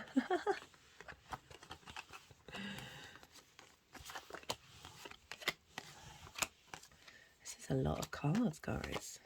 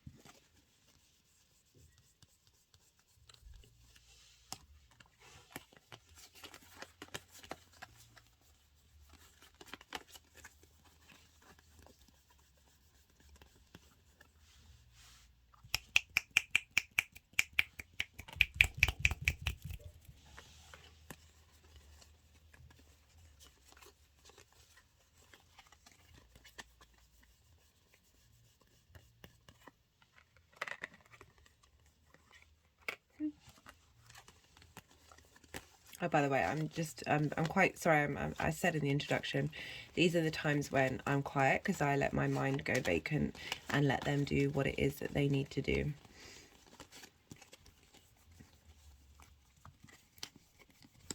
And so it's quite hard so I'm trying not to think, so it's therefore then, it's just sometimes it's not so, it's currently not, oh my goodness, thinking, talking and channeling at the same time sometimes is a bit of a struggle bus. Also, I feel like it is important to have these moments of quiet to let the energy and the information sink in. You know, I'm really trying to move away from the fact that I feel like I have to just be constantly providing information. Okay, so we have, for the energy, so I just had to pause. I'm at the tail end of a bit of a cough, Taurus. Very nearly cleared up. I did find it quite funny that that was happening when Venus was in Taurus. The throat. Right, so what's going on here? What do they want to do?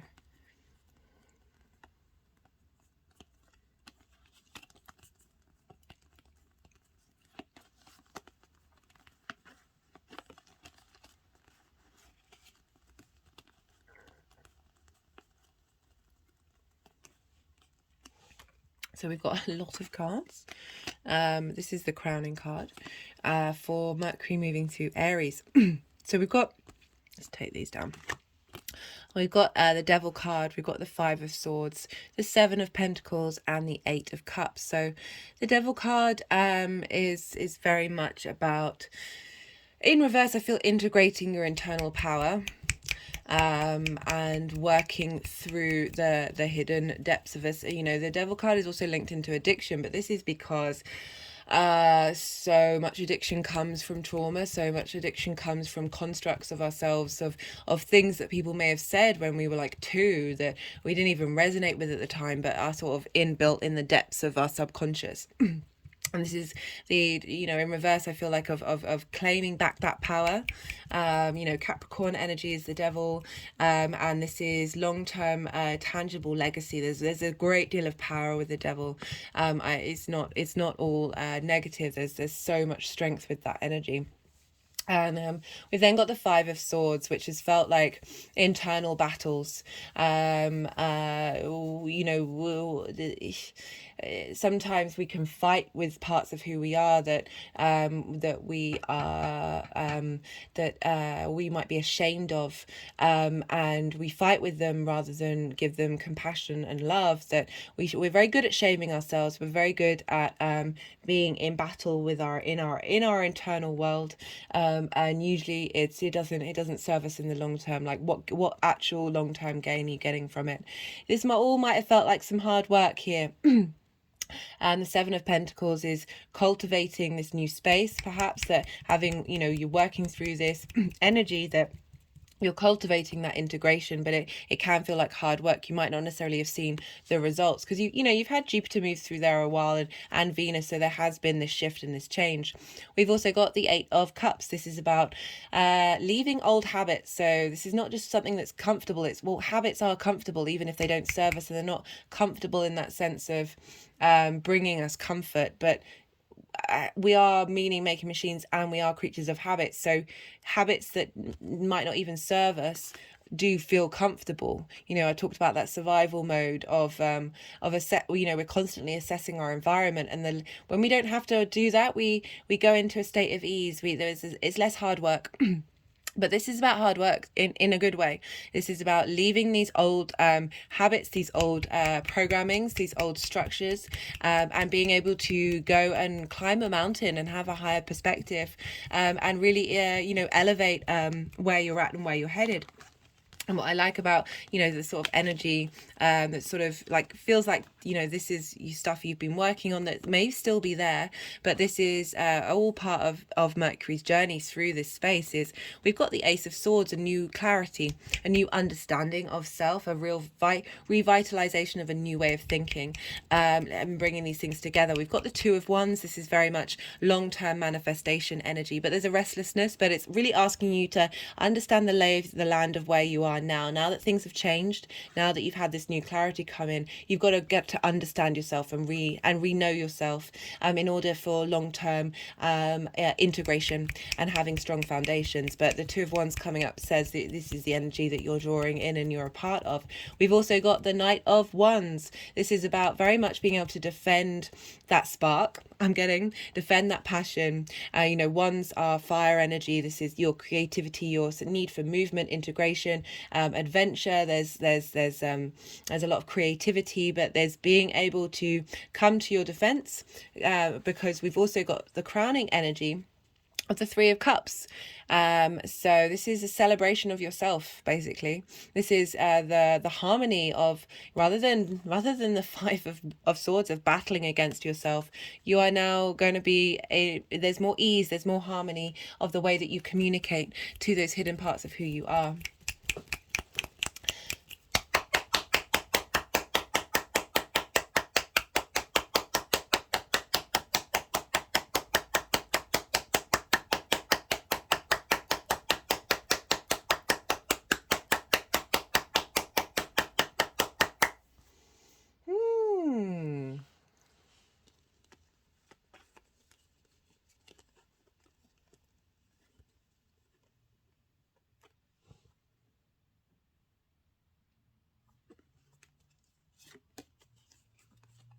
Yeah, there's a renewal of passion. There's a desire. There's a lot of pleasure with the Three of Cups. A lot of having fun. With all this inner work, we still must remember to have fun. Must remember to laugh at what's going on, however that shows up. So we have for the conjunction with Chiron. And so we've got the Strength card, which is very much about bringing things into balance, bringing in our instinctive emotional side with our cognitive rational thought. And so Mercury, our cognitive space, talking to Chiron, talking to those wounds, tending to them, bringing some harmony and understanding of the unity between the two. So yeah, there's a sense of pause with the Strength card of integration happening at this time. And then we have the Page of Wands. This is a new lease of life, of having contemplated and worked through and healed some of those wounds. We've now got a new lease of life. The Page of Wands, a very useful energy of bringing in a new way of looking at things, looking at your passions, looking at that spark, looking at your creativity, your need for adventure. Aries very much likes to go forth and travel in terms of exploring the world as if no one else has explored it, that you're able to do that of your hidden part of who you are and the magic of who you are, that we're getting this reunition, this elevation of that internal flame of really being able to bring in some magic here. And we've got the Nine of Pentacles for how this is integration. This is very independent energy, prioritizing yourself, prioritizing your needs and where you're headed and what you're doing. There's this integration of all these things that you are then able to make the right decisions to get yourself in this position of being in your garden and being in a state of abundance. And I really feel like this integration process, this healing of these wounds, is facilitating you again, being able to understand what it is that you need, your communications with your emotional needs, having Cancer in your third house, of being able to prioritize those, having healed and integrated that 12th house area of your life, that you are then going to be able to make decisions moving forward that really facilitate you and facilitate your growth. We've got a lot of abundant energy coming through.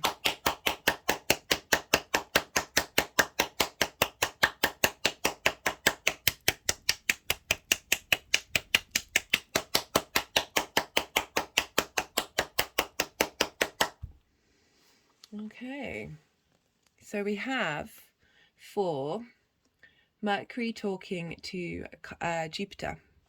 This is an interesting combination. So we've got the Nine of Wands and the Five of Pentacles. Again, we've got this, it's another sense of battling, of going through the trenches, feeling very defensive, feeling that your individual of who you are in that all these different elements of you are feeling a bit worn, have felt worn down.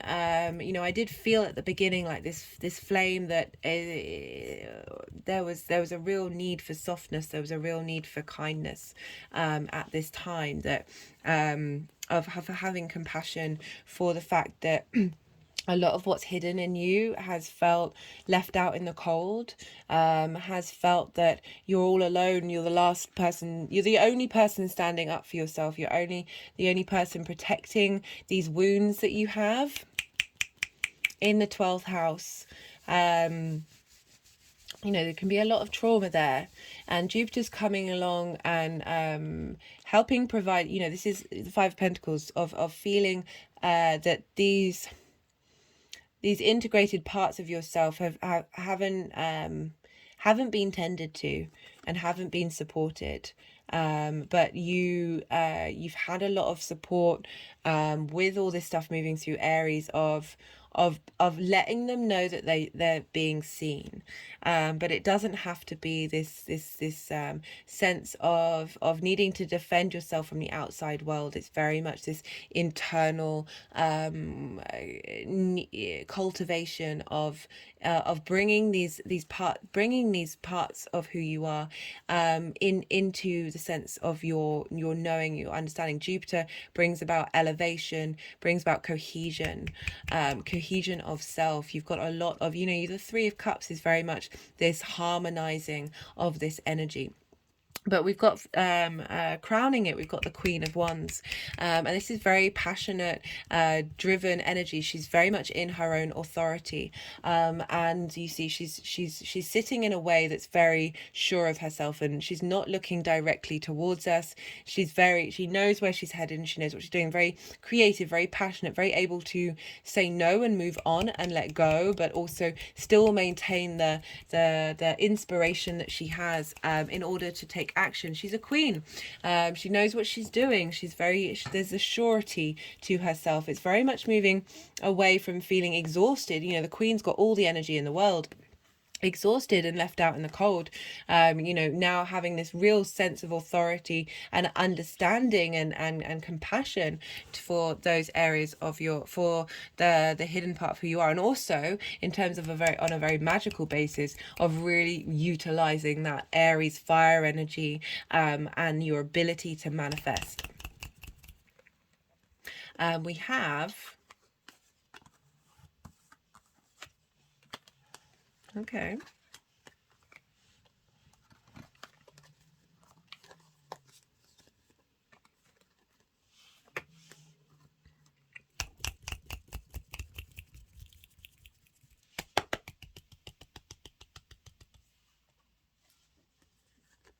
So they've wanted to put the Queen of Pentacles as well, which is giving good advice to yourself, understanding the cycles of time, the lay of the land. You know, you've been working out the lay of the land with those Two of Wands. That the Queen of Pentacles, she knows the lay of the land. She understands the land, and she's able to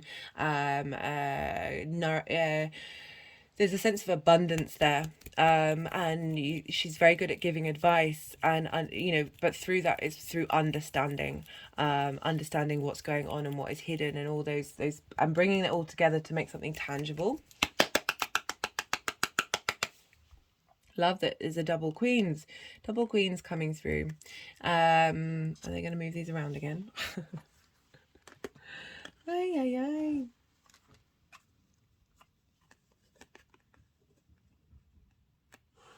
So for Mercury and Vesta conjunct, you know, this is also dealing with Venus talking to Uranus. So this is big energy happening for you on this day.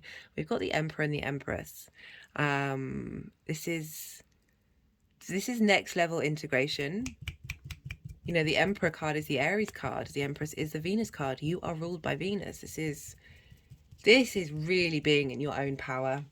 Really being that flame that Vesta's been cultivating, really being facilitated and brought out into the world. And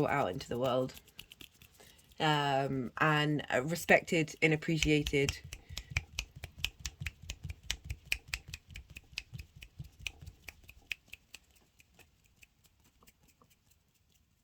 So my hands are just sort of doing these movements around my head. Aries rules the head.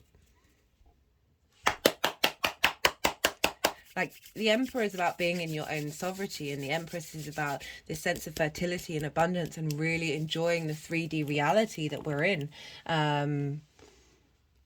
Yeah, this is also, if we look at it as the divine masculine and the divine feminine coming into balance, integration of self.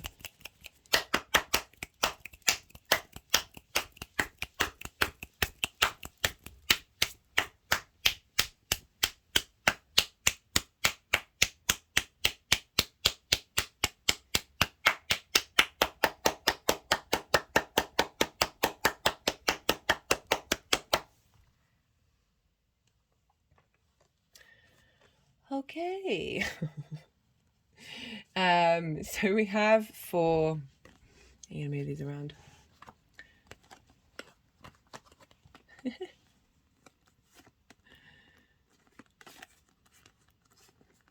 So we have for these energies moving forward, it's an interesting combination in terms of, I like how we've got the 3 of Wands with the Fool. So the 3 of Wands is very much, you know what you're doing. You're in dominion of you understand the lay of the land, like this after the 2 of Wands of figuring things out. You figured things out and now you're able to make good decisions. You're starting on a new adventure. The ships are sailing out, having put in the work. You see there's figures standing on top of a cliff, like they've got a higher perspective. And I like how this is coming up with the Fool, because the Fool is starting a new journey. This is as I said, everything that's happening in your 12th is rebooting you. It's rebooting all of us, but particularly for the 12th house. But I think both you and Aries, like, it's a real reboot. But this reboot's happening in your hidden part of who you are, that when this moves on into Taurus, that this is a new lease of being able to understand how you embody yourself in the world. Like the Fool is naive and wise at the same time. It looks at everything that's going on in the world, its own adventure.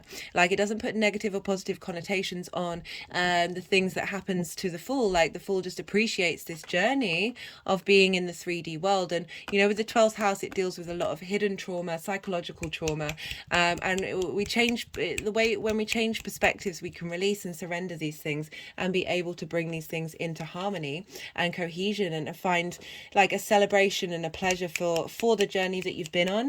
And it's not negating the pain that you may have felt, the frustration that you may have felt with all of this. But when we get into the Fool mode, like it's like being in the now, in the way of like, you appreciate and understand the past, you don't let it define the now or impact on how you think the future is going to be, and you have an open heart for the future. When we're in the now, we open up to the space of the universe being able to provide things and opportunities that we could never even contemplate, opening up that quantum field energy.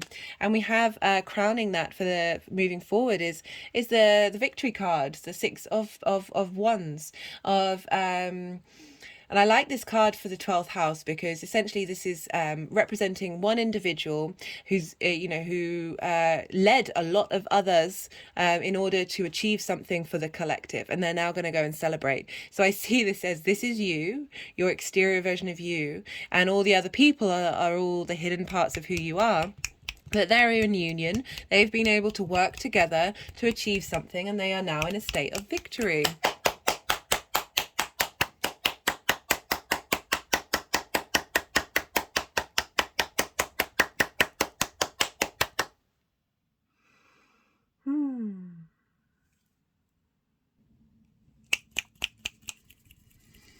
Right, so that was a lot, Taurus.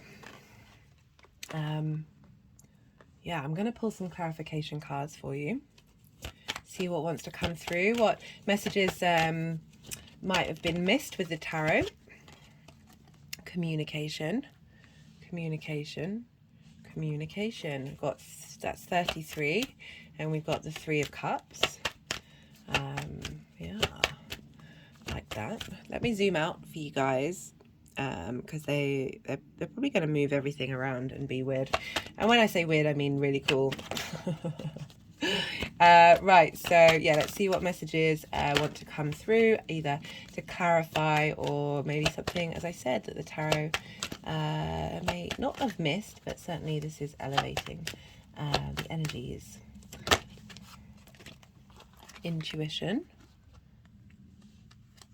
You know, the more that we're able to communicate and integrate, the more that we release these, what's going on in the 12th, those traumas, those hidden parts of us that might not even be linked into us, are linked into our lineage, our ancestors, the collective, past lives, galactic energy, that the more we clear our energy, clear that stuck chi, transform it, transmute it, shift gear, the more that we are able to get in touch with our intuition. And as I said, you've got Cancer in the 3rd house of communication. The moon is very much linked into intuition, that this is opening up, especially Mars being there as well, which is having an impact on that 12th house of really being able to get you in line with your intuition in a very grounded way that helps you be able to make decisions for yourself that support and give you a sense of abundance. We've got pride. I like that. Being able to feel good about yourself. Feel good about, you know, moving away from that sense of fight, you know, that 5 of swords, of fighting against yourself. You now have pride of who you are. Not that you wouldn't have done, but, you know, we all suffer from negative thoughts. Judgment, results, decisions, outlook, finality. For me, judgment card is very much resurrection. Having worked through and cleared through and alchemized every part of us, we then are able to shift our energetic field, our vibrational level, and essentially ascend, you know, to a different vibrational level. Having done all that work of collaborating together and working together and celebrating yourself. Remember, compassion and love. Compassion and love for everything that you're going through. Doesn't mean you can't be real. Doesn't mean you can't be honest with yourself. Messages and open mind. How appropriate for Mercury moving through Aries of bringing up. Do we want that? Being funny. Of bringing up like a lot of fast information coming up from that which is hidden. So yeah, I'm not surprised it says have an open mind, because it might feel a bit strange, it might feel a bit hidden, yeah.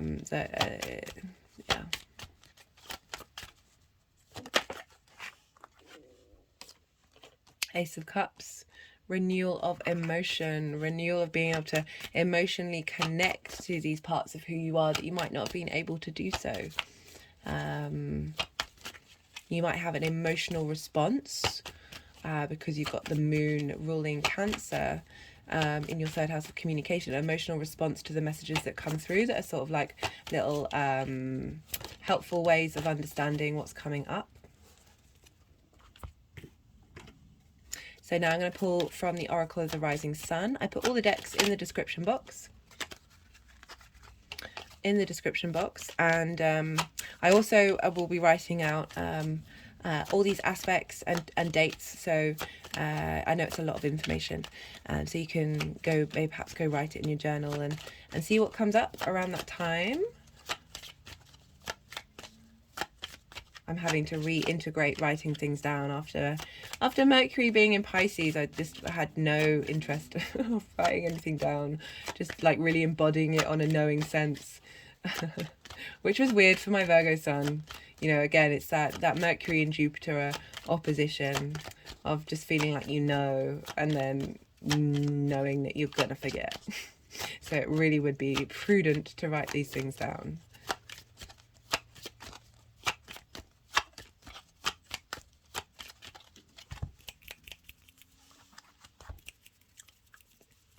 An energetic release.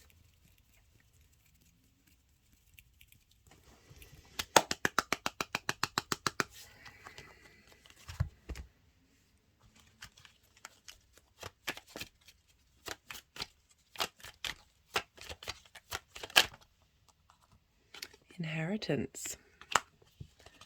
Okay, let's see what else.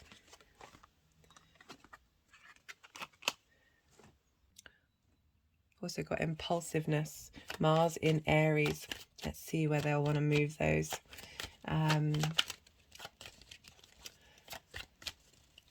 Yeah, so having Aries in the 12th, your impulsiveness might have been sort of an unintegrated part of who you are, and might have been a bit disruptive.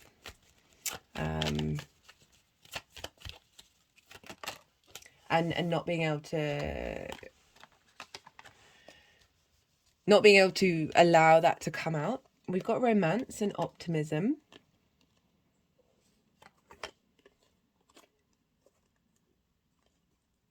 So the way that I read it, unless it's a personal reading, someone's asked the question, I don't use these cards and think of romantic relationships. But I feel with this, it's you're starting a new romance with the hidden parts of who you are, and there's a sense of optimism now that you've cleared out a lot of stuck energy and not living in that attacking space or that sense of shame that we can have linked around the 12th house.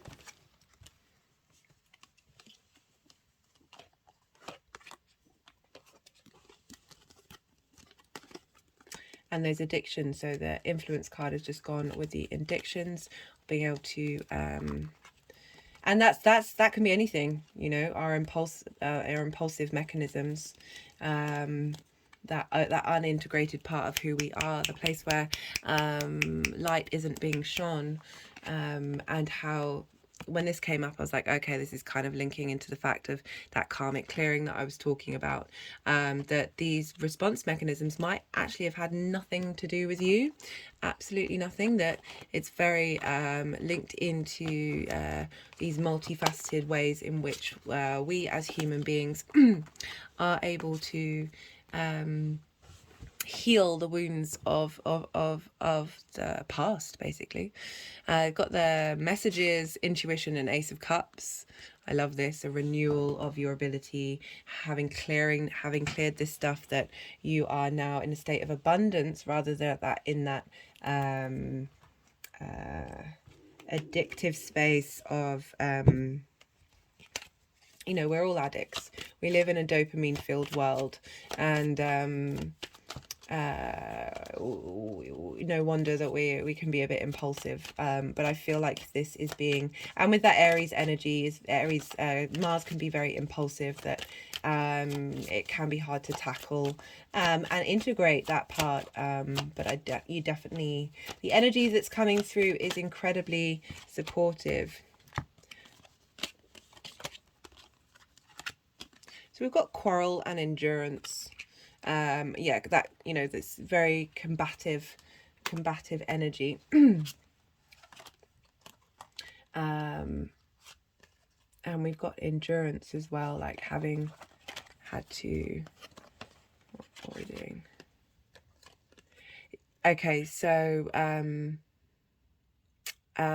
integrating this sense of pride that could have led to quarrels, and really being able to transform that energy to a space where you are your pride isn't impacted by others around you, and you don't feel like you know, what was it you were defending? It was the 9 of Wands somewhere. Was there a 9 of Wands? Was that here? Yeah, the 9 of Wands, of feeling like you're having to defend yourself through that feeling of lack, that insecurity.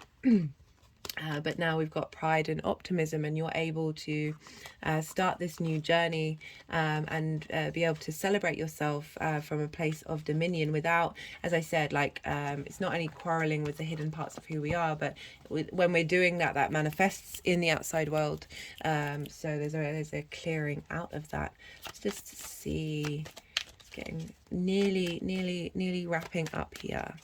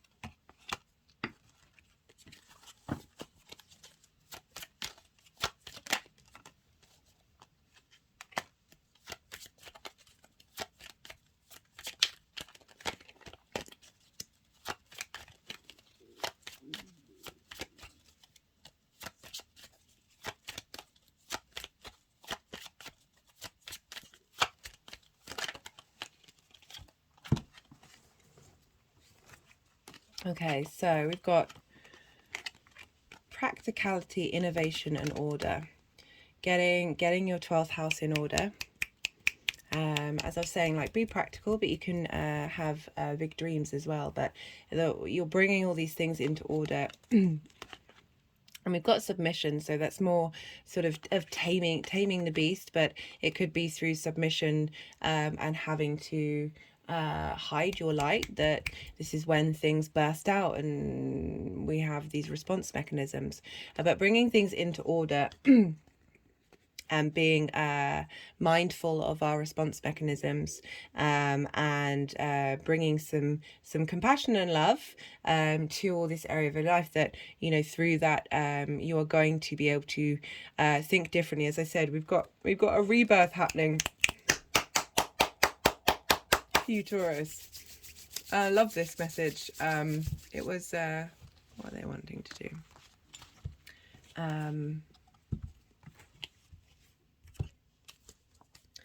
Okay, they're wanting some more tarot.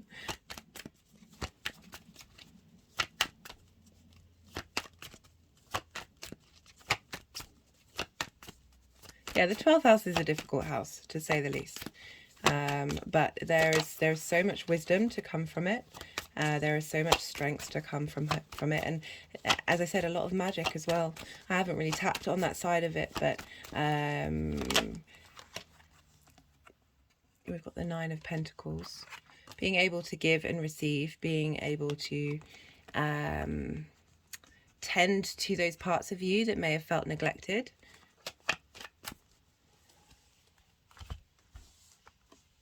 And being supported by the universe to help clear a lot of this out.